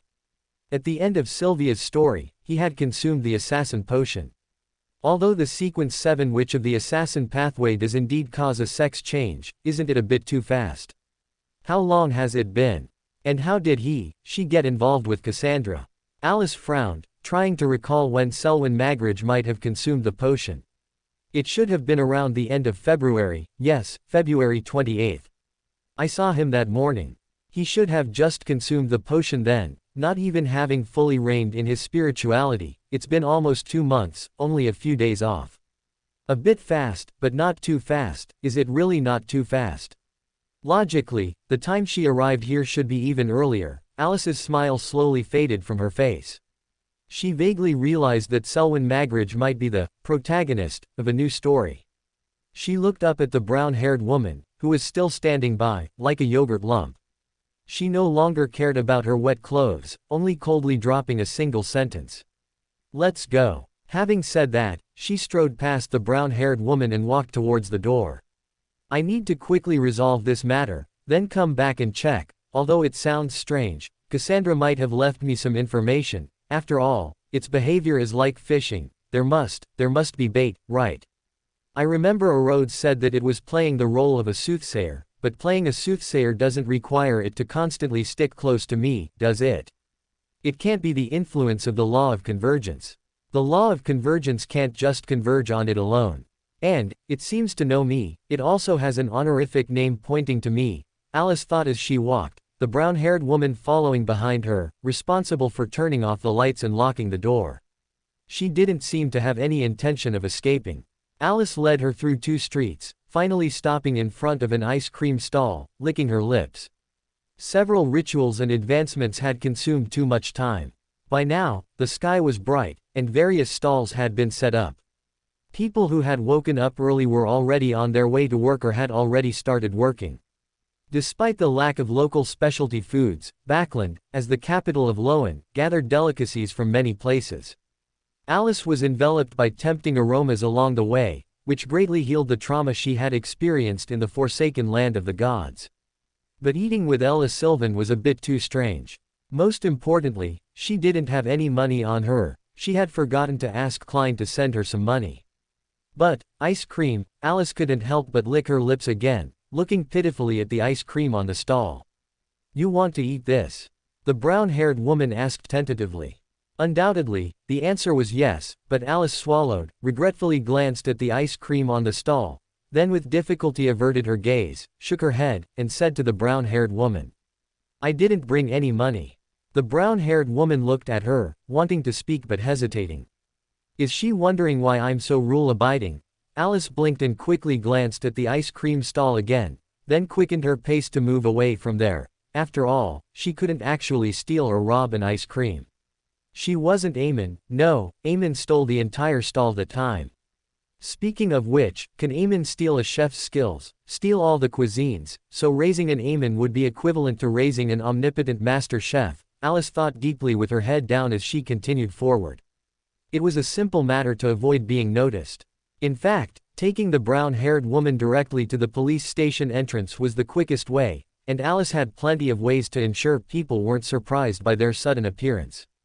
But Alice hadn't been in such a bustling place for too long. In the forsaken land of the gods, you could walk for half a day and not see a single person, and if you were unlucky, you'd run into Eamon. The residents of Moon City and City of Silver treated Alice with reverence. In the forsaken land of the gods, she had no way to blend into the crowd. Leading the brown-haired woman along the way, Alice casually asked, "By the way, what's your name, or rather, what should I call you?" Does this mean she doesn't mind if I use a fake name? No, forget it, it's better not to risk it. The brown-haired woman's movements paused. She looked at Alice and reported her name. Ella Sylvan. Ella Sylvan. Alice repeated her name, then brought up a new topic. "You said you've seen people like me, does that mean you've seen Beyonders?" Yes, Ella Sylvan did not hide it. That adult was as elusive as you, and by simply tossing a coin, he could determine the truthfulness of my words. Alice looked over curiously. Divination and actionability, however, those conditions aren't enough to determine the pathway. Is that also why you didn't run away? Ella Sylvan responded honestly, "You should be able to find my location." That was also revealed by that adult. That was true. For Alice, Ella Sylvan's contact with her was already sufficient, and finding her would not be difficult. However, Alice was unsure if the person Ella Sylvan spoke of could be found, as she wasn't the party involved. Very cautious, well, Alice gave a half-hearted compliment, then suddenly frowned. "I always feel like I should be wearing a monocle and applauding you right now." That slow, deliberate kind of applause. Ella Sylvan looked at her with slight confusion. Alice shook her head, turned away, and muttered as she walked, "Anderson should be fine now, right? I remember, I'll get that monocle back from him later." Alice habitually skipped Klein's name. She was clearly not speaking to get a response from Ella Sylvan, and in fact, Ella Sylvan didn't know what to say either. They walked in silence through the not-so-long journey ahead. Alice pushed open the door and entered the police station that managed the northern district of Backland, a place that might habitually be called a substation. Ella Sylvan followed closely behind. As soon as she entered, Alice frowned, a surprised expression on her face. The police station in this other world was vastly different from Alice's impression. Although Alice had never stepped into a police station before, she believed she would never one day step into a police station and see the on-duty police playing, "Fight the Landlord." Oh, yes, 3 police officers were gathered in front of the reception desk playing, "Fight the Evil," and documents were scattered about, as if this wasn't a police station but some entertainment venue. Their entry caught the attention of the police. One officer looked up, frowned, and asked impatiently, "What do you want?" Alice instinctively paused, shifting one foot back. I'm here to report a crime." This piqued the interest of the other 2 slightly, but they didn't put away their "Fight the Evil." They just looked up at Alice, and the officer who had just spoken continued to ask, "Report a crime. What is it?" His tone carried a hint of "State your business and get out." Alice swallowed before speaking. I was out for a while, and when I came back, I found that someone had stolen things from my house. She carefully chose her words, preparing to explain Ella Sylvan's situation while concealing everything related to Cassandra. But her pause seemed to have been misinterpreted by the police officer, who continued to ask, "What was stolen?" His tone seemed to have softened slightly. The other two officers put their cards face down and finally began to listen attentively. What was stolen? Did she not have time to steal anything yet? Alice was momentarily dumbfounded. She really hadn't thought to check that question. She turned to look at Ella Sylvan, and only after Ella shook her head did Alice reply, "Nothing was stolen." "If nothing was stolen, then what are you doing here?" The speaking officer instantly became impatient again. The other two police officers looked at the two of them. The one sitting further in suddenly chuckled and stopped his colleague. "Wait, Reed. She looks a bit familiar." So Reed and another unnamed police officer looked at him. Reed asked, "Have you seen her, Brooks?" "I'm not sure, let me check." Brooks replied. As he spoke, he gathered the scattered documents on the desk, seemingly searching for something. Alice watched as he rummaged through a stack of documents for a while, then pulled out a file from the middle, opened it, and extracted a sketch from inside. He walked around from behind the reception desk, holding the sketch, and stopped in front of Alice. After scrutinizing her, he murmured, "Beryl Rose, Welsh Street 36, is that you?" He showed Alice the portrait. It was a sketch, and Alice immediately recognized that the face in the drawing was the one she had created. She suddenly had a very uneasy premonition. "What's wrong?" she asked cautiously. Brooks didn't speak. In Alice's bewildered gaze, he pulled out a pair of handcuffs, placed one end on Alice's wrist, and gently clicked it shut. With a click sound, he smiled and said to her, "You're under arrest, miss." Alice's eyes instantly widened. Why? Breaking free from handcuffs was not difficult for Alice, and escaping was certainly not difficult either. She could even make sure no one remembered she had been here today, but she wanted to know why. What did he mean she was under arrest? "Oh," Brooks looked at Alice with a half smile, then opened the file and said to her, "The owner of Welsh Street 36 reported to us that her tenant was delinquent on rent. After she went to check, she found that the house had been unoccupied for several days. After our investigation, we came to a conclusion." He paused, then continued, "You might have run away to avoid paying rent." Alice looked at him with a bewildered expression. "But we received direct orders," he continued, "all decisions regarding Welsh Street 36 need to first contact the people from the night church." Alice blinked. Brooks smiled and continued to narrate the subsequent developments. "You should know what I mean. We reported this matter, and the final result was that you indeed seemed to have run away to avoid paying rent." Alice felt a question mark slowly appear above her head. "My mother f." In her extreme astonishment, she replaced the swear word with a more civilized expression. However, this national essence came from her true mother tongue, Chinese, and Brooks seemed not to understand or care about the implications of the phrase. After all, anyone with eyes could tell it was a swear word. Regardless, Brooks smiled and said to her, "I'm very sorry, miss, but you might have to stay here for a while. We need to report your situation and contact your former landlord. I believe this is a misunderstanding. You shouldn't have left to avoid paying rent, right? A reasonable request." Alice opened her mouth, but in the end, nothing came out. She turned to Ella Sylvan in exasperation and angrily said, "Get lost." At the tantrum-like words, Ella Sylvan paused, then said with slight hesitation, "Yes." After this, she complied with Alice's wishes and turned to leave the police station. After Ella Sylvan obediently got lost, Alice ground her teeth and said through clenched jaws, "Unlock these handcuffs for me. I assume you know that if I want to run, you can't stop me." This was a fact. Brooks smiled and unlocked her handcuffs, apologizing to her. Sorry, would you like to come with me to, the reception room?"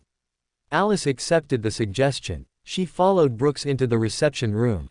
Before leaving, Brooks asked her, "Do you need a drink?" "No, I don't need it. All you adults love to drink that coffee and black tea. Speaking of which, did I not eat breakfast?" Never mind, I'll deal with it later." Alice blinked and made an impossible request to Brooks. "Do you have ice cream?" Brooks replied after looking at her with a bewildered expression. This was an unsurprising answer. Alice waved her hand, telling him to leave, then collapsed onto the sofa in the reception room. After looking at her with a look of wanting to speak but hesitating, Brooks turned and left the reception room. Chapter 439 Chapter 17 Experience in Interacting with Gods. Alice lay on the sofa, staring blankly at the ceiling, like a salted fish who had lost her dreams. How did they even conclude that I ran away to avoid paying rent? Let me know who came up with that idea and all. Wait, this shouldn't be the goddess's decision, right? Speaking of which, I originally wanted to ask the goddess if she would be my mother, but I didn't get the chance. She let her mind wander, her thoughts a jumble, and soon her breathing became even as she drifted off to sleep on the sofa. She had only just fallen asleep when she was startled awake by a crimson light. Amidst the gray fog, she heard Klein's voice. Alice, I forgot to ask you earlier, are you free right now? Klein is looking for me. What is it? Alice blinked in confusion. Out of trust in the night church, she ascended above the gray fog. What's wrong? She asked, puzzled. Klein looked at her, deliberating. Where are you right now? Backland, she tilted her head. I'm at the police station. I'm waiting for the Nighthawks to take me into custody. Quote. Klein looked at her in surprise, his eyes asking what trouble she had gotten into this time. It wasn't me this time. Alice pinched her brow, furrowed her eyebrows, and skipped over the matters related to Cassandra and Selwyn Magridge, as well as Ayla Sylvan, who was no longer relevant. She got straight to the point. They think I ran away to avoid paying rent, and even the church agrees with that possibility. Quote. Klein looked at her in astonishment. Why does the church think so too? Is that my problem? Alice slammed her hand on the table. Who knows what they wrote about me in the Nighthawks' internal files? Klein cast a pitying glance at Alice and offered her an idea. I remember you saying before that you wanted to return to the church. Alice paused. But you should know, I just said that casually. It would be quite awkward for me to go back now, wouldn't it? Klein shook his head and said to her, I meant, why don't you go back and check your own file? He paused, then looked at Alice and asked thoughtfully. How would it be considered if you were to return in your current situation? Alice lowered her head, deep in thought. Although she constantly claimed that night was her favored one, that statement was ultimately more of a jest. After all, how could a favored one become a god while she herself didn't? Actually, to be precise about my current relationship with the goddess, if the goddess is willing, I could be considered her favored one. If the goddess isn't so keen, then I'd be exploiting her kindness. So, even though the goddess hasn't said anything usually, and has even been mostly indulgent, she actually doesn't really want to bother with me. If I were to ask the goddess to be my mother, would she feel like I'm exploiting her kindness? Alice pondered for about 10 seconds, then looked up and asked Klein, do you have experience with social interactions between true gods? Klein, the fool, Moretti, looked at Alice, remained silent for over 10 seconds, then calmly replied. Yes, I once, as the fool, spied on the eternal blazing sun and the true creator, and repeatedly sabotaged the true creator's plans, eventually drawing the true creator's pursuit. You're quite the talker. Alice stared at Klein, dumbfounded, and after a long moment, swallowed hard and cautiously replied. I don't think that's the kind of experience I'm looking for. I have that kind of experience myself. For instance, I once claimed to be Ouroboros, the angel of destiny under the true creator, while under his gaze. Klein, the fool, Moretti, looked up at his angel of destiny, then after 2 seconds of silence, replied.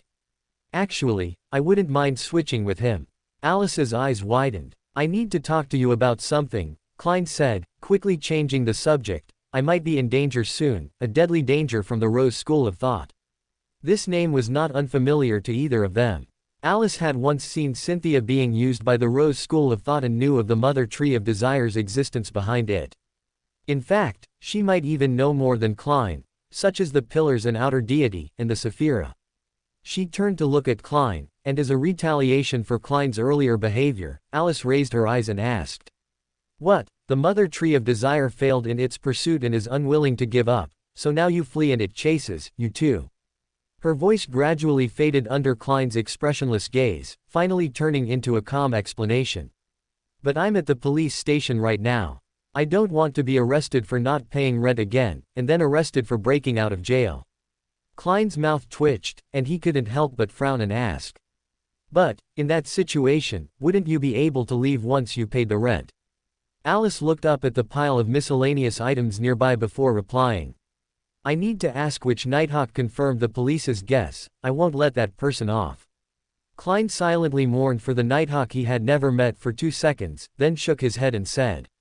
Actually, I've already called Renik Tinakare, and if you don't follow me closely, you probably won't be able to get there in advance, since you don't have your own Pokeball like Renik Tinakare.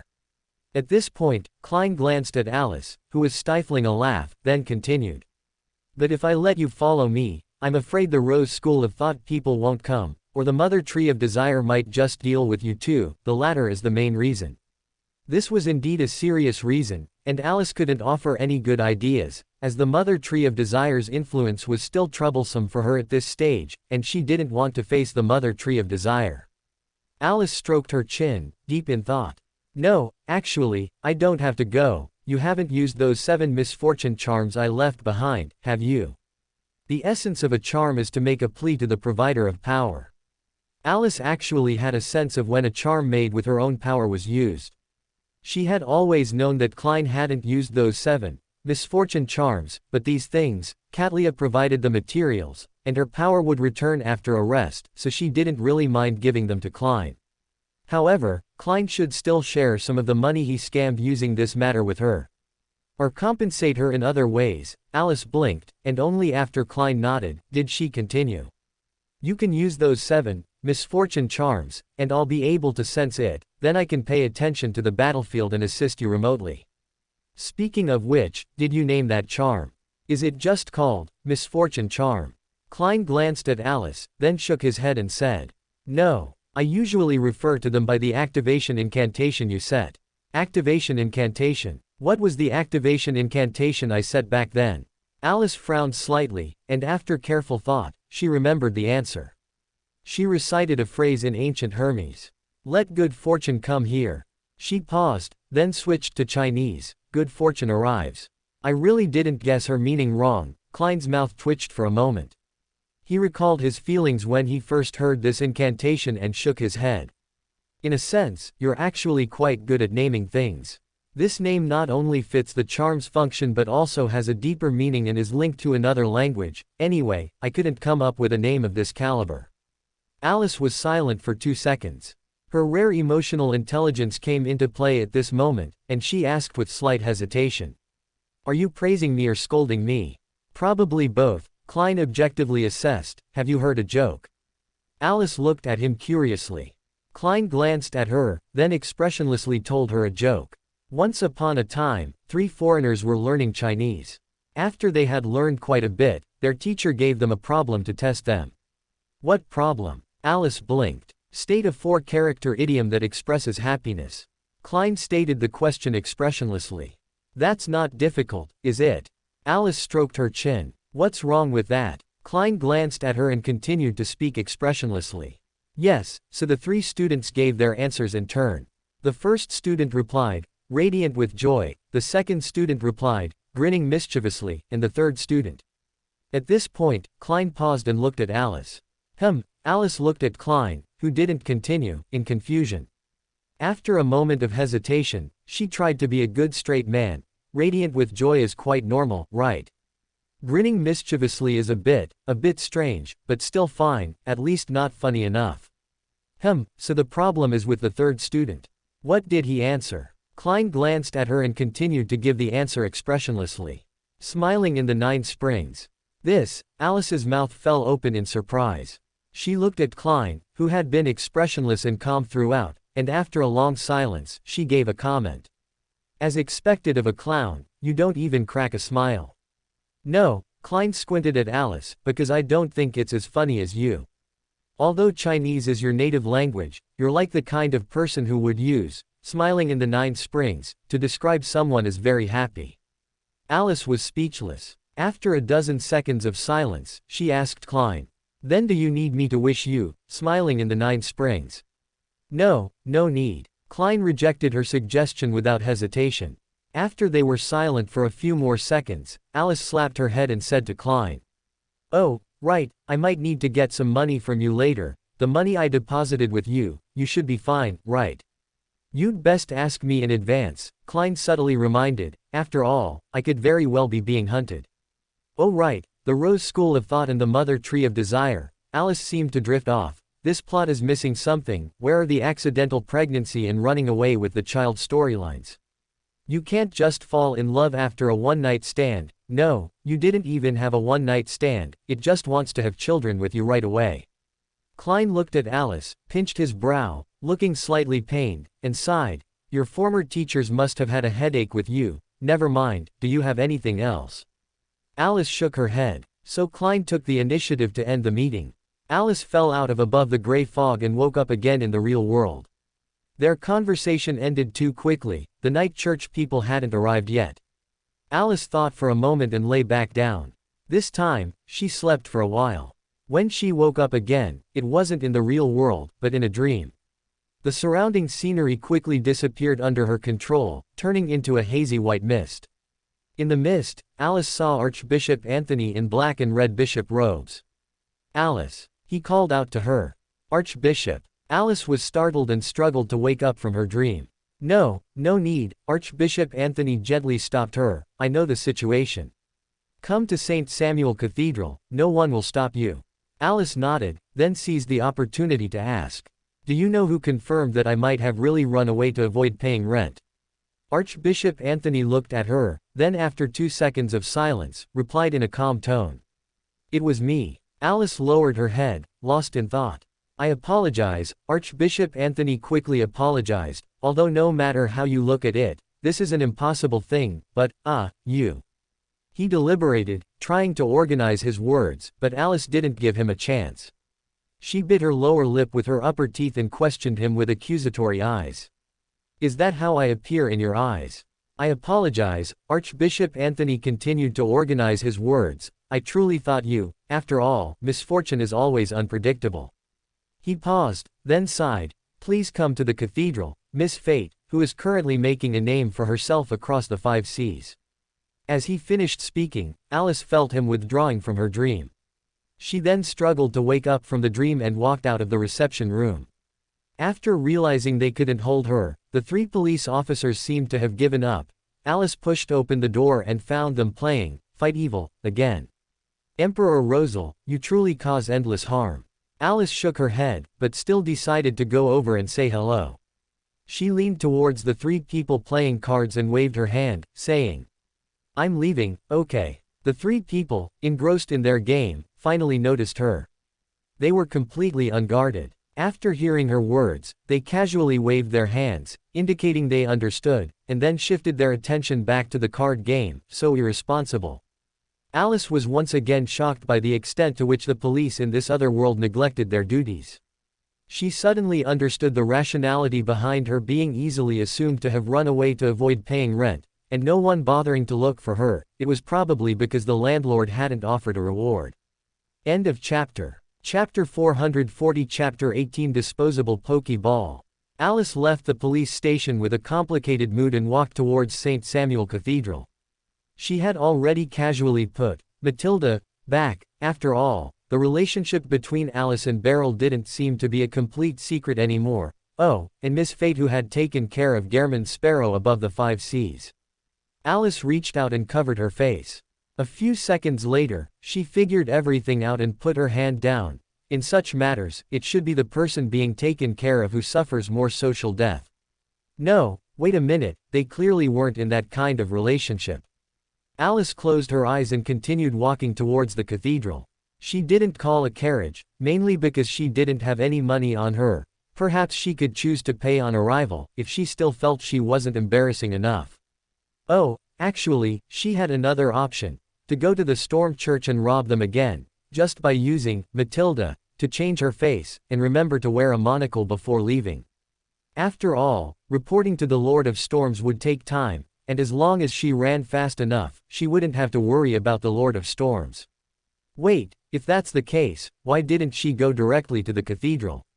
Alice stood in silence for 2 seconds, then her figure flickered, disappearing from her spot and reappearing outside St. Samuel Cathedral. Klein, having contacted Alice, felt much more relieved. He let out a sigh, looked with satisfaction at the suitcase and cash above the gray fog, and returned to the real world.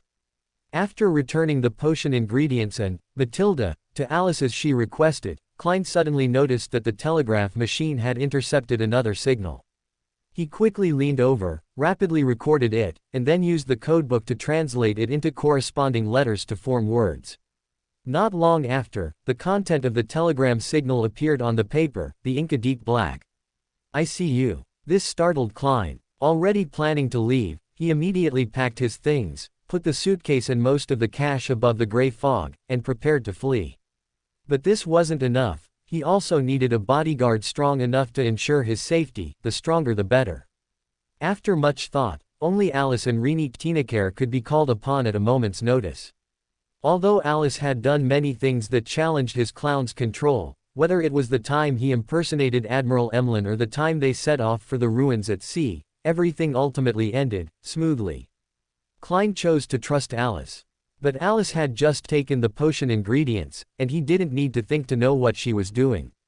Klein first contacted Rini Tinekar, and after agreeing to her asking price of 10,000 gold coins, he had his first on-call bodyguard and became determined to find Alice. Alice wouldn't ask him for money. It's just that she would make some particularly difficult requests. "Oh, right, didn't she also say she wanted to touch my mythical creature form?" Klein lowered his head, thinking seriously. He quickly gave up trying to recall, realizing it wasn't important, because even if he didn't agree, Alice would probably find every way to make him transform so she could see and then touch it. He closed his eyes, went above the gray fog to find Alice, and explained what had just happened. After receiving Alice's affirmative reply, Klein checked the 7 good luck charms on him and suddenly couldn't help but chuckle, muttering, "Now it really seems to be good luck. Speaking of which, does this count as a disposable pokeball?"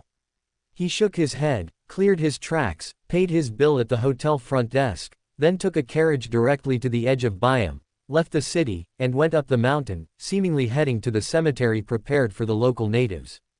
Halfway there, he suddenly turned into the woods, intending to take a direct route to the edge of the cliff, where a massive underwater creature was already waiting below.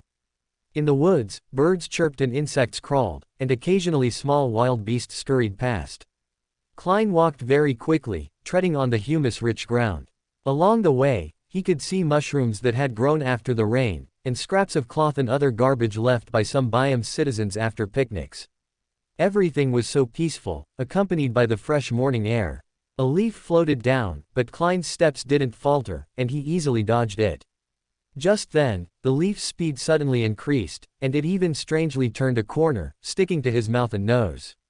It was like an adult's palm, firmly covering Klein's nose and mouth, making it impossible for him to breathe. Swish swish swish. Branches from trees all around broke off, shooting towards Klein like arrows. And the remnants of picnic scraps, paper, and other items also gained a life of their own, connecting together to form an impenetrable, grotesque net that suddenly pounced. Suddenly, Klein had a feeling that every tree, every leaf, every stone, and every blade of grass around him wanted to kill him. Seeing the grotesque net formed by the fragments and paper scraps about to pounce, his body suddenly collapsed and thinned, turning into a paper doll.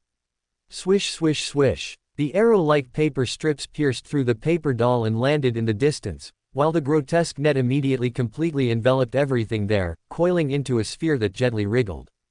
Klein's body reappeared 7 or 8 meters to the side, knowing that the attack he had feared had finally arrived. He didn't observe anything, nor did he hesitate. He raised his right palm, about to reach into his pocket to touch the good luck charm. The situation he had just encountered made him realize that the attacker was very likely a demigod of the Rose school of thought, an enemy he couldn't currently contend with. At this moment, the paper doll in his pocket suddenly flew out and stuck to his face, one after another, layer upon layer. At the same time, Klein's sleeves tightened on their own, constricting his arms and forearms, preventing his hand from reaching down. His shirt and jacket all contracted inwards, as if they were being seen as food by a giant python, currently coiling around him, hunting him. Within a mere 1 or 2 seconds, he was bound in place by his own clothes, pants, and shoes, his face covered in paper dolls, his ribs nearly broken, and his breathing becoming extremely difficult. Klein, both mentally prepared and possessing rich combat experience, did not panic at this moment. His unaffected right thumb and middle finger pressed together, making a snapping sound. At the bend of his leg, crimson flames suddenly erupted, burning the tightly wrapped pant leg clean away, then spreading upwards and downwards.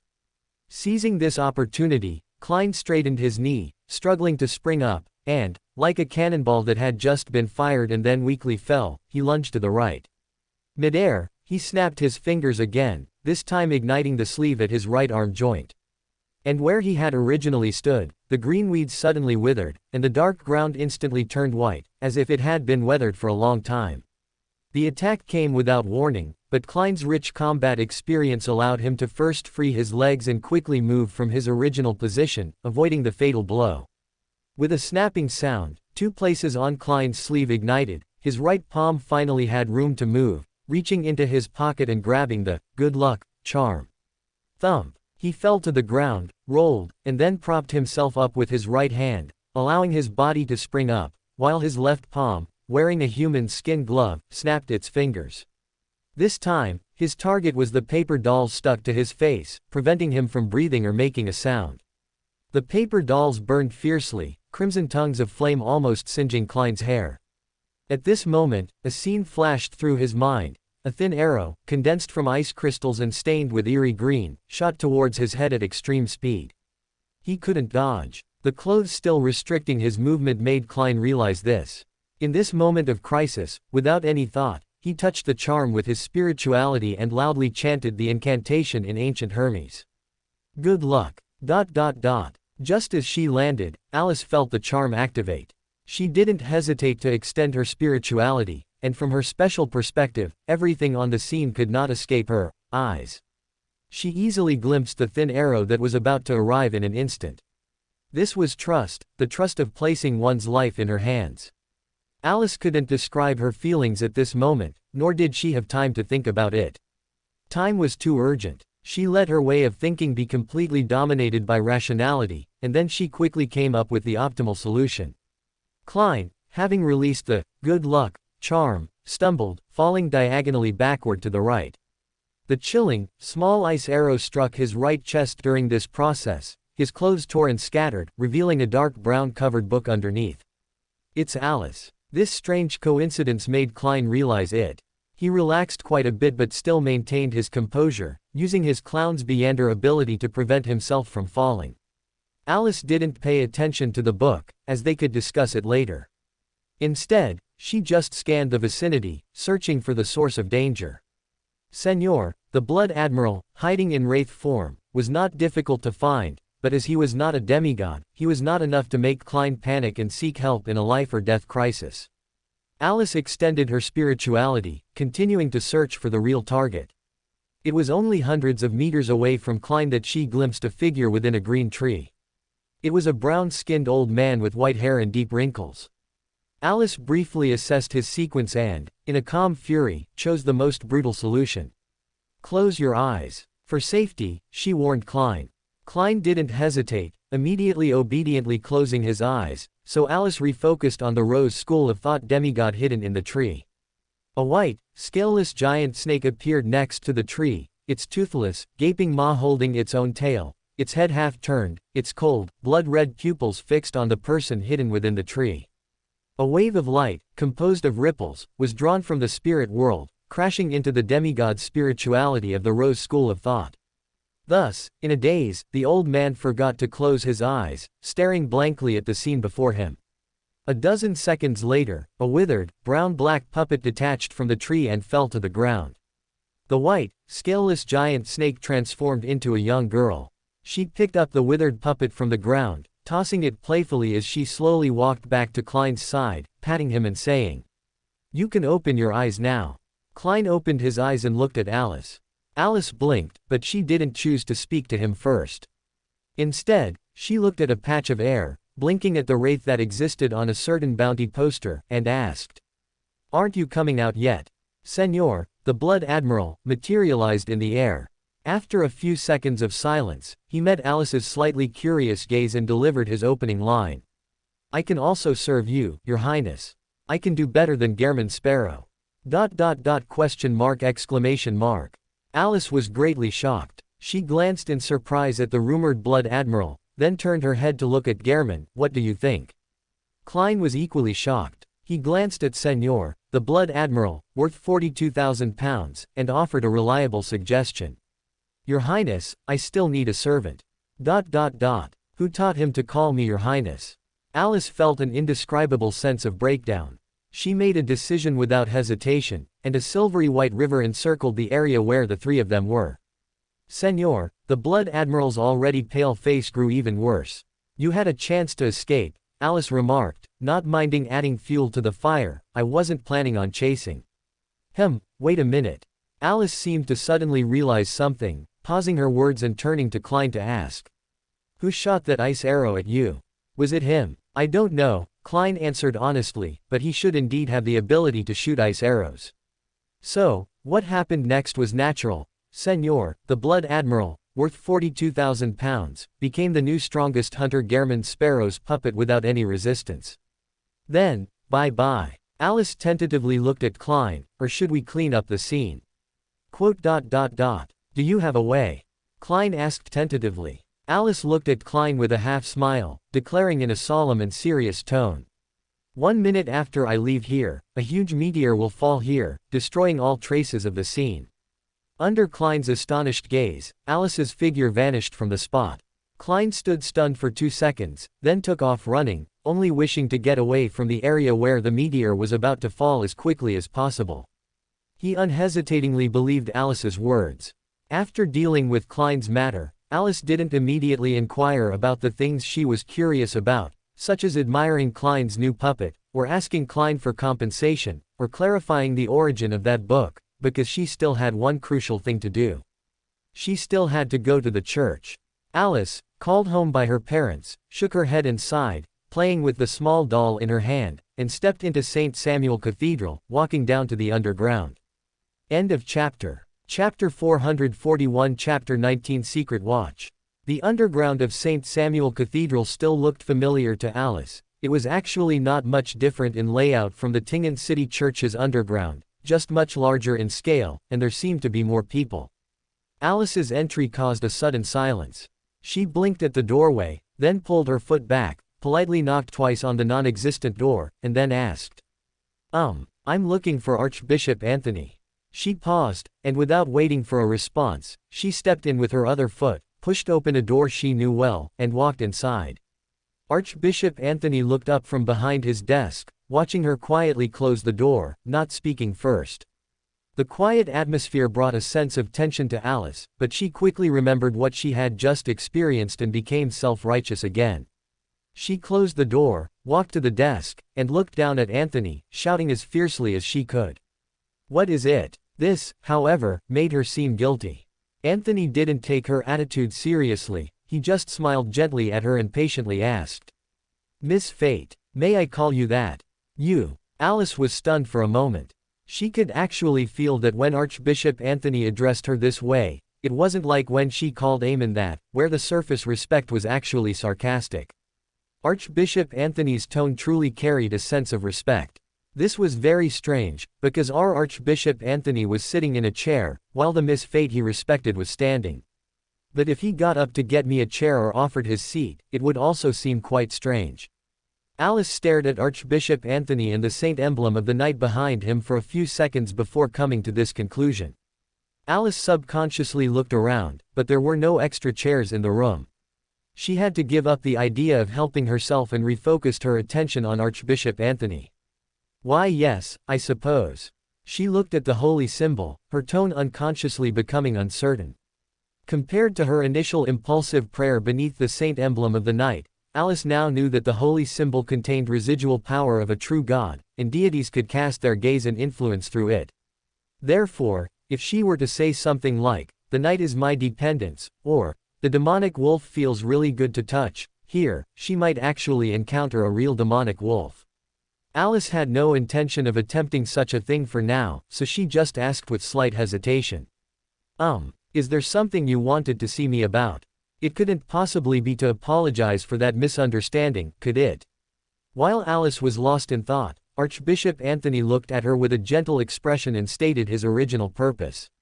Miss Fate, what do you think? If you were to be written into the Holy Book of the Night Church, how should your story be written? Huh? Alice looked at Archbishop Anthony with a blank expression, as if she hadn't reacted. According to procedure, I shouldn't be the one to approach you about this.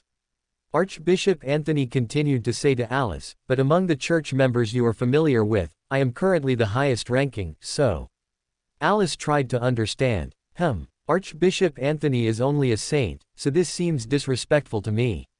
No, this actually depends on the goddess's attitude towards me.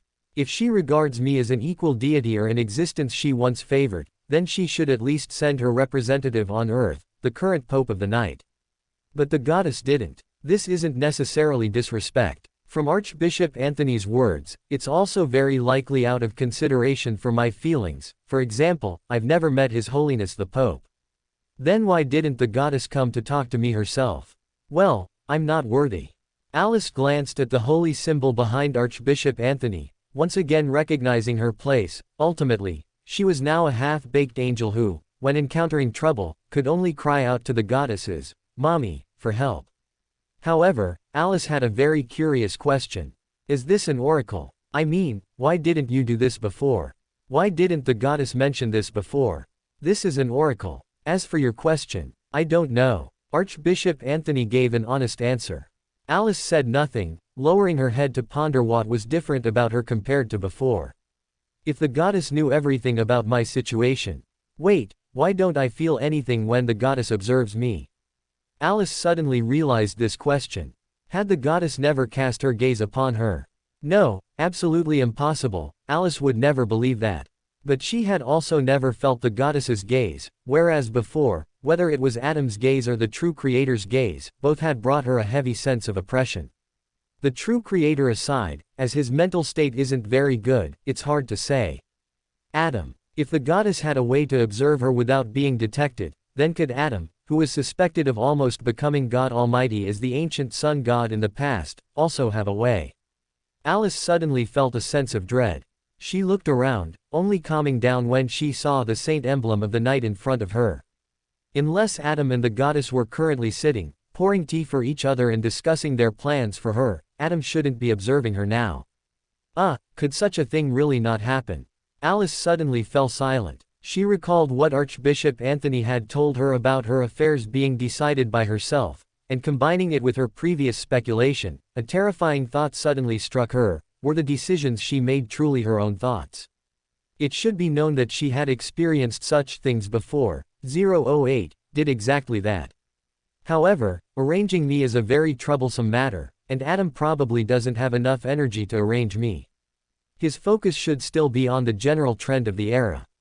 If he were to arrange something, it would probably be to prevent me from causing trouble. This gave Alice a little psychological comfort. She reined in her thoughts and refocused on the initial question. Assuming the goddess noticed me after I returned from the forsaken land of the gods, then, what's different about me compared to before? The answer is obvious. Leaving aside the dice of probability, she has now truly become a demigod. This was undoubtedly a decisive change, at least for the fate pathway. She seemed to truly have the capital to resist destiny. Alice suddenly remembered what she had said to son Derek earlier. Congratulations, Mr. Sun. You now have the qualifications to be a chess piece.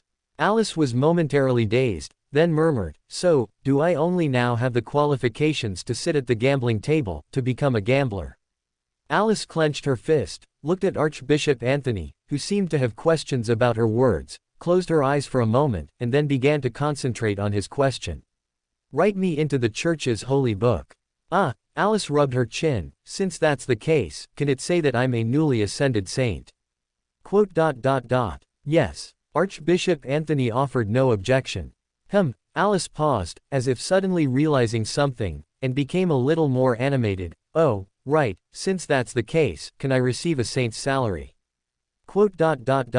Theoretically, yes, Archbishop Anthony agreed with her conjecture, and then added before she could get excited, so, can you fulfill the duties expected of a saint?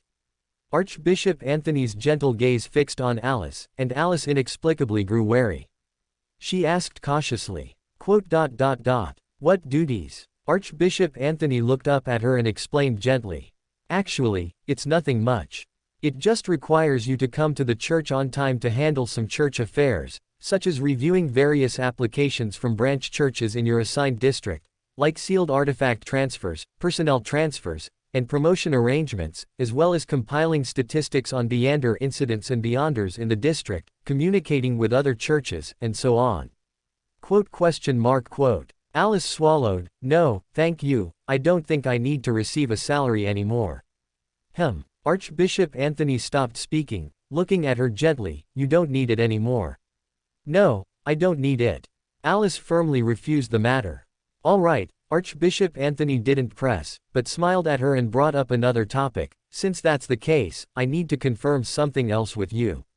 He paused, and only after Alice had fully focused her attention on his words did he ask softly, "Miss Fate, do you intend to appear in your original form in the future?" Alice paused, met his eyes, and vaguely realized the question he was asking. The identity represented by her original appearance should have already died in the Nighthawk's files. But the Miss Fate at sea also had her original face, and if a portrait were to be sent back. Alice vaguely recalled her conversation with Klein. What if those who cared about her discovered that her death was actually a suspended animation? She suddenly panicked. Her helpless demeanor was seen by Archbishop Anthony, who sighed gently and asked, "Do you need to go back and see?" Not long after you left, the captain of the Tingen City Nighthawks squad was promoted to Sequence 6, but he refused the transfer and applied to remain stationed in Tingen City. Considering what happened before, the higher-ups ultimately agreed to his request, allowing him to remain in Tingen City and promoting him to bishop. Since then, the highest rank in Tingen City is no longer just captain level, but now includes a bishop level. Alice was momentarily dazed. Meeting Archbishop Anthony's gaze, she finally spoke in a hoarse voice after his words gradually ceased. "I want to go back and take a look." "Of course you can." Archbishop Anthony nodded gently. "Do you need any help, for example?" "No. Wait, I do need help." Alice instinctively refused, then suddenly changed her tone as if she had remembered something. I haven't done my Nighthawks entry mission yet." Archbishop Anthony pinched his brow, lost in thought. The Nighthawks entry mission wasn't an explicit rule, it was more like a tradition or a custom. Newly recruited Nighthawks completing a mission independently to prove their strength and gain the recognition of their colleagues was an unwritten custom among Nighthawks everywhere. Archbishop Anthony, of course, knew this, or rather, he knew the Nighthawks from Tingen City from that period very well, after he learned Alice's identity. He looked at Alice, pondered for a moment, then shook his head, refusing Alice's request. "I think, for me to do this, it might not achieve your purpose." "My purpose? What purpose do I have?" Alice was stunned for a moment, looking blankly at Archbishop Anthony's eyes, and after more than 10 seconds, vaguely had an answer. She was nostalgic for her time in Tingen City, for the time when she was just a little girl who had lost her memory, but at that time, she shouldn't have known anyone of an archbishop's rank. "It's already different." Alice suddenly felt a little sad. She lowered her gaze with a sigh and said to Archbishop Anthony, "In that case, let's talk about it when I get back." She paused, suddenly remembering a crucial matter. Considering she had just finished dealing with Klein, after a moment of hesitation, she tentatively asked Archbishop Anthony, "Oh, right, about me running off without paying rent. Should I go and pay the rent?" "You should," Archbishop Anthony replied. Alice was silent for a full 10 seconds before mustering the courage to ask, "Can you lend me some money? I'll pay it back." Archbishop Anthony glanced at Alice, and after a few seconds of silence, replied, "Yes, but I don't have that much money on me." He paused, and then added as if he had remembered something, "I do not wish to see news or wanted posters about Eamon or anyone else robbing the Storm Church's donation box." Alice lowered her head. Trying to stop such a thing too forcefully would be counterproductive. Archbishop Anthony merely issued a warning and didn't press the issue, instead returning to the previous topic in a gentle voice. "If you don't mind, you can wait until I get off work." This, instead, made Alice look up in surprise and ask in a shocked voice, You actually have off-work hours. Archbishop Anthony looked at her with slight hesitation. Alice's view stemmed from a delightful misunderstanding. She knew that the sleepless in Tingen City also worked at night, and sleepless sounded like a pathway that didn't require sleep. Hence, she had always thought that the sleepless worked 6 hours, meaning 6 days a week, 24 hours a day. Under Archbishop Anthony's slightly confused gaze, she apologized rapidly. I'm sorry, It's all right. Archbishop Anthony gently shook his head, not getting angry over such a small matter. However, I was indeed not referring to my off-work hours, but rather, the off-work hours of someone who hasn't consumed the sleepless Beander potion. Chapter 442 Chapter 20 Candidates. Oh, no, it wasn't his off-duty time, but normal off-duty time, which meant, Alice's brain spun rapidly, helping her reach a logical conclusion, and she blurted out. So you really don't go off-duty? It was perfectly reasonable. Archbishop Anthony said nothing, only looking at Alice with a gentle expression, his head slightly raised. Such a calm, unruffled expression had a strong impact on Alice, and she quickly became flustered, speaking rapidly. I just remembered I have other ways to get money. Archbishop Anthony frowned slightly, looking at her. Alice instinctively recoiled, then, as if realizing something, she emphasized. I'm not talking about the Storm Church's donation box. Archbishop Anthony was speechless. He looked at Alice, wanting to speak but hesitating. Alice felt a subtle unease and quickly found an excuse to escape. I need to go back and pay the rent quickly. I'm leaving now. Archbishop Anthony nodded instinctively, but before he could speak, Alice ran off without looking back. Running made Alice realize something was wrong. After leaving the church, she tugged at her skirt, realizing she had forgotten about Apollo. This skirt was actually an illusion. As for the old-school uniform she had been wearing for a long time, it had been torn when she transformed into her mythical creature form. From this perspective, Alice sighed, muttering to herself as she walked, angels should all have a way to conjure clothes for themselves. Otherwise, wouldn't angels tear a piece of clothing every time they transformed into their mythical creature form? This was a very serious problem, at least for Alice, because she had just realized that angels might not actually wear clothes. Turning all sorts of random things into clothes was one thing, but what was the difference between her using special effects and not wearing anything at all? Alice shook her head, reassuring herself, look on the bright side, at least I'm probably not wearing the Emperor's new clothes. Wait a minute. She paused, remembering Catlia and Bernadette, whose abilities had a very fairytale-like style, and a guess suddenly popped into her mind. Hey, in this world, has anyone actually worn the Emperor's new clothes? This question remained unanswered. Alice wasn't in a hurry for an answer.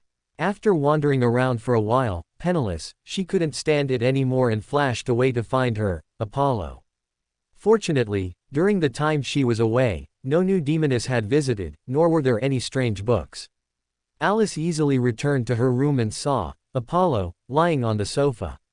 Although she no longer needed that foolish special effect after leaving the forsaken land of the gods, judging by the reactions of the City of Silver and Moon City residents, this special effect might be very suitable for impersonating a god. Of course, it was also possible that the residents of the City of Silver and Moon City had simply never seen other gods. It was even very likely that this was the main reason. Alice shook her head, pinching the hem of the robe to bother Klein. Klein wasn't there, which was to be expected, because Alice had left a precise prophecy in place. If Klein believed the prophecy, he should still be fleeing for his life at this moment. Alice shook her head and sighed deeply. It's so troublesome. Why do I have to wait for the bank manager to withdraw money? He doesn't seem to be a bank manager, at most a lobby manager.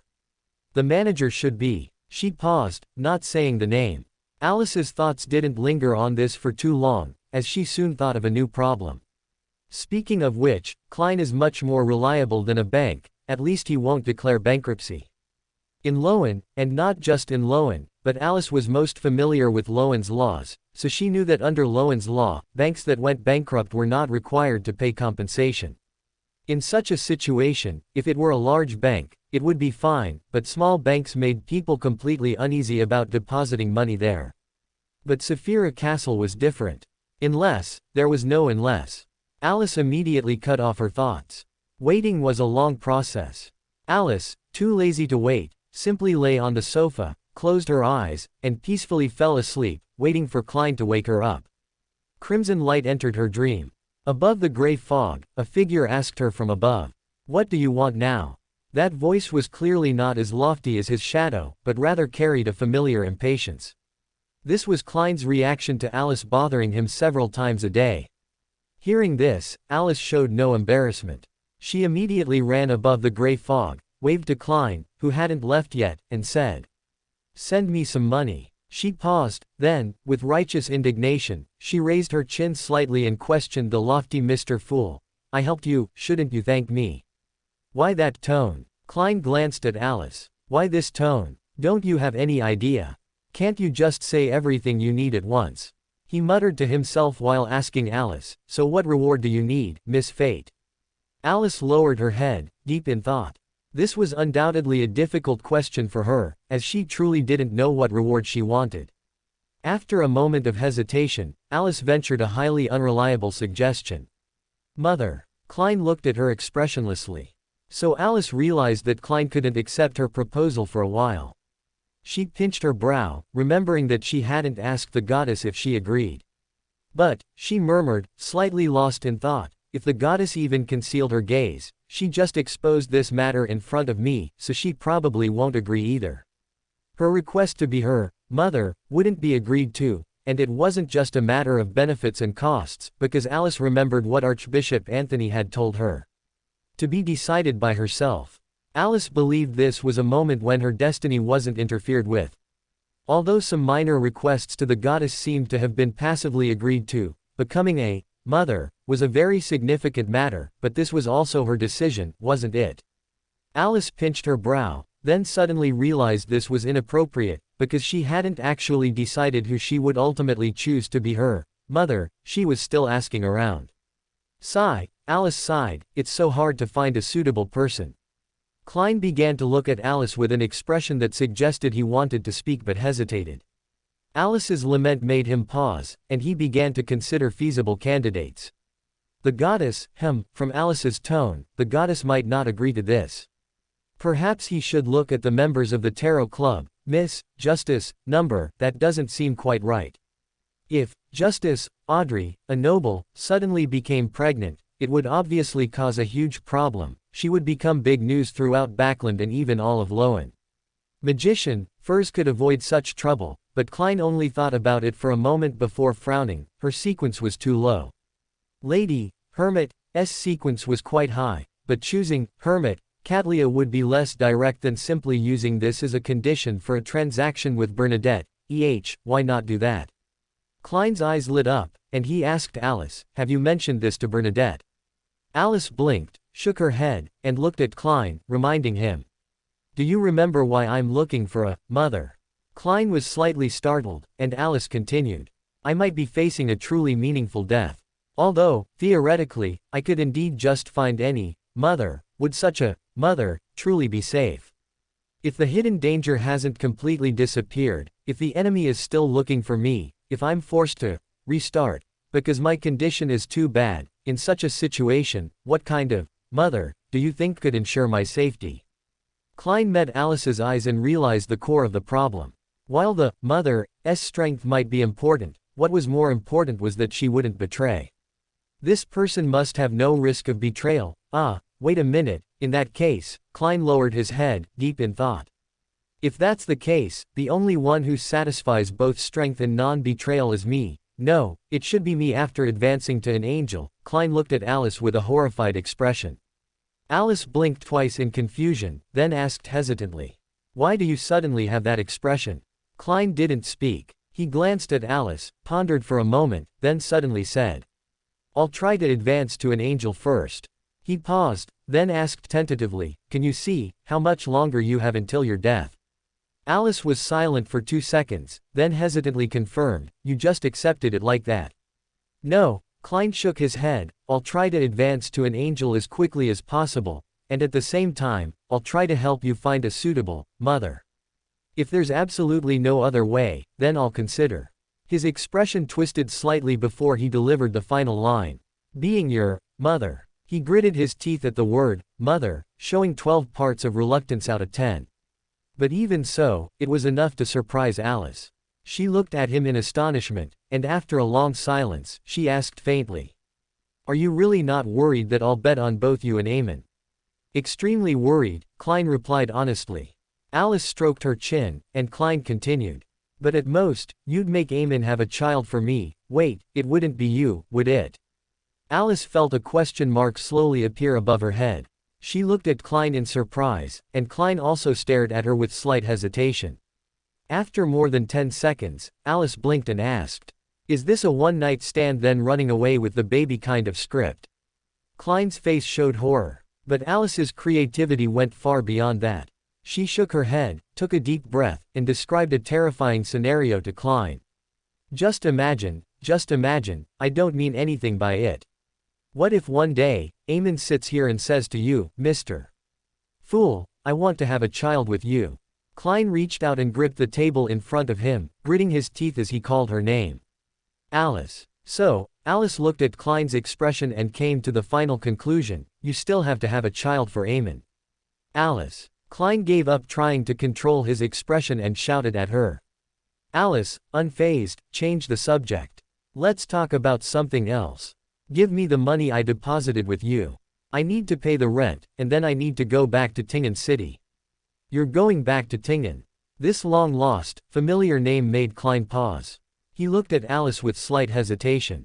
The goddess, anyway, I might really have to go to the church to be a saint. Alice shook her head, but before that, I want to go back to Tingen City, I know. I'll go sweep my own grave. Klein looked at her with a blank expression. Do you want me to sweep your grave too?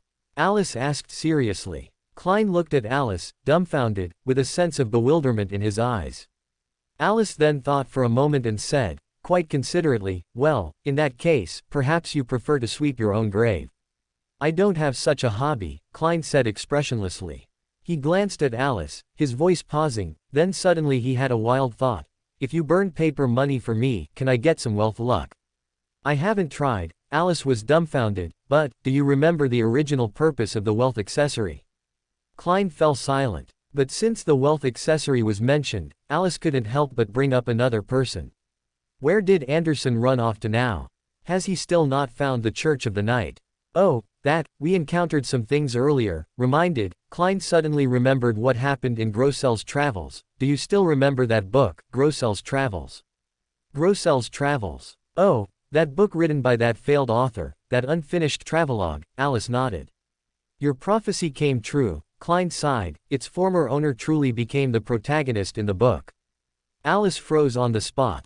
She took a few seconds to process Klein's words, then, with a dazed expression, she said. So, when I saw that book, it wasn't finished yet because, the protagonist in the story hadn't killed that giant dragon yet. To be precise, it was insufficient strength. Klein shook his head, recounting his and Anderson's experiences in the book world. Alice listened to Klein's narration with her head down, finally offering a summary that sounded like a truism. This should be a book written by an author. Chapter 443 Chapter 21 Tomb Sweeping edited. Klein couldn't help but glance at Alice. If he hadn't known that the sequence 1 of the spectator pathway was called author, her words would have been complete nonsense, just like every other thing Alice used to say. He shook his head, looked into Alice's eyes, and uttered a somewhat abrupt sentence. Seville chrysanthemums symbolize joy. Alice paused slightly, realizing he was answering her previous question. This type of chrysanthemum comes in various colors, such as yellow and white, but the most common variety is golden yellow. As Klein said, this flower symbolizes joy. However, it's not a flower commonly used for tomb sweeping, though, theoretically, chrysanthemums are indeed suitable for tomb sweeping. But Alice remembered this flower. She had accompanied Klein to see Benson and Melissa before leaving Tingen City, and at that time, Klein had given them this flower. Before she could ask, Klein changed the subject. Alice, besides, do you want any other reward? Alice shook her head. She didn't have anything she urgently needed, or rather, nothing she urgently needed but couldn't obtain. After all, she had just experienced something as absurd as someone giving her a Beander characteristic. Alice frowned and pondered for a while, then suddenly had a good idea. "Oh, right, can you help me sell something?" "What?" Klein was momentarily stunned. Alice tilted her head and explained, "Can you help me sell the equipment dropped by the demigod who tried to kill you?" Dropped equipment. Klein was taken aback for a moment before realizing she must be referring to the Beander characteristic. Only she could say that. Klein looked at Alice with a slight headache, shook his head, and couldn't help but sigh inwardly. Compared to the 10,000 gold coins Renik Tinekar demanded, the price Alice asked was truly too light. This was clearly special treatment for him, an extra favoritism. Speaking of which, could Alice represent fate? Klein suddenly shivered. If Alice could represent fate to some extent, then, as the object of fate's favor, what would he have to pay? Even if she couldn't, according to Alice's words, she actually seemed to be making a bet. Although she herself might truly have no intentions, given her smooth progress, what kind of return did the fate that guided her bet hope she would gain? Klein inexplicably recalled Alice's call of "Mom." He felt his entire being was unwell, and he looked at Alice with a startled gaze. Under Alice's puzzled look, he agreed to her request. "Okay." Alice blinked blankly, wanting to ask something, but Klein revoked her authority, and she returned to the real world. Above the gray fog, Klein looked at the spot where Alice's figure had disappeared. After a dozen seconds of silence, he let out a helpless sigh. If this is the demand, it's actually the most ideal outcome. He whispered to himself, after all, I can't really just ignore her. If things truly came to that point, I would definitely agree. Is this also a calculated part of fate? The perpetual silence above the gray fog remained. No one answered him, so he could only sigh. After sending some money down to Alice, he returned to the real world. Holding the money stored with the great Mr. Fool, Alice re-entered the police station and asked the 3 police officers who were still playing cards. Can you help me deliver the overdue rent to my landlord?" The 3 police officers exchanged glances, seemingly seeing someone voluntarily coming to pay back money for the first time. Alice stared at them, thinking for a few seconds, then asked with slight hesitation. "Do you need a delivery fee?" The police officer who had spoken to her the most took a breath. Although they weren't Beyonders themselves, as frontline police officers in Backland, they were somewhat familiar with Beander incidents and Beyonders in a certain sense. These were individuals who could single-handedly create gas explosion level cases. In other words, they were very dangerous, so dangerous that they suspected Alice could clear out the police station by herself, as long as she didn't care about the consequences. Such an existence running away to avoid paying rent sounded absurd, but since the church acknowledged it, they couldn't say much and could only try to placate the landlord. Now, the landlord had already rented out the apartment again, no longer caring, and this lady says, she wants to pay back the money. And even wants to give them a delivery fee. They exchanged glances, and finally, Brooks, who had spoken to Alice the most, said, "What are you saying? This is our duty, our responsibility, you can just leave the money here." Alice realized. She nodded and sincerely thanked them, "Then I'll trouble you." "You're welcome," Brooks replied with a polite smile. So Alice left the overdue rent, bought an ice cream on the street, and then found the subway station to head to Pritz Harbor. The sack-like school uniforms she had left behind were now somewhat popular in Backland. Their loose and light fit, rough fabric, and dull gray colors became the favorite attire of manual laborers. Alice saw many carriage drivers and delivery workers wearing them. When she got off the subway and arrived at Pritz Harbor, she became even more silent, because this item was also common among the dock workers. In fact, Alice saw that this school uniform even appeared in some slightly more fitted styles. Following Intis, Backland's fashion evolved in a different direction towards modernization. It didn't prioritize aesthetics but focused more on ease and comfort. Alice had already seen items similar to hoodies without hoods on the streets. It really feels like coming home. Alice boarded the ship bound for Enmat Harbor with mixed feelings. This was the closest port to Tingen City. She could have also taken a steam train to Tingen City, but considering she had arrived in Backland by boat, she ultimately chose to return by boat. She disembarked at dusk. Though carriages were available at that hour, the flower shops were closed. Alice decided not to go to the cemetery immediately and instead found a nearby hotel to stay for the night. The next morning, Alice got out of bed, checked out, and took a carriage to Tingen City, entering a flower shop. Welcome, a lady put down a potted flower and looked at her with a smile. Do you need anything? Alice surveyed the flower shop, observing the types of flowers, then said, I need a bouquet of Seville chrysanthemums. No, wait. Her gaze swept over the golden yellow Seville chrysanthemums, and her sharp eyes caught sight of the daffodils next to them. Daffodils and Seville chrysanthemums, can they be arranged together? Alice asked. This was a sudden thought. One reason was that she knew Klein used to live on Daffodil Street, and the other was the special nature of this flower. Daffodils, blooming in early spring, symbolized new life and hope. In a sense, it was quite fitting. After all, the people in these two graves had climbed out. Alice maintained a calm expression, and the lady, presumably the shop owner, readily agreed to her request. Of course. What are you making them for? That's great, Alice smiled. I want 2 bouquets, I'm going to sweep graves. Ah. The shop owner was momentarily surprised by this answer. It seems you have good news to bring. Whose graves are you sweeping? She chatted casually with Alice while taking out scissors and other tools, preparing to arrange the flowers. Mainly my own, Alice answered honestly. The shop owner's movements paused. She subconsciously glanced at Alice, then let out a laugh. Haha, you really like to joke. She instinctively glanced at the sun outside the window. Unfortunately, the sun was obscured by dark clouds at that moment.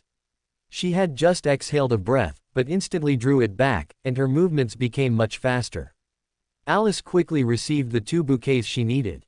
The white daffodils were placed higher, their slender stems and elegant flower shapes serving as linear elements in the bouquet, adding a sense of space. The golden yellow Seville chrysanthemums were placed in the middle and lower parts of the bouquet. Their full flower heads and dense petals made the bouquet appear fuller and more three-dimensional, rich in layers. Green leaves or small branches served as a backdrop for the bouquet, adding a natural feel and balancing the colors, making the overall look more harmonious. Alice took the bouquets from the silent and quickly arranging shop owner, holding one in each hand, and then poked her head out from between them, saying, Thank you. Can you hold these for me? I can't get my money out like this. Her bright smile dispelled much of the gloom in the shop owner's heart, so the shop owner subconsciously glanced out the window again. The sun, which had been obscured, was now visible. The shop owner then relaxed, smiling as she took the bouquets and said, Of course. How much? Alice asked, blinking. Custom-made bouquets are a bit more expensive, each will be 15 pounds, the shop owner replied. Hiss, Alice gasped, that expensive. She shook her head, pulled out banknotes and coins one by one from her person, counted out 30 pounds, handed them over, and mumbled. Good thing I asked for a bit more money. Sigh, if only I could really get the money if I burned paper money. The shop owner's expression became hesitant again. She reluctantly took the money, handed the bouquets back to Alice, and then looked out at the sun. Thankfully, it was still so, the warm sunlight slightly relieved her, but after Alice stepped out of the flower shop, dark clouds seemed to respond, once again obscuring the sunlight. Just then, an unknown wind picked up, blowing indoors. The shop owner instinctively shivered. She looked in the direction Alice had left and found that the other party had long since disappeared into the crowd. That fast. The shop owner trembled with fright, quickly moved the flowers she had placed at the shop entrance back inside, closed the door, and hurried towards the church. Alice didn't know what the shop owner did behind her. Carrying the 2 bouquets, she blended into the crowd, found a lucky carriage driver, and took a carriage to Raphael Cemetery. After 2 seconds of silence at the cemetery gate, Alice decided to give up on finding her own grave. She went to the entrance of the gravedigger's hut, awkwardly knocked on the door with her elbow, then called out. Is anyone there? An old man emerged from inside. Alice saw his grayish-white hair and wrinkled skin. The old man, dressed in a black robe, asked her in a hoarse voice. What is it? I'm looking for the graves of Alice Kingsley and Klein Moretti, she said. The old man glanced at her, seemingly not encountering this situation for the first time. He said to Alice in a voice that clearly belonged to someone old.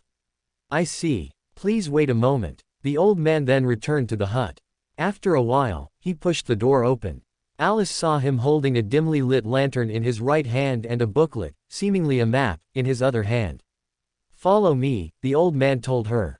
Alice immediately followed, and as she walked, she asked curiously from behind. "Isn't it daytime now? Why are you carrying a lamp?" The old man led the way and replied, "It's for peace of mind. Working in the cemetery for a long time, you always encounter strange things.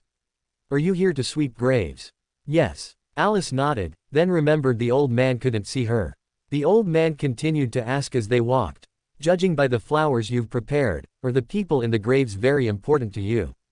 Alice was momentarily bewildered. She vaguely lowered her head to look at the flowers in her hands, and a thought popped out.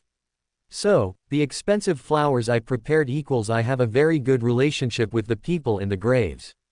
This was indeed a valid deduction. Alice was momentarily choked, and decided to affirm the gravedigger's speculation. "Yes, very important. One is a former colleague, now a very good friend, and the other is myself." The gravedigger's steps halted, and he turned to look at her. She was alive and well, with a smiling face, rosy cheeks, full of vitality. The gravedigger merely glanced at her, then looked up at the sun in the sky, and continued walking. "It's best not to make such jokes in the cemetery," the gravedigger warned, sounding rather displeased. Alice opened her mouth, wanting to explain that it wasn't a joke, but she thought about it and then closed her mouth. It sounded too strange. Led by the old man, they walked a little further and finally arrived at a row of graves. "It should be here." The old man walked along the path, stopped in front of 2 graves, and leaned in to read the names and look at the photos on the tombstones. "Klein Moretti." "Yes, this is it," the old man nodded, then continued forward to the next grave, Alice Kingsley. He leaned in, his cloudy eyes discerning the name on the tombstone and the black and white photo above the name. Then, his movements instantly froze, and he turned to look at Alice. This lively young girl's face, compared to the black and white photo on the tombstone, only differed in color versus monochrome, and 2-dimensional versus 3-dimensional. End of chapter. Chapter 444 Chapter 22 Inches Your Excellency. The gravedigger swallowed hard twice, recalling his conversation with Alice. "Isn't it daytime now? Why are you carrying a lamp? Working in the cemetery for a long time, you always encounter strange things. Are you here to sweep a grave? Looking at the flowers you prepared, is the person in the grave very important to you?" "Yes, very important. One is a former colleague, now a very good friend, and the other is myself." The 2 segments of conversation replayed in the gravedigger's mind. Despite his extensive experience, he suppressed his fear and scrutinized Alice. Her features were almost identical to the black and white photo on the tombstone, with not many changes. Only her golden hair and blue eyes, different from the monochrome, added vitality to her. She held a bouquet of flowers in each hand. The 2 bouquets looked similar and were likely custom ordered together. She wore a silver-gray robe. The gravedigger hadn't paid attention to it at first, but upon closer inspection now, he noticed the robe seemed to be faintly glowing. While the gravedigger was observing her, Alice tilted her head, her gaze sweeping between the photo on the tombstone and the gravedigger's expression. She understood the current situation without difficulty. "He looks quite scared." Alice blinked twice and tentatively called out, "Old mister." The gravedigger, who was forcibly maintaining his composure, mustered his last bit of courage at this genuine, light-hearted voice. He swallowed and confirmed with Alice. "Miss, are you and this, are you sisters?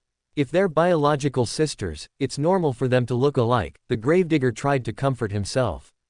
Alice tilted her head, looked at the gravedigger, who was still trying to find excuses, with a pitying gaze, and said with a smile, "No, I already said, I'm here to sweep my own grave. You told me not to joke so fiercely back then, but I wasn't joking. This is real, isn't it?" Her attitude was far from joking, and her words even contained a hint of complaint about the gravedigger's earlier attitude. The gravedigger couldn't take it anymore. In his terror, mixed with a touch of calm, he threw the useless lantern in his hand at Alice. The gravedigger's original plan was to throw the lantern and then run, but he had only half turned his body and hadn't even moved a step when he watched himself turn back around, and the lantern returned to his hand. Alice remained standing, holding the 2 bouquets, watching him. So the old gravedigger gritted his teeth and made a move that Alice hadn't expected. He knelt down and, while kowtowing to Alice, shouted, "Your Excellency, I've been wronged. I didn't kill you." Alice's mouth dropped open in surprise. She looked at the gravedigger on the ground, who was kowtowing and shouting about being wronged, swallowed hard, and interrupted him in as calm a tone as possible. "I know. You may leave." To Alice's astonishment, the gravedigger, upon hearing this, didn't hesitate. He immediately scrambled to his feet, grabbed the route map he hadn't put down, and turned to run, leaving only a useless lantern on the ground. "Your lantern," Alice subconsciously tried to stop him, but as soon as she spoke, the gravedigger ran even faster, disappearing in the blink of an eye. Alice stood bewildered, looking in the direction where the gravedigger's back had vanished. After 2 seconds of silence, she kicked the lantern on the ground and placed the 2 bouquets in front of the tombstones. There were no offerings or fresh flowers in front of either tombstone, but there wasn't any tall grass either. Someone must visit regularly, but today wasn't one of the suitable times for grave sweeping, so no one came. This didn't surprise Alice much. After all, most people don't visit graves every day, only on specific dates. And if she met acquaintances from her previous life while sweeping a grave, that would truly be a huge joke. Alice shook her head and left the cemetery. After Alice left the flower shop, the shop owner didn't take a carriage. Instead, she jogged, not caring much for her image, quickly traversing one street after another. She kept telling herself it must have been just a joke, but after that, the wind seemed colder than usual, the dark clouds in the sky hung lower, the sunlight was gone, and the whole world seemed enveloped in a haze. The shop owner grew increasingly terrified. She hurried towards the location of the Church of the Night from memory, and by the time she reached her destination, she practically dashed through the main entrance. The warmth and peaceful atmosphere inside the church calmed her a little. She looked around. The light cast by the stained glass windows formed colorful patterns on the floor, giving a sense of otherworldly tranquility. The shop owner exhaled, walked directly to the pews at the front of the church, sat down, touched her chest 4 times, drawing a scarlet moon symbol, closed her eyes, and began to pray silently. After completing her prayer, the fear in her heart subsided considerably, so she looked up at the bishop in front. This was Dunn, the new bishop of the Tingen City Night Church for the past few months. This bishop had calm and deep gray eyes. He was gentle and patient, and everyone who came for help could receive it, even in the middle of the night. Some suspected that this Mr. Bishop never slept. Seeing that Bishop Dunn didn't seem to have other visitors for the moment, the shop owner hurried forward and softly recounted her experience. "Bishop Dunn, I encountered a strange thing." Dunn patiently listened to her story and finally soothed her gently. "Don't worry, that should just be a joke." These words were extremely convincing. The shop owner immediately felt relieved. A faint smile even appeared on her face. Just as she was about to express her thanks, an old man in a black robe stumbled into the church, shouting in a terrified voice. Bishop Dunn, something's happened. I met someone sweeping their own grave." This was precisely the gravedigger who had escaped Raphael Cemetery. This time, even Dunn was no longer as calm as before. His eyes subtly deepened a few shades, and he looked around the surroundings. This was probably a coincidence. At this moment, there were only these 2 ghost-struck individuals in the church.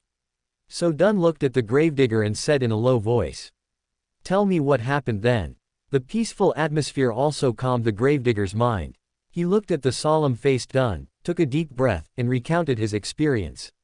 "I am the gravedigger of Raphael Cemetery. I've worked there for many years and seen many strange things. Just now, a girl knocked on the door and asked me to lead the way. She said she was going to sweep graves, one for herself, and one for a former colleague. Their names are Alice Kingsley and Klein Moretti." "Who?" The familiar names touched Dunn's nerves. His attitude suddenly lost its usual calmness, fluctuating slightly, but only slightly. He stared intently at the gravedigger, awaiting his answer. "Alice Kingsley and Klein Moretti." The sudden change in attitude made the gravedigger sense something unusual. He repeated the 2 names he had just mentioned, feeling a little uneasy. "Please follow me." Dunn glanced at the 2 of them, finally saying, "After leaving Raphael Cemetery, Alice wandered the streets for a couple of turns, beginning to think about what she should do next. She didn't return to Tingen City just to sweep graves. She hadn't forgotten her initial purpose. She wanted to come back and see the Nighthawks of Tingen City, mainly to see the captain. I remember Archbishop Anthony said that the captain was promoted to bishop. He should be at the church now." Thinking in place wouldn't lead to conclusions. Alice hailed a carriage and headed towards the Church of the Night. The Church of the Night in Xing City wasn't large, and everything was still familiar to Alice. She jumped off the carriage at the church entrance, paid the change, and was about to walk in when she felt something was wrong and concealed her figure. Otherwise, she would have met her former superior. After doing all this, Alice stood at the church entrance, took a deep breath, and adjusted her mood. She knew the captain was most likely inside. Coming to Xing City this time, Alice certainly didn't intend to just glance and leave, she planned to meet the captain. Strictly speaking, this should be her first meeting with the captain after her death.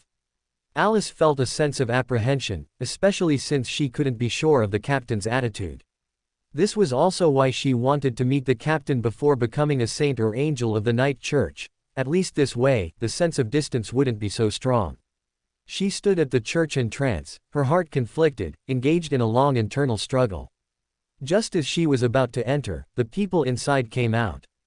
Alice was very familiar with the person leading the group, or rather, the entire team consisted of her acquaintances, including the two terrified individuals trailing behind the team, the flower shop owner and the gravedigger. Oh no, Alice swallowed, revealed her figure on the spot, and hesitantly called out to the gray-eyed man leading the group. Captain. The entire team fell silent.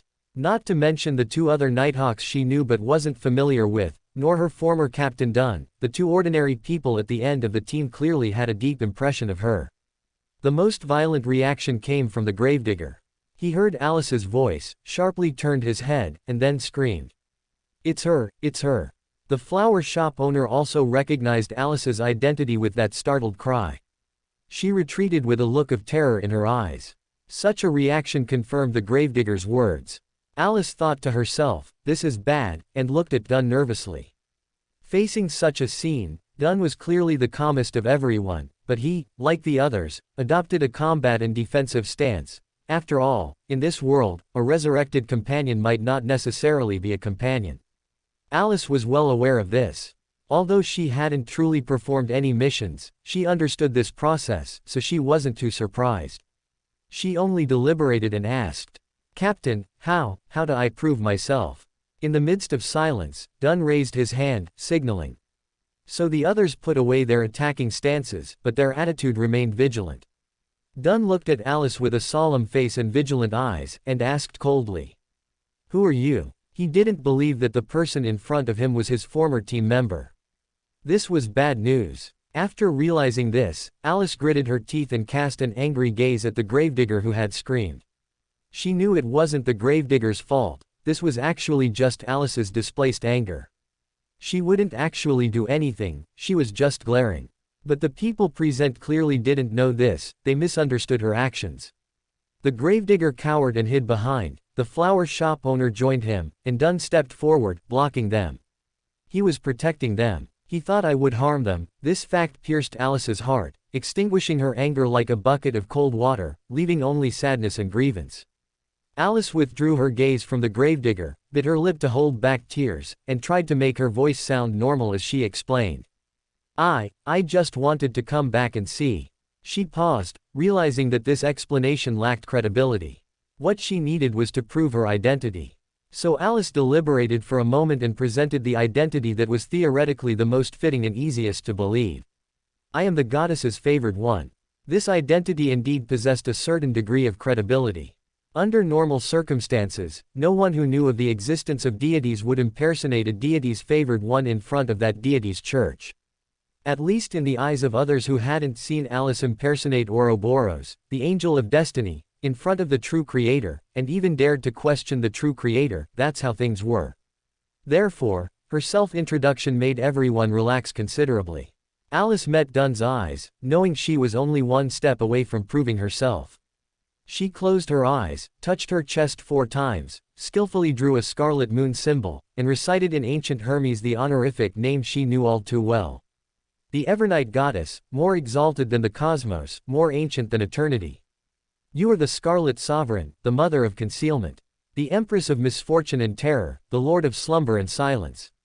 Quote. The honorific name and prayer explained her identity. Dunn and the other Nighthawks completely lowered their guard, but their attitude was not as Alice had expected, or rather, his attitude was too good. I'm very sorry, Your Excellency, Dunn said with great respect. Are you on a mission, coming to Tingen City? Alice choked. She clearly hadn't revealed her identity to witness such a fickle display, so she wasn't particularly happy. In fact, she was very sad, extremely sad. This unhappiness had been constant. She recalled how others avoided her in the City of Silver and Moon City, how everyone reacted when they learned her identity in Backland, and how Evelyn suddenly started calling her, Your Excellency. Suddenly, her mouth drooped, and tears fell.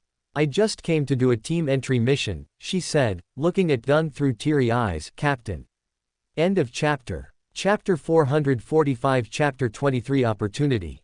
At this moment, Alice realized that back in Tingen City, she had indeed experienced death. There are 3 deaths in a person's life. The first is biological death, which occurs the moment an individual's heart and breathing stop, and physiological functions cease. The second is social death, not the social death we often speak of, but rather the moment an individual's social identity is declared over after the funeral. The third is death at the memory level, and it is the most profound. When the last person who remembers an individual forgets them or disappears from this world, all traces the individual left in this world vanish. Superficially, she experienced the first type of death. In reality, she experienced the second death. The little girl from Tingen City back then had already completely died. At this moment, she was Miss Fate, she was an angel, she was a favored one of the Evernight goddess, she was anything but the Alice Kingsley of the past. She was a deity, while the former Alice Kingsley was an ordinary little girl, a mortal just like those before her. Tears flowed like a broken dam, but Alice's mood gradually calmed. The long-standing pent-up emotions were released in her tears, and that fragile sentiment flowed out of her body with the tears, until a voice sounded. Alice, you. Dunn softly called Alice's name in his still familiar voice and tone. The sound was as faint as a sigh, but Alice still heard it. She quickly looked up, but tears obscured her vision. Alice reached out and wiped away her tears. In Dunn's eyes was a subtle hint of worry and concern, but it vanished the moment Alice saw it. She watched Dunn lower his head and ask again, Your Excellency. Alice suddenly felt another urge to cry. This was different from before. Then, it was pure sadness and emotional breakdown. Now, she couldn't quite say whether she was happy or sad. But Alice didn't let herself cry. She held back her tears, pulling out a gentle smile, like someone returning home for the first time after a long absence, she said with a cheerful tone and a smile. I'm fine, I just couldn't hold it in just now, Captain, let me tell you, I'm much more capable now, I've really grown up. You don't have to worry about me, if you still worry about me. There was an unnoticeable catch in her voice, but Alice didn't hide it. She just took one last look at Dunn, then at the church of the night behind her, and then disappeared from where she stood. Alice hadn't left, she had merely hidden her presence, she still had to see the outcome of this matter. Just as she said, she had grown up a lot, so she still remembered that Klein's grave was next to hers, and this matter was not suitable for exposure for now. Because the goddess had no intention of exposing this matter. Dunn did not choose to return. He gazed deeply at the spot where Alice had disappeared. Alice wasn't sure if he knew she hadn't left, but Dunn indeed had no intention of going out again. He led his people back into the church. Alice followed into the church. She was very skilled at doing such things, and she noticed that Bishop Dunn, who usually never left his post, had finally left it today. Alice was actually very familiar with the subsequent process, comforting those in the know, and if suitable, inviting them to become clerical staff. There was no such step here, because neither the florist nor the gravedigger were suitable. After the florist and the gravedigger had both left, Dunn began his own work. Alice watched him first open the telegraph machine and send a telegram, then begin to write a letter. Without the telegraph code, Alice couldn't decipher the content of the telegram, so she just watched Dunn writing the letter and began to hesitate. Was it impolite to peek at someone else's letter? After agonizing in place for an unknown duration, Alice saw Dunn fold the letter, realizing it was probably finished. She widened her eyes, considering whether to find an opportunity to sneak a look, but Dunn did not put the envelope away or go to mail it as she expected. Instead, he began to set up a ritual. Alice watched as Dunn prepared the herbs and essential oils related to the necromantic domain, then lit a candle. Next, Alice heard an ancient Hermes incantation. Immediately followed by 2 Hermes language incantations. I summon in my name. Spirits wandering in the void, upper realm beings driven by others, the exclusive messenger of Daily Simone. The captain is contacting Ms. Daly. Alice had to admit she was momentarily stunned. She certainly wasn't suspecting Dunn of telling Ms. Daly about her. From what she knew, the captain wasn't someone who would violate confidentiality rules. In any case, Dunn definitely wouldn't say anything without permission. So, what Dunn would do now? Judging by common sense, he probably wanted to talk to someone close to him. Alice knew the captain and Ms. Daly had a good relationship, or perhaps it was Ms. Daly's unilateral good relationship, because in her memory, even though Ms. Daly had been transferred, she would still often come back to see the captain. And the captain didn't mention Ms. Daly often, but Alice remembered the captain always seemed to praise Ms. Daly. It was that kind of distant, formal praise, so their relationship was that good. Alice gasped in surprise, and at the same time confirmed that Dunn should not go digging up her and Klein's graves. She relaxed, and after a moment of thought, she didn't leave, but instead discreetly bothered the esteemed Mr. Fool. Mr. Fool, if I get depressed, can you help me call a psychiatrist? This was, of course, a joke. Alice was actually far from being as seriously depressed as that. This little bit of stimulation was less harmful than the birthday gift from the Key of Light. That was, without any warning, at her most joyful moment, the tearing apart of her perceived pride. And this time, Alice had actually anticipated Dunn's attitude. As early as Evelyn called out, "Your Excellency," this fact she had always been unwilling to face had appeared. A thick, impassable barrier had long existed between her and mortals.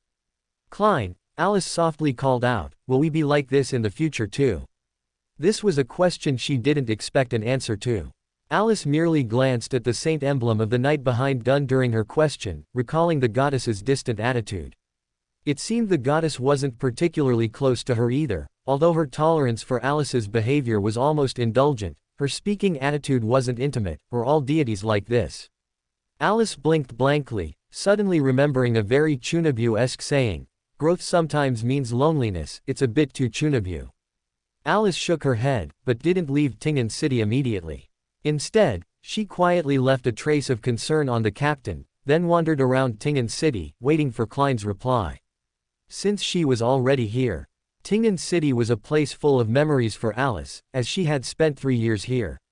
She walked through the streets and alleys, and before receiving Klein's feedback and Dunn's reply, she bought a Dixie pie and a sweet iced tea. Alice wasn't actually sure what she wanted to do, or rather, she had never really known what she wanted to do. She had always been pushed along, pushed by fate. If the embodiment of fate was the shimmering long river she saw, she had probably always been drifting with the current. Now she was unwilling to drift anymore. She tried to stand firm, but she had no idea what to do next. Alice took a deep breath of the sweet iced tea in her mouth. Amidst the sweet and sour taste, she suddenly remembered that Tingen City had a true, natural, monster. His name was Admiralsel. He was active in Tingen City's underground market year-round, a natural monster, but had never had the opportunity to consume a potion. She suddenly wanted to go see this natural monster again. This thought came very suddenly, but Alice accepted it. She walked into Tingen City's underground market, holding a Dixie pie and sweet iced tea. Actually, she had already finished it and had just bought another one. Admiralsel was not difficult to find. This guy, who constantly babbled, was quite famous in this area. Alice, who was about to go public, had no worries about being discovered. Well, she wasn't too worried about that anyway. She revealed herself at the entrance of the underground market, then randomly stopped in front of a stall owner. While fiddling with obviously fake amulets on the stall, she asked with a smile, "Boss, have you seen that monster? I just walked around and didn't seem to see him." That's a rare occurrence. This was a lie. She had actually just entered.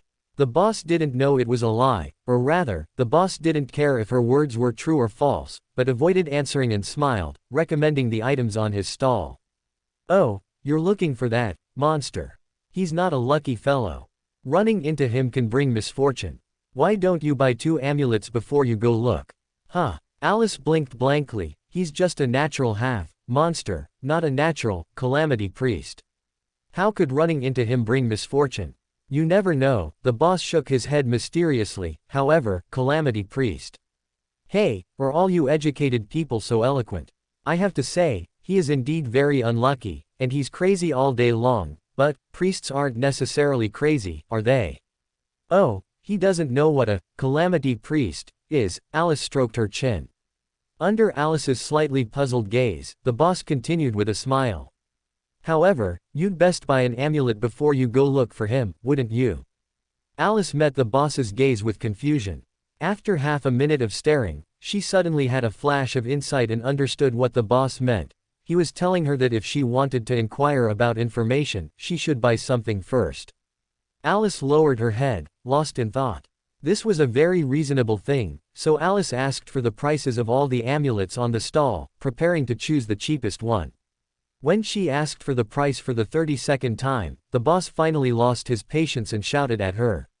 Over there. Alice unhesitatingly put down the amulet in her hand, stood up, and walked in the direction the boss pointed. She kept walking in that direction until the end of the underground market, but still couldn't see Admiralsel. So she returned confused. When she got back to her original spot, she found that the boss had long since disappeared. Quote, question mark, quote.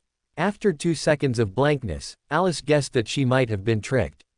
She widened her eyes, contemplating whether to go find the boss to settle accounts, when she suddenly heard a cry of joy. I can't see. Alice looked towards the source of the sound. Not far from her, a pale young man stood. He wore a tattered linen shirt and blue-gray trousers, his eyes unfocused and wild, his gaze fixed on her, yet also seeming to look through her at something else. Alice heard his numb and joyful voice still continuously sounding. I can't see anything. That was Admiralsel. During Alice's hesitant pause, Admiralsel excitedly walked forward, his unfocused eyes gradually focusing, looking at her with great joy. After examining her up and down several times, he seemed to finally confirm, and circling around her, he gradually choked out. I can't see anything. Of course, he couldn't see anything. After all, standing in front of him was an angel of the monster pathway. But such an excited attitude made Alice's emotions somewhat complex, especially since she had just cried not long ago and was still in a state of sensibility. After a slight silence, she closed her eyes, adjusted her face, and opened her eyes with a gentle smile, tilting her head slightly as she said. You were born with these eyes from fate, and they became the source of all your misfortune. And now, I have an opportunity here. Choose to accept, and perhaps you will end your misfortune and become an outstanding, lucky one. Perhaps after that, you will also encounter deeper misfortune, becoming a bringer of bad luck. In the eyes of others, if fate is kind enough to you, perhaps you can find true luck amidst disaster, becoming a winner, maintaining calmness in the joy of victory, and finding a true turning point in fate. Perhaps you will truly control misfortune and welcome hope. Of course, this is only the ideal direction. More likely, you will encounter deeper misfortune in this process and eventually die from misfortune.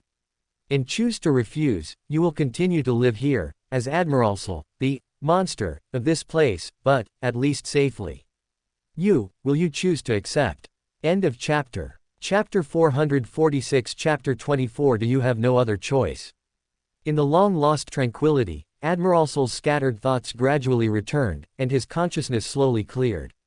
Alice's clear and gentle words drifted into his ears with the wind. He listened to the entire speech in a daze. Although he couldn't understand its meaning, he at least understood one thing. This was an opportunity. As for the various potential negative consequences of this opportunity, and Alice's long string of words, Admiralsel didn't understand a single word. He only realized that this was an opportunity to escape his current situation and current suffering. What could end his suffering? Admiralsel knew the answer, everyone here knew the answer, a monster potion. I accept. He responded without thinking. Decisive and straightforward, everything went smoother than Alice had imagined. She stood still, staring at Admiralsel for 2 seconds, then suddenly remembered she didn't have paper and pen on her. Do you have paper and pen? She asked calmly. Admiralsel looked at her blankly. It seems he doesn't. Alice shifted her gaze, swept over the onlookers, and asked calmly, raising her voice. Do any of you have paper and pen? The onlookers exchanged glances, seemingly unable to comprehend her actions. About 10 seconds later, a young girl stood up from in front of the most common amulet stall here and waved her hand, saying, "I do." Saying this, she quickly walked over, pulled out a palm-sized miniature notebook and a fountain pen from her person, and handed them to Alice. "Thank you," Alice smiled at her. "Are you buying an amulet? If you need one, I can help you choose one later." Saying this, she looked down at the notebook in her hand and hesitantly asked, "I can tear a page out, right?" "Of course." The girl smiled. So Alice opened the notebook, wrote down the monster potion formula on a blank page, tore off that page, and handed it to Admiralsel. Then, she smiled and said to Admiralsel, "Then, congratulations to you. The past misfortune ends here, and what awaits you next will be a brand new misfortune." As she spoke these words, Alice suddenly sensed that some barrier seemed to loosen. She realized this was feedback from the potion's digestion. Alice frowned, looking at Admiralsel. Admiralsel grew nervous under her gaze. He subconsciously clutched the fragile paper in his hand, that paper representing a turning point, as if afraid Alice would suddenly go back on her word, and said decisively, "I think, no matter what, it can't be worse than now." Alice paused, realizing it wasn't the time to dwell on this. She withdrew her gaze and smiled gently at Admiralsel. "Then, I wish you luck, if that can be called luck." Then, she shrugged, returned the paper and pen to the girl who was standing by blankly, and looked down, smiling at the girl who was half a head shorter than her. "Do you want me to help you choose an amulet?" The girl was momentarily stunned before she came back to her senses. She looked at Alice, and for some reason, suddenly said with a tone of surprise mixed with excitement, "Yes." So Alice followed the girl out of the crowd of onlookers that had gathered at some point. At the edge of the encirclement, her eyes swept lightly, and a hint of her aura successfully made people clear a path for her. The girl led Alice forward, but did not stop at the initial stall, instead continuing to walk. The surrounding stalls and people became increasingly sparse, and their location became more and more remote. Alice grew more and more puzzled as she walked, a bit unsure of what this girl was ultimately trying to do, but she still followed. After all, this girl couldn't do anything to her. In Alice's carefree indulgence, the strange girl led her to a corner of the underground market, then asked with joyful anticipation, Can you give me a blessing?" Just like before, Alice understood, mentally labeling this girl an occult enthusiast. She looked at the girl with a half-smile, and under an inexplicable pressure, the girl couldn't help but become nervous. Seeing this, Alice then raised a brilliant smile and shook her head at the girl, saying, "What a pity, you originally had the chance to receive a truly useful amulet. Now, you can only receive a warning, stay away from people like me.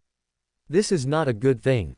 She shook her head, looked at the girl with pity, and turned to leave. No one around noticed them, so after Alice took 2 steps, her figure vanished directly from the spot, leaving only the astonished girl. After confirming that there were no anomalies on Captain's side, mainly referring to not receiving a reply from Ms. Daly, Alice found a restaurant and, while eating, pondered the feeling she had just experienced. She was intimately familiar with that feeling, it was clearly a sign of potion digestion. But the question was, what had she done? Was it because of those words, or because of her actions? It should be both, right? Alice bit into her steak, thoughtfully cutting off another piece. She had known for a long time that bringing misfortune to others could help digest the misfortune mage potion. This was obvious, and Anderson Hood had made outstanding contributions in proving this point. But what she had just done to Admiralsel clearly had nothing to do with bringing misfortune. As she said, she had actually ended Admiralsel's past misfortune. As for the new one, who knew if it was misfortune or luck? Why does this thing feel so much like my advancement ritual? Alice blinked blankly, such a thought flashing through her mind. She frowned and murmured, to bring a turning point to others' fate. No, that's not right. This has nothing to do with misfortune mage. It should be bringing a turning point to people in misfortune. Further, perhaps directly eliminating misfortune is also possible. Right, mage, since such a clearly control-oriented word is used, misfortune mage should be about controlling misfortune, so it definitely can't just be about bringing misfortune. Alice exhaled and put another piece of steak in her mouth. Although the results derived solely from reasoning were not enough for the potion to give feedback, Alice's spirituality never disappointed her at such times. She naturally realized that this conclusion should be correct. It might not be complete, it might not be clear, but it was correct nonetheless. This made Alice inexplicably relieved. If she really needed to bring misfortune to others, she actually wouldn't have too much of a psychological burden. Although seeing it might be a bit uncomfortable, wouldn't it be fine if she didn't see it? She was very good at feigning blindness. At most, she would just make up for it afterwards to comfort herself. She was mainly worried about Klein having an opinion. A relieved Alice murmured, "If it really relied on bringing misfortune to digest the potion, Klein would have an opinion no matter how I thought about it, unless I specifically went to play pirate." Wait, this actually seems quite interesting, huh? And if she accidentally got someone killed, she could even get a bonus. Alice began to seriously consider if she could go hijack a ship. What interrupted her thoughts was the sudden appearance of gray mist. She heard Klein's cautious probing voice. "Alice. What's wrong with you?"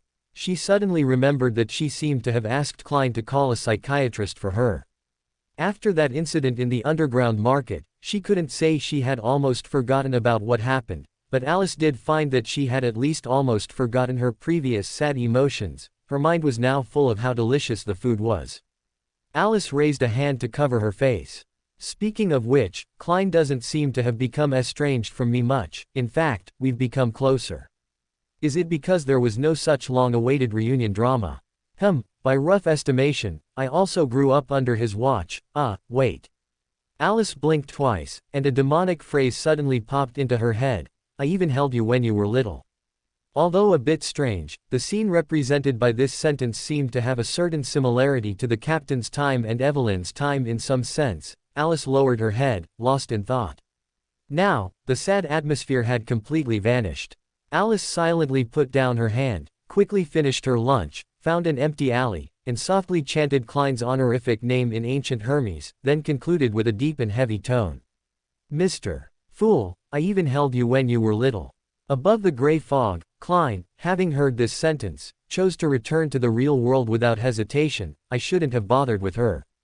He kicked the floor indignantly, then quickly clutched his temples, a headache starting. "If she really had to grow up again from the beginning, should I go ask Miss Justice for advice on child psychology?" Klein's eyes were blank as he fell into thought. Alice didn't know that Mr. Fool was already worrying about her education. She glanced across space at the captain, who had not yet replied, thought seriously for a moment, then remembered something she had forgotten to do. She was going to ask the Evernight goddess if she was willing to be her mother. Find a place, Alice pondered, looking towards the direction of the church. There should be no place more suitable than a church, right? But, should I just go there like this? Alice shook her head, firmly rejecting this plan. Although a church was indeed a suitable place, this was a relatively formal matter, and Alice believed it at least deserved a prayer ritual. Of course, rituals could indeed be held beneath a church, but she always felt strange appearing there. With this mindset, Alice gave up the church option. After a brief thought, she chose to return to Backland. She planned to set up the ritual in her study. As she prepared the Evernight-related herbs and arranged the altar, a strange thought suddenly popped into Alice's mind. If I restart the altar after praying, can I get unused herbs and essential oils? If so, can I use them to pray again?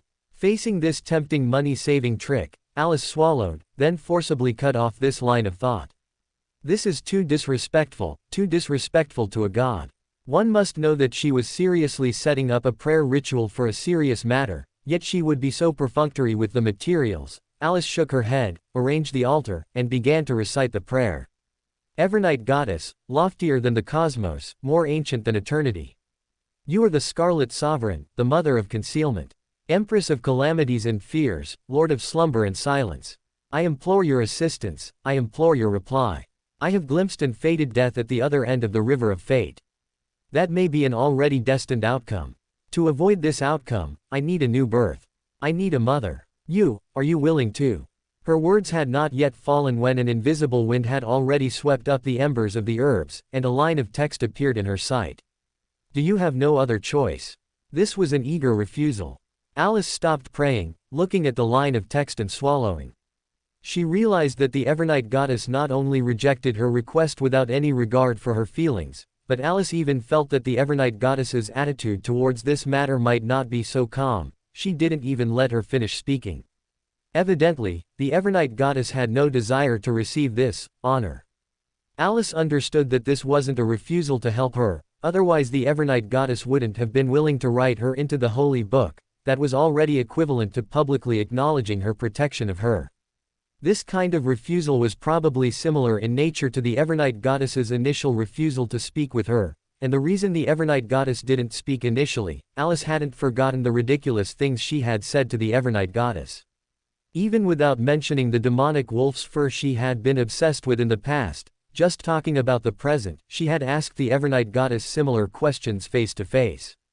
Moreover, she had even publicly claimed that Evernight was her favored one. Although she said such things, Alice had never said this to the Evernight goddess face to face. The previous instance was a special case, she had just spoken too quickly at the time.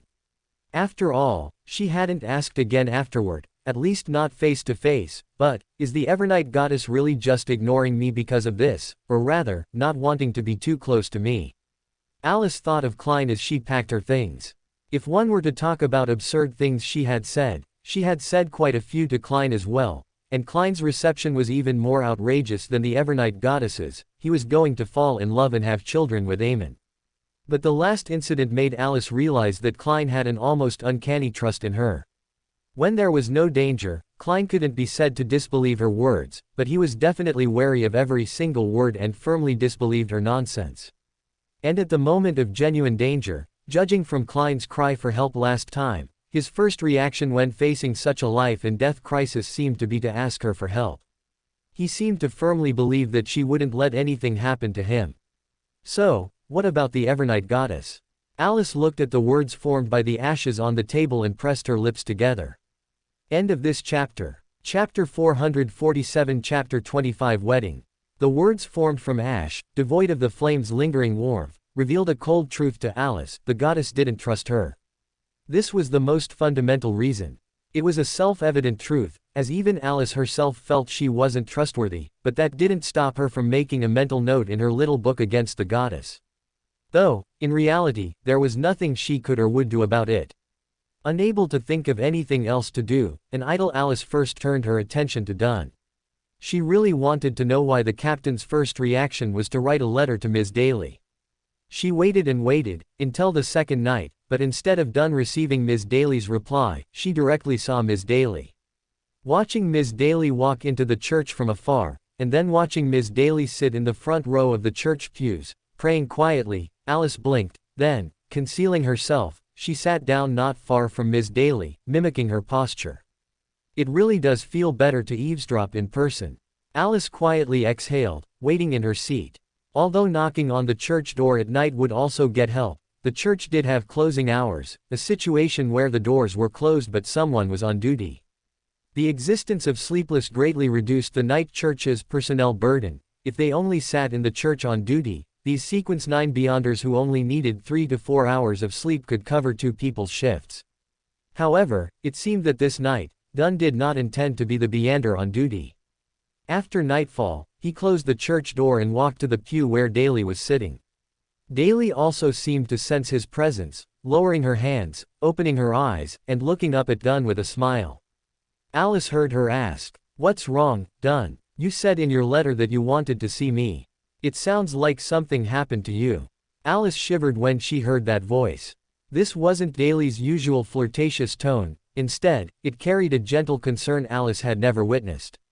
She quickly opened her eyes in alarm and turned to look at Dunn and Daly's expressions. The atmosphere between them exuded a sense of harmony, merely looking at each other, an inexplicable, unbreachable aura flowed, as if they were meant to be one. For a moment, Alice felt she shouldn't be here, but rather lying in a coffin in Raphael Cemetery. What happened next further confirmed her thought. She watched Dunn sit beside Daly, sigh, and then asked Daly, "Can you accompany me to Raphael Cemetery?" Daly turned her head to Dunn, not speaking immediately. They had no physical contact, but Alice inexplicably felt an unseen current flowing between them. Alice blinked. She vaguely had a guess.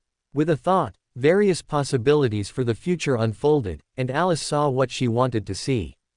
It was a wedding. Alice felt the time shouldn't be too far off. Everything was familiar. Alice watched them in wedding dress and suit, exchanging rings and vows before the priest, finally tossing the bouquet. This was the wedding style she was familiar with. She sat there in a daze, looking at Dunn and Daly before her, and a new thought slowly emerged in her almost stopped brain. Me, can I be the captain's child? The captain would stop me from eating ice cream, right? Alice drooped her head again, dispirited. However, when did the captain and Miss Daly? How did they get together? Who confessed? It's strange, there was no sign at all before. Maybe there were signs, and I just didn't notice. Alice stared at them in a daze for a long time. After they left the church hand in hand, she decided to share this astonishing news with Klein. Conveying messages through prayer wouldn't allow her to appreciate the esteemed Mr. Fool's expression the moment he heard the news, so Alice didn't choose prayer or any other method to transmit the message. She wanted to save this surprise for their next meeting. A meeting above the gray fog counts as a meeting too. Alice, still reeling from the shock of the news, returned to St. Samuel Cathedral and sat before Archbishop Anthony, resuming their unfinished conversation. I wanted to ask. Can I make up my own identity in the Holy Book? Are there no restrictions? This question made Archbishop Anthony wary. He glanced at Alice and replied, generally, no.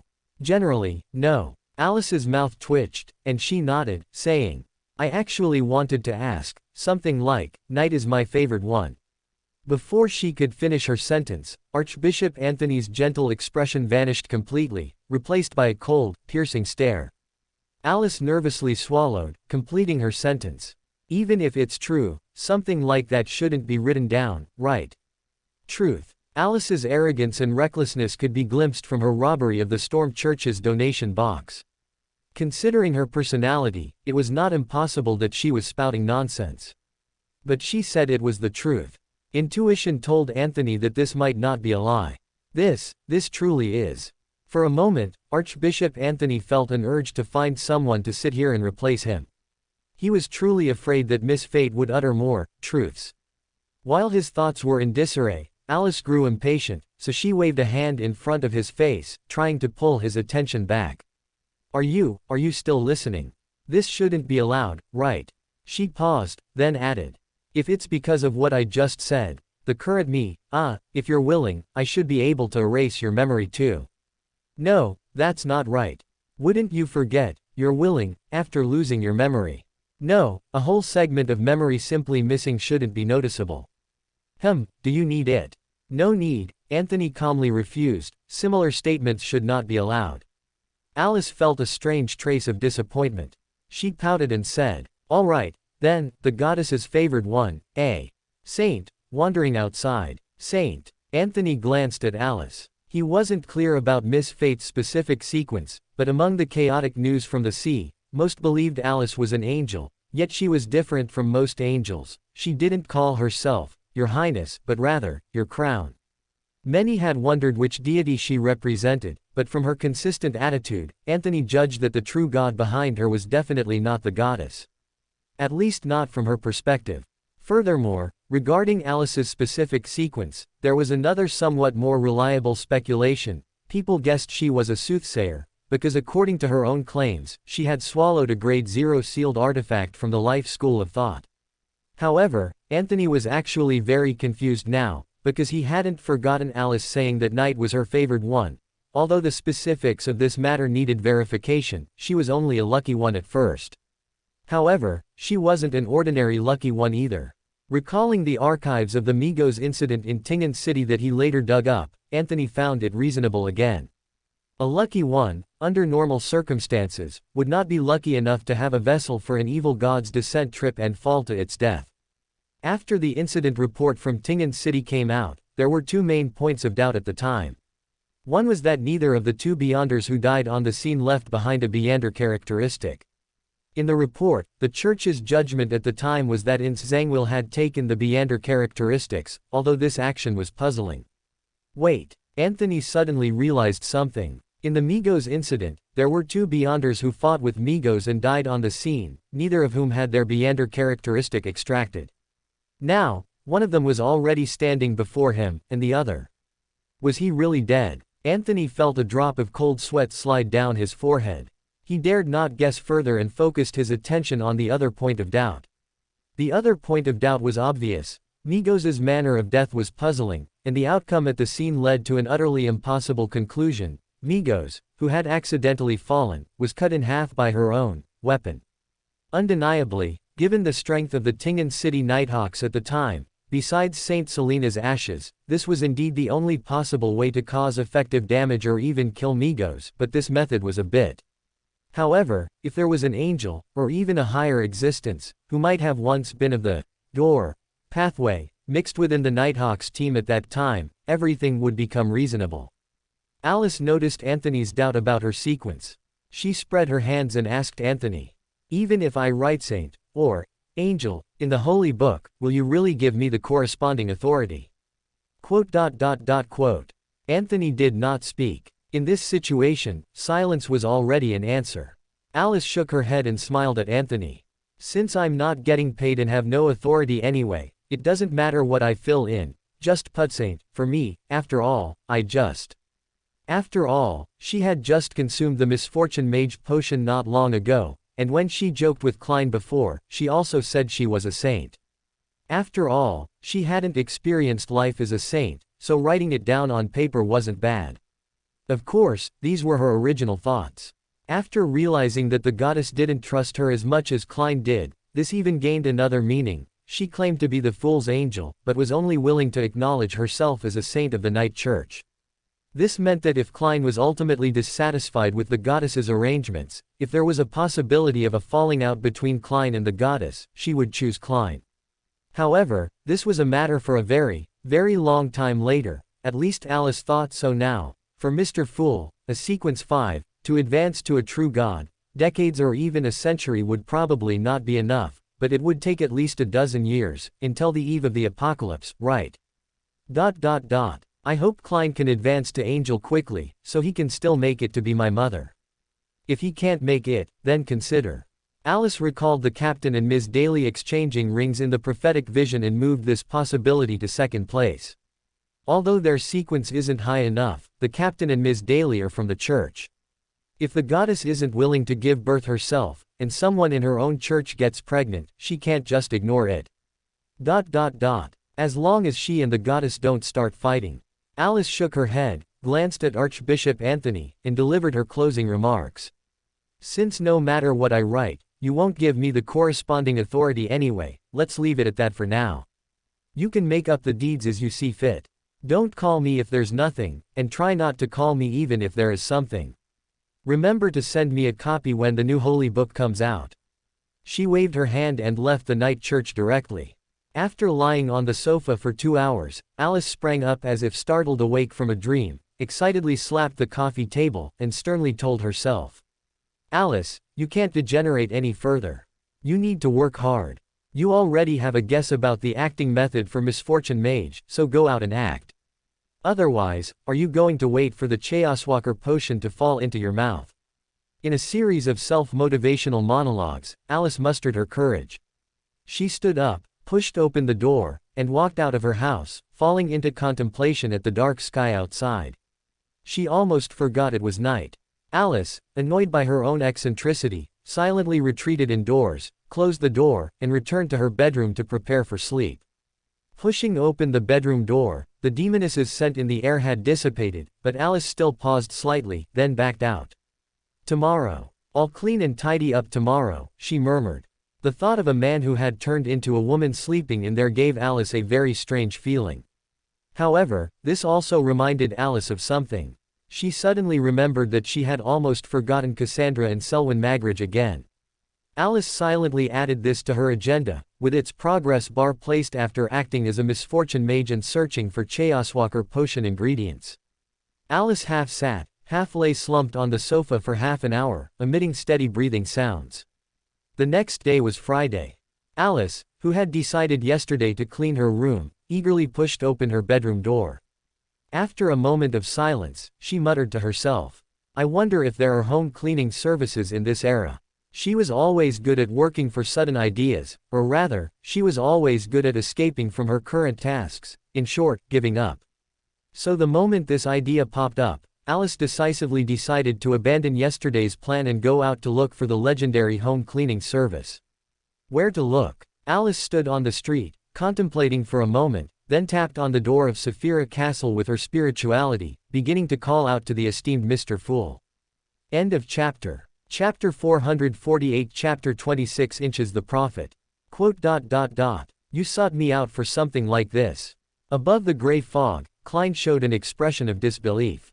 Alice's gaze drifted. There was a reason for approaching Klein, of course. If such a domestic service existed in this era and Klein knew how to find it, then that would be for the best. If Klein didn't know, or if this era didn't have it, he should be arriving in Backland soon, right? Thinking of this, Alice covertly glanced at Klein and called out affectionately. Klein, you should be arriving in Backland soon, right? Klein instinctively shivered and quickly told her. I know how to hire in-home domestic help. Alice blinked at him, drawing a conclusion from his flustered attitude. You're really arriving in Backland soon. Quote. Should be tomorrow, Klein replied. Alice tilted her head and asked curiously, do you want me to pick you up at the station?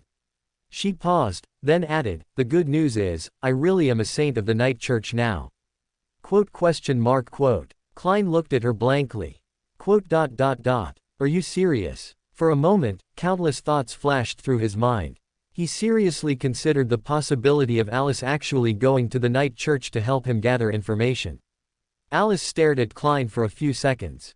After noticing the faint gratitude in his eyes, she asked him with a serious expression. Do you know what I sacrificed for you? Quote. Freedom. Klein looked at her and asked hesitantly. Alice nodded solemnly and asked him, do you know what a saint of the church needs to do every day? Klein honestly shook his head. Alice then began to repeat Anthony's words with a serious expression. Actually, it's nothing much. It just requires coming to the cathedral on time to handle some church affairs, such as reviewing various applications from branch churches within the assigned district, things like sealed artifact transfers, personnel transfers, and promotion arrangements. There's also compiling statistics on Beyander events and Beyonders within the district, communicating with other churches, and so on. Klein's gaze gradually became blank. After Alice finished speaking, he looked at her and asked in a daze. Who told you this? Archbishop Anthony, Alice replied truthfully. Quote. Klein frowned slightly. That answer was certainly fine. During his time as a Nighthawk, he had also heard of Archbishop Anthony. As a saint of the church, it was only natural for Archbishop Anthony to know the work of a saint. The problem was, could Alice's situation be the same? He told you that you'd have to do these tasks in the future. Klein asked her with a frown. Alice's gaze drifted. These are the tasks of a church saint. The tasks of a church saint, which means, not her tasks. Klein seemed to understand. He glanced at Alice and, putting himself in her shoes, asked. Is the church perhaps not at ease in trusting you with anything? Quote. Alice turned her head to glare at him. Under her threatening gaze, Klein guiltily changed the subject. I'll tell you where to find in-home domestic services. Klein did indeed know where to find in-home domestic services, or rather, temporary chore maids. In Tingen City, he, Benson, and Melissa had hired a chore maid to cook at home. Although Melissa had handled almost everything from selection to final employment, he at least knew where to hire a chore maid. Melissa. Thinking of Melissa, Klein couldn't help but glance at Alice again. Leaving aside her actual age, and not mentioning Alice's hard-to-define psychological age, at least from her appearance, Alice and Melissa should be roughly the same age. So why was there such a huge difference? Klein glanced at Alice, who needed his help with everything, then thought of Melissa, who could arrange everything herself, and fully recognized the disparities in the world. While grumbling inwardly, he told Alice everything he knew. After confirming he knew nothing more, Alice thought for a moment and dropped a bombshell. I went back to Tingen City, right? Klein nodded. Alice then took a breath before continuing. At that time, when I went back, I saw the captain. Klein paused slightly. He recalled Alice's previous words about feeling depressed and asked tentatively. The captain recognized you. He paused, remembering his cautious feelings after reporting the anomaly at Channy's gate, and advised, "It's normal for the captain to be wary of you. After all, resurrection from the dead is—" "No," Alice interrupted him, "I proved my identity to the captain. The captain believed I was a favored one of the goddess. ... Then what's the problem?" Klein looked at Alice with slight confusion. Alice shook her head and said softly, "Although I originally intended to tell you something else, but, the captain at that time, called me, Your Excellency." Klein froze. As Alice said, the captain believed her, and the troublesome part was precisely there. Klein could almost imagine Alice's feelings. It wasn't difficult to imagine, because he had experienced something similar much earlier, when he disguised himself as a clown to deliver that bouquet of Seville chrysanthemums to Melissa and Benson. It wasn't entirely identical, because he hadn't revealed his identity then, but he imagined that if he had gained Benson and Melissa's trust, the outcome wouldn't have been much better. Whether it was resurrection from the dead or being a demigod, it ultimately meant something different. He reached out, wanting to pat Alice's shoulder to comfort her, but Alice didn't seem to need it. She looked up and said with a serious expression, "However, I later discovered something." "What?" Klein asked, puzzled. Alice shook her head and asked with a solemn expression, "Do you still remember Ms. Daly?" "What about Ms. Daly?" Klein subconsciously grew uneasy. He shifted his body and then heard Alice's heavy voice. "She and the captain are getting married." "Oh, then, huh?" Klein was momentarily dazed, then stared at Alice, asking incredulously, "Who is getting married to whom?" "The captain and Ms. Daly," Alice repeated. "What about the captain and Ms. Daly?" Klein confirmed for the second time. "They are getting married," Alice replied for the second time. "No," Klein swallowed, finally accepting the news. "When did this happen? Why didn't I notice anything at all?" Alice shrugged and shook her head. "I don't know. Maybe it's because you've never been married." Klein was choked for a moment. This was an irrefutable answer. He glared at Alice, no longer dwelling on the question, and instead asked, "When is the wedding?" "I don't know," Alice shook her head. "I saw it in a prophecy, but, anyway, they should already be discussing it." Klein lowered his head, lost in thought. This was good news. To be honest, Klein was happy for the captain, but that didn't stop him from being shocked by it. Just as he said, he hadn't noticed this before. However, looking at a problem with the answer in mind was different. Re-examining past events, Klein felt a sense of sudden realization. He murmured, "No wonder." Some previously unnoticed details from the past became clear in his mind. Memories served as evidence of the fact, making the fact no longer abrupt, but rather long anticipated. Their conversation ended here. Alice returned to the real world, found someone to clean the room, and then remembered a very serious problem. How was she going to make money? This was indeed a very serious problem, because from Archbishop Anthony's attitude, the night church didn't seem to plan on paying her a salary. As for the comics, the scene of Aemon from the Forsaken Land of the Gods showing up with the comics was vivid in her mind. Even if Alice had 10 times the courage, she wouldn't dare to continue drawing the story of Aemon and Leonard. If she were to draw it, it would have to be a new version. She didn't even dare to collect the remaining manuscript fees. No, she barely dared to go to that magazine office. She was mainly afraid Aemon would be there. Putting that aside, Alice realized she didn't know what she could do. Was she really going to make wealth talismans to sell for cash? Or pick up money on the street, or casually bet a couple of hands at the gambling house? An angel reduced to this state, it felt so pathetic. Alice looked dazed for a moment and touched the dried puppet. This item came from the Rose school of thought demigod she had killed. She hadn't looked at it closely. The door pathway wasn't one that relied on Beander items for combat, and besides, it was only a sequence 4-level item. She was self-aware about her own abilities. This item would be difficult to utilize effectively in her hands. She was planning to sell the Beander characteristic. However, once this was sold, would she not have to worry about money for a while? Alice lowered her head and began to ponder. "No, I actually don't need to worry about money too much. Angels don't need to eat. I just like to eat for fun, but it's fine if I don't. As for a place to live, if push comes to shove, I can sleep on the streets, or under a bridge." Wouldn't an angel reduced to this state seem too pathetic? Alice covered her face with her hand. Klein rejected her offer to pick him up, so Alice spent her Saturday idly. On Sunday, she received a message from Klein. Quote, "The Wheel of Fortune card." Alice narrowed her eyes and muttered to herself, "I almost forgot about this." Did she also mention a soothsayer sealed artifact? This was the bargaining chip Bernadette had tried to trade with her earlier, but after her repeated difficulties, it became a gift to curry favor with her. Now, this card was given to the esteemed Mr. Fool. Alice didn't store this card above the gray fog. Instead, after receiving the message, she retrieved the card through a ritual. She was quite curious about the Wheel of Fortune card. Alice had seen the face of the Wheel of Fortune card in a dream, but at the time she hadn't had time to look closely. Only now did she have the opportunity to carefully observe the card.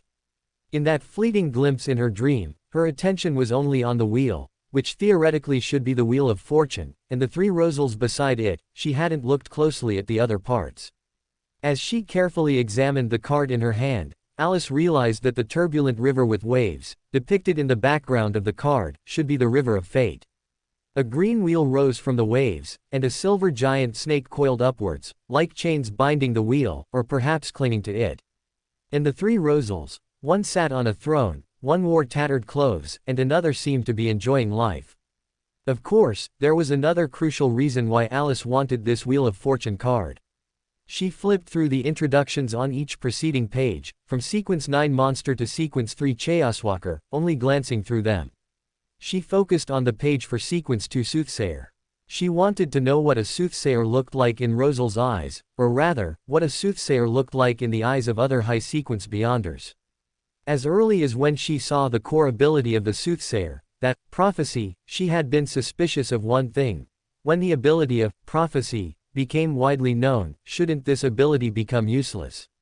Even if it was limited to high-sequence beyonders, or even just angels, the effect should be greatly diminished. After all, being able to deceive an angel or a true god was worth more than countless ordinary people.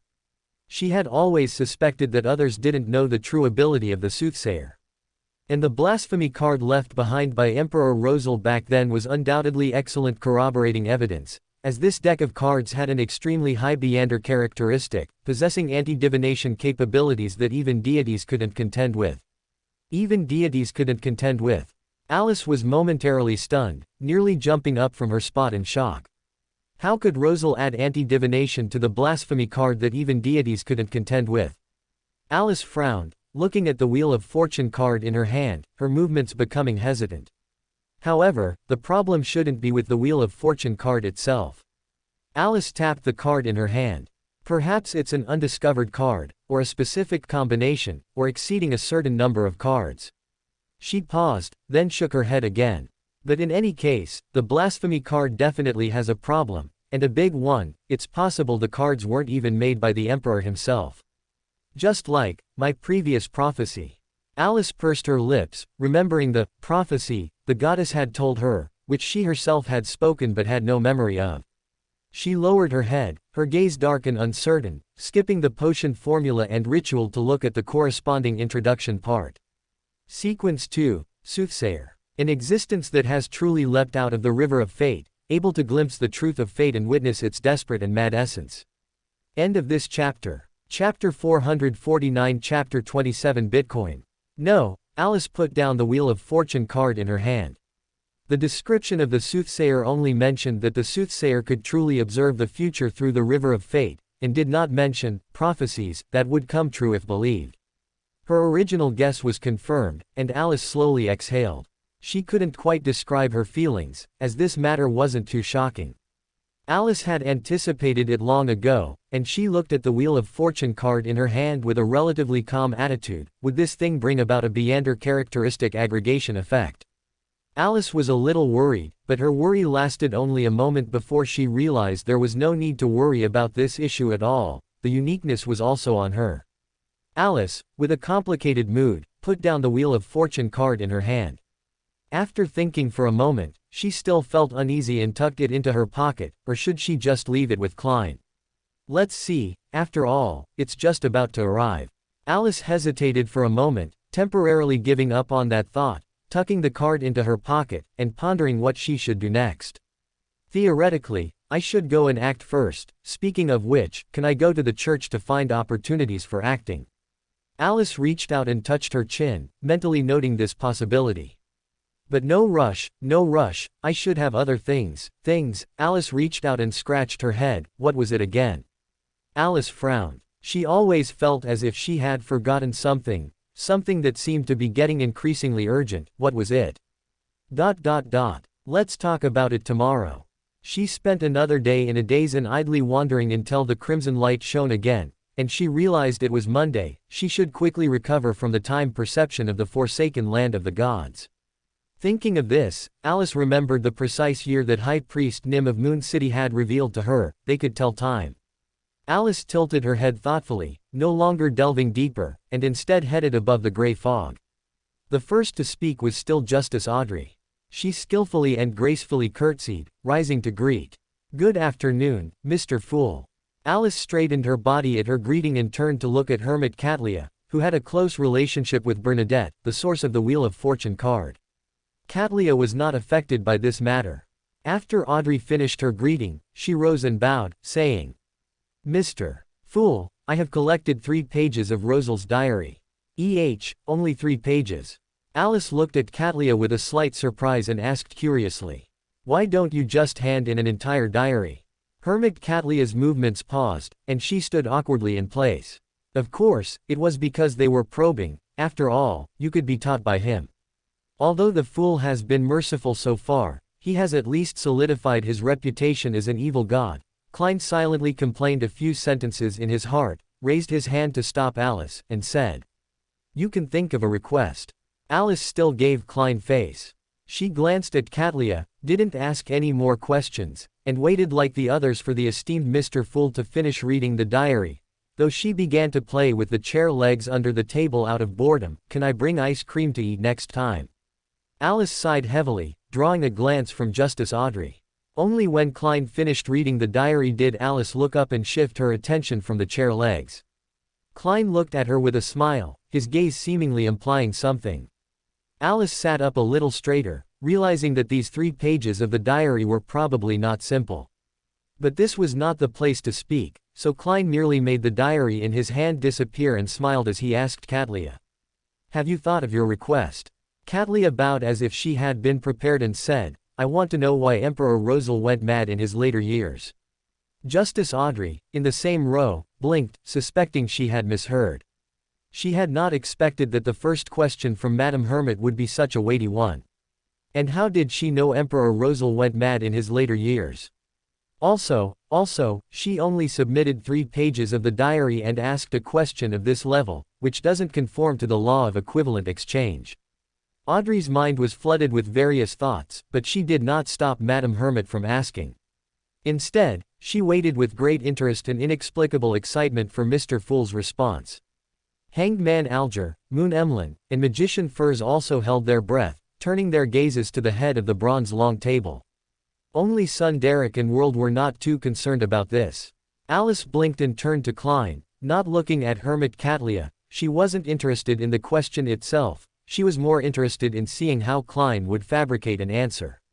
If those 3 pages of the diary also didn't contain the reason for Rosal's madness in his later years, Alice looked at Klein with ill intentions. Klein ignored her gaze and chuckled softly. "First, let's establish a fact. I am neither omniscient nor omnipotent." He spoke these words in a self-deprecating, relaxed tone, but Hermit and the others showed no abnormality, even appearing a little more respectful. This was quite reasonable, as there was no description of omniscience or omnipotence in the fool's honorific name. In fact, none of the existing hidden existences had such a description, except for the one who also had an angel of destiny under him. But Alice raised her hand to refute this point. If, and I mean if you turn everyone else into fools, then in their eyes, wouldn't you be omniscient and omnipotent? Klein's carefully organized words got stuck. He expended a great deal of effort to avoid showing any unusual expression.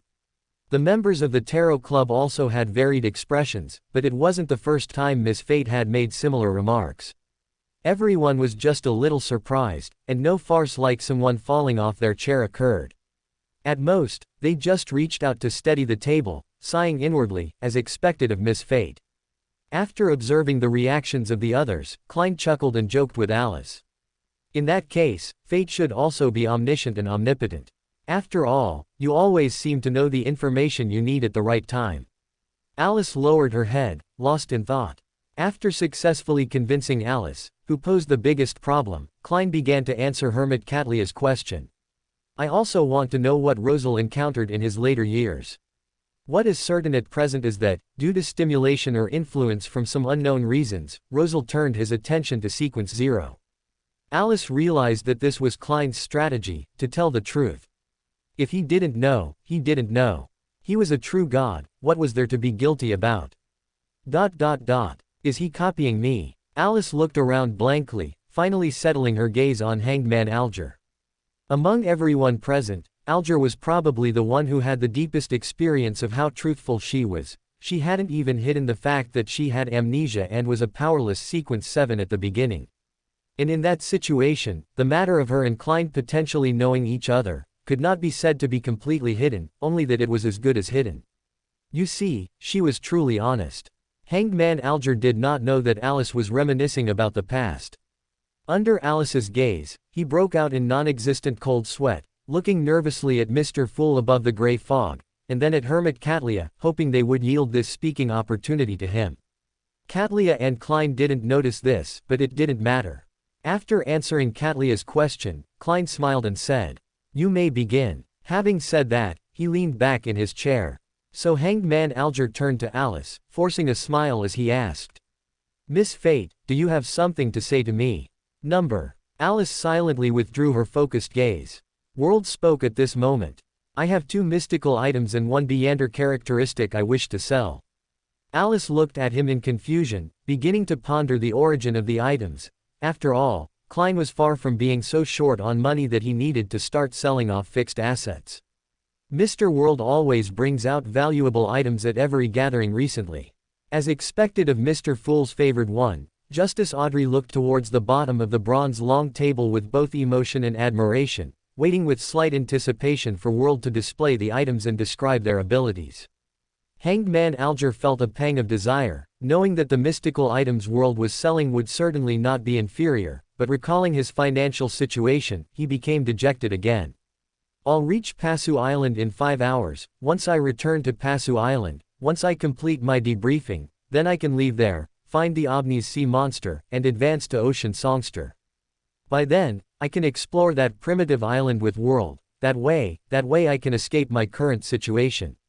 Hanged Man Alger slowly exhaled, listening intently. Meanwhile, Sun Derek, Moon Emlyn, and Magician Furs, although somewhat curious about mystical items, lacked the necessary desire to purchase. Of course, they were not Klein's ideal customers anyway. Hermit Catlia looked at World Gehrman Sparrow with great interest, pondering where his mystical items might have come from. If suitable, she was willing to buy them. After all, she still maintained a fleet, and she didn't mind buying some things for her subordinates. Seeing that the 2 major clients he had anticipated were more or less interested, World chuckled in a low voice. One is the Scales of Luck. This is the name I gave it myself. As he spoke, he applied to Mr. Fool and materialized a silver necklace with a pendant resembling an ancient coin. Alice glanced at him, mocking his hypocrisy in her heart, while can't help it asking, "How does it look like scales?" This was a challenge to Klein's naming ability. So World glanced at her and humbly asked, "Then what do you think it should be called?" "Tell me its abilities first," Alice demanded. So Klein meticulously described the miraculous effects and negative repercussions of the Scales of Luck. Just like the logic of his naming, this item resembled a scale. It could help people evade fatal dangers, but at the same time, it would later bring back fierce misfortune. After describing all of this, Klein once again humbly asked, "What do you think it should be called, Miss Fate?" "Bitcoin," Alice answered decisively. Klein's movement paused, and for a moment, he couldn't grasp Alice's naming logic, so he manipulated World to ask, "Why?" "Because it sounds like taking a loan from fate," Alice shrugged. Fate is a virtual currency, and so is Bitcoin. Audrey, who had originally wanted to ask what Bitcoin was, frowned again and began to try to understand the term. Virtual currency, how does it sound like counterfeit money? Klein, who had just been baptized by the topic of cashing out with a wealth talisman, controlled World to rub his temples, then steered the conversation away. Does anyone need this Bitcoin? The others exchanged glances. Hermit Catlia, being perceptive, did not press about Bitcoin, but instead inquired about the origin of the necklace. Senor, this should be Blood Admiral Senor's top necklace. The appearance is very similar, and the effects are basically the same. Where did Gehrman Sparrow get it? What did he do? The future hasn't docked these past few days. Did I miss some important news? Amidst her swirling thoughts, she received World's answer. He is already dead. Alice realized the original owner of the necklace from this conversation. She couldn't help but raise her hand and ask with a frown. If this necklace came from Senor, theoretically, shouldn't it belong to me? Hanged Man Alger and Hermit Catlia, who had originally been horrified by Gehrman Sparrow's strength, both breathed a sigh of relief. Good, it doesn't sound so scary, haha. As they pondered, Klein calmly and skillfully reassured Alice. You did not ask me for his belongings after you watched me kill Senor. Moreover, you agreed to let Senor become my servant, then the things on him should also rightfully belong to me. Alice frowned and began to think. Catlia looked at the two of them hesitantly and interjected. How much do you plan to sell it for? Or what item do you want to exchange for? If the price is right, I can consider it. 12,000 pounds. Klein quoted the price he had decided on earlier. Catlia frowned slightly. Clearly, she considered the price a bit too expensive. Alice glanced at them thoughtfully, then suddenly raised her hand and interjected. If you are willing to help me craft a Beander characteristic into a mystical item, I can speak for him and lower the price. This Beander characteristic comes from a sequence 4 demigod of the Rose School of Thought. He is a puppet. This was precisely the Beander characteristic Alice had asked Klein to sell on her behalf. End of chapter. Chapter 450. Chapter 28. Miss Destiny's IQ. The World turned to look at Alice, his eyes filled with confusion. Rose School of Thought. Catlia's eyes flickered with doubt, but she didn't press further.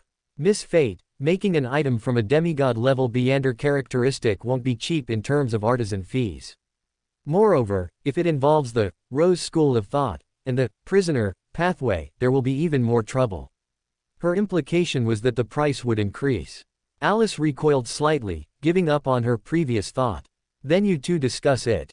Her attitude was quite clear. She had only been momentarily intrigued and didn't have a firm conviction about the matter, which seemed normal. But the Hanged Man, Alger, glanced at Alice, then at the World, and suddenly realized a problem. Miss Fate, can she not contact Mr. Fool's dependents? Or rather, can she only contact the World? Is the relationship between Mr. Fool and Miss Fate not that intimate? No, it should be said that for some reason, Mr. Fool still harbors reservations about Miss Fate, because of that phrase about betting on both sides. The Hanged Man, Alger, couldn't help but glance at Alice again due to this thought, and a blasphemous idea arose in his mind. Does Miss Fate really have the brains for this? Alice turned her head in confusion, meeting his gaze, which startled him into lowering his head again, not daring to think further. How inexplicable. Alice withdrew her gaze and continued to watch the show.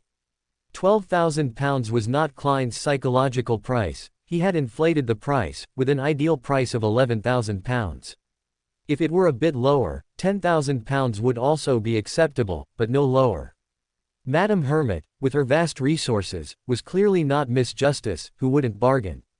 After Alice chose to remain silent, she pondered for a moment and asked, can I use a portion of gold coins as a substitute?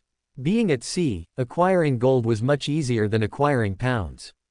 Catlia calculated for a while and also tried to bargain.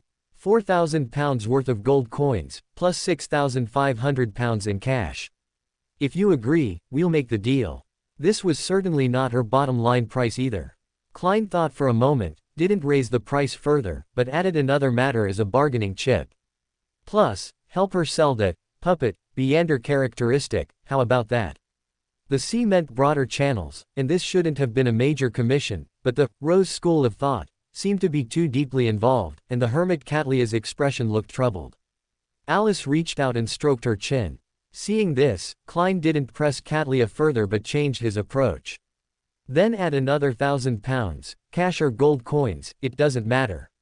500 pounds. Catlia tried to bargain. Deal. The World sealed the deal, and the transaction ended there. with the scale of luck selling for a high price of £11,000.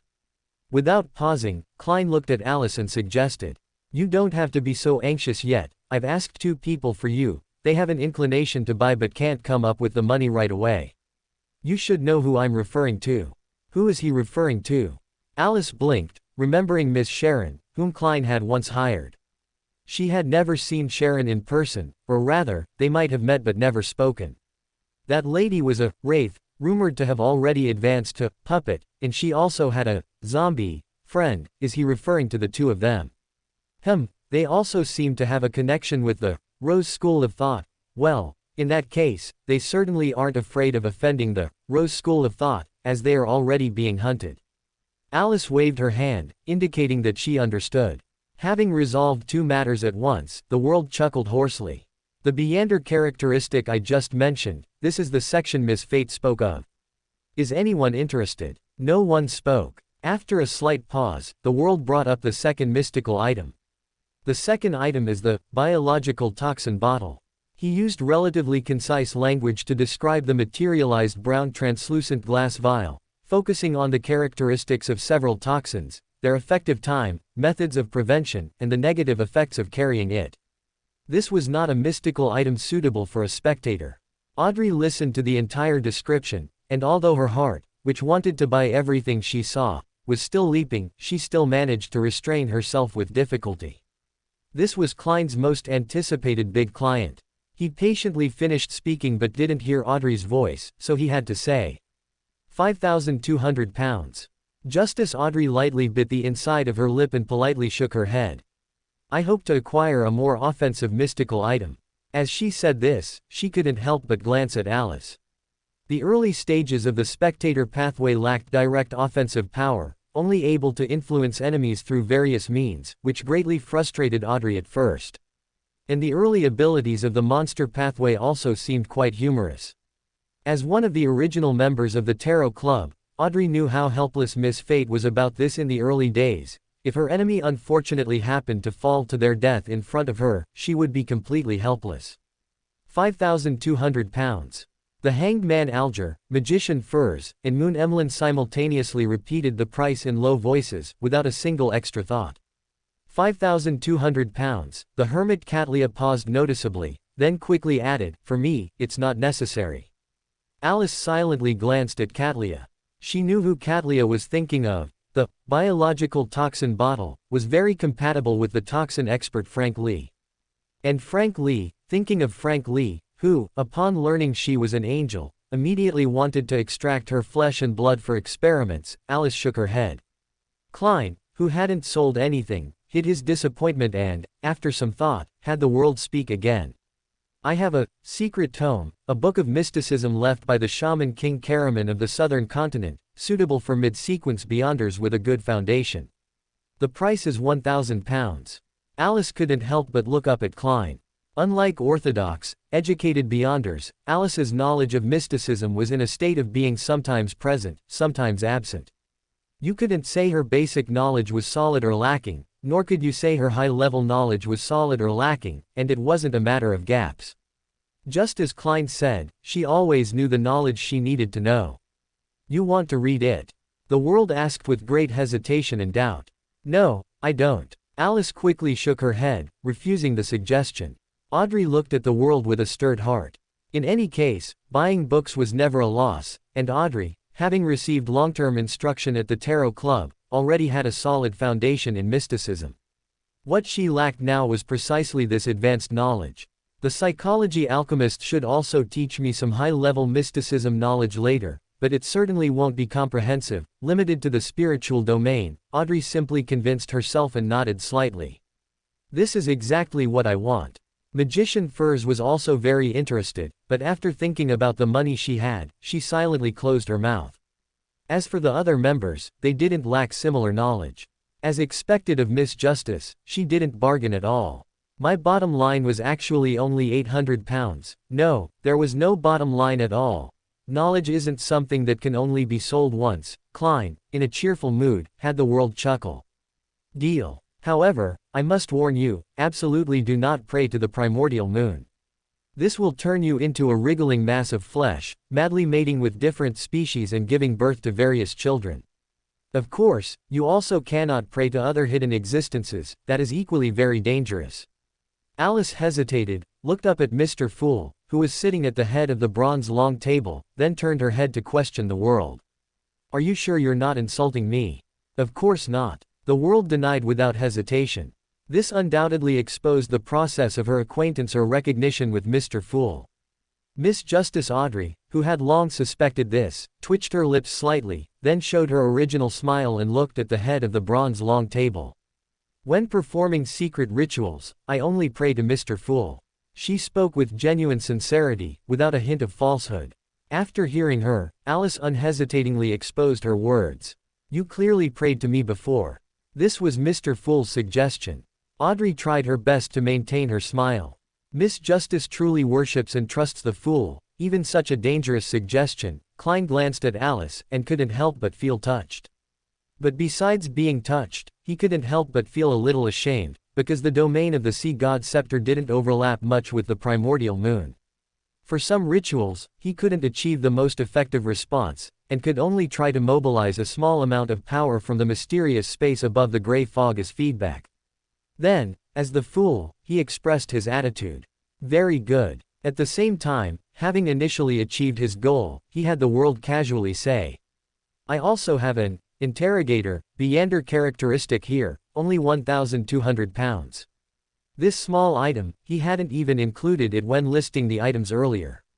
How many items does he actually have? Magician Furs looked over in surprise. In any case, the matter of Gairman Sparrow relying on Miss Fate by his side was completely cleared up at the Tarot Club. No one thought Gairman Sparrow would even call Miss Fate for help to step on an ant. Although this was what Zio needed, Furs really wanted to buy it on Zio's behalf, but considering Zio's financial situation, and remembering that Zio didn't have the necessary potion formula, she finally withdrew her gaze. At this moment, she couldn't help but think of Alice's luck charm again. Can I really not buy it? Furs secretly glanced at Alice and sighed in her heart. Seeing no response, the world coughed and said, I have no more transactions. As soon as he finished speaking, the hanged man Alger, who had been waiting, looked at the hermit Catlia and said, I want to know where there are Obni's sea monsters that do not belong to the Storm Church. Obni's sea monsters that don't belong to the Storm Church. Alice glanced at the hanged man Alger and offered the first reliable suggestion since this tarot club began. You can ask Mr. Fool. This was indeed a good idea, because Klein had a sea god scepter. Even if he didn't know, he could ask the fish in the sea to inquire about where his relatives usually lived. The hanged man Alger also knew this. He didn't decline but said, if there's a need, I will. Obni's sea monsters that don't belong to the Storm Church. Is the hanged man really not a member of the Storm Church? The hermit Catlia's brows furrowed, then relaxed. I'll help you inquire. We can discuss the price once I have definite clues. Good. Alger let out a silent sigh of relief. The scene fell silent for a few seconds. Seeing this, the Moon Emlyn said to Magician Furs, I will give you the 100 pounds clue fee today. Thank you. Magician Furs said with low spirits. She had just been hit hard by the world's series of thousands and tens of thousands of pounds in transactions, and now she was a bit out of sorts. The Moon Emlyn then turned to look at the Sun Derek. I have the Elder Tree Root Crystal and auxiliary materials you wanted. Give me a list of what monsters and resources are around the City of Silver, and I'll pick a few items of equivalent value. They cost me 2,000 pounds in total, plus my reward of 200 pounds, making a total of 2,200 pounds. Alice glanced at the Moon Emlyn, who honestly stated his reward, and then at the hanged man Alger, who always only stated the total price, and shook her head.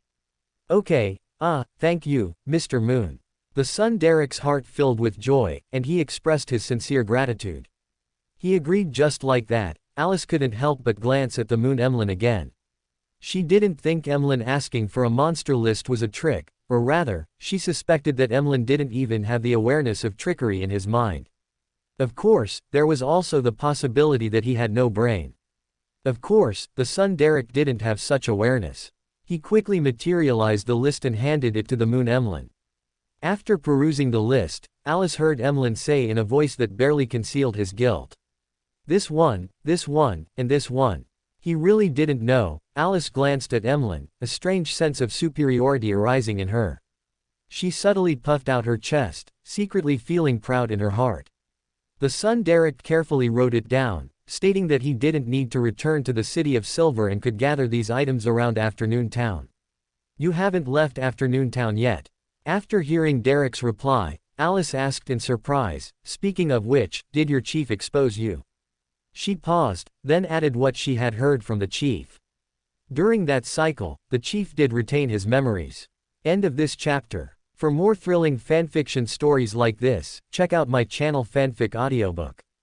Dive into epic adventures, mysterious realms, and legendary journeys brought to life through immersive storytelling.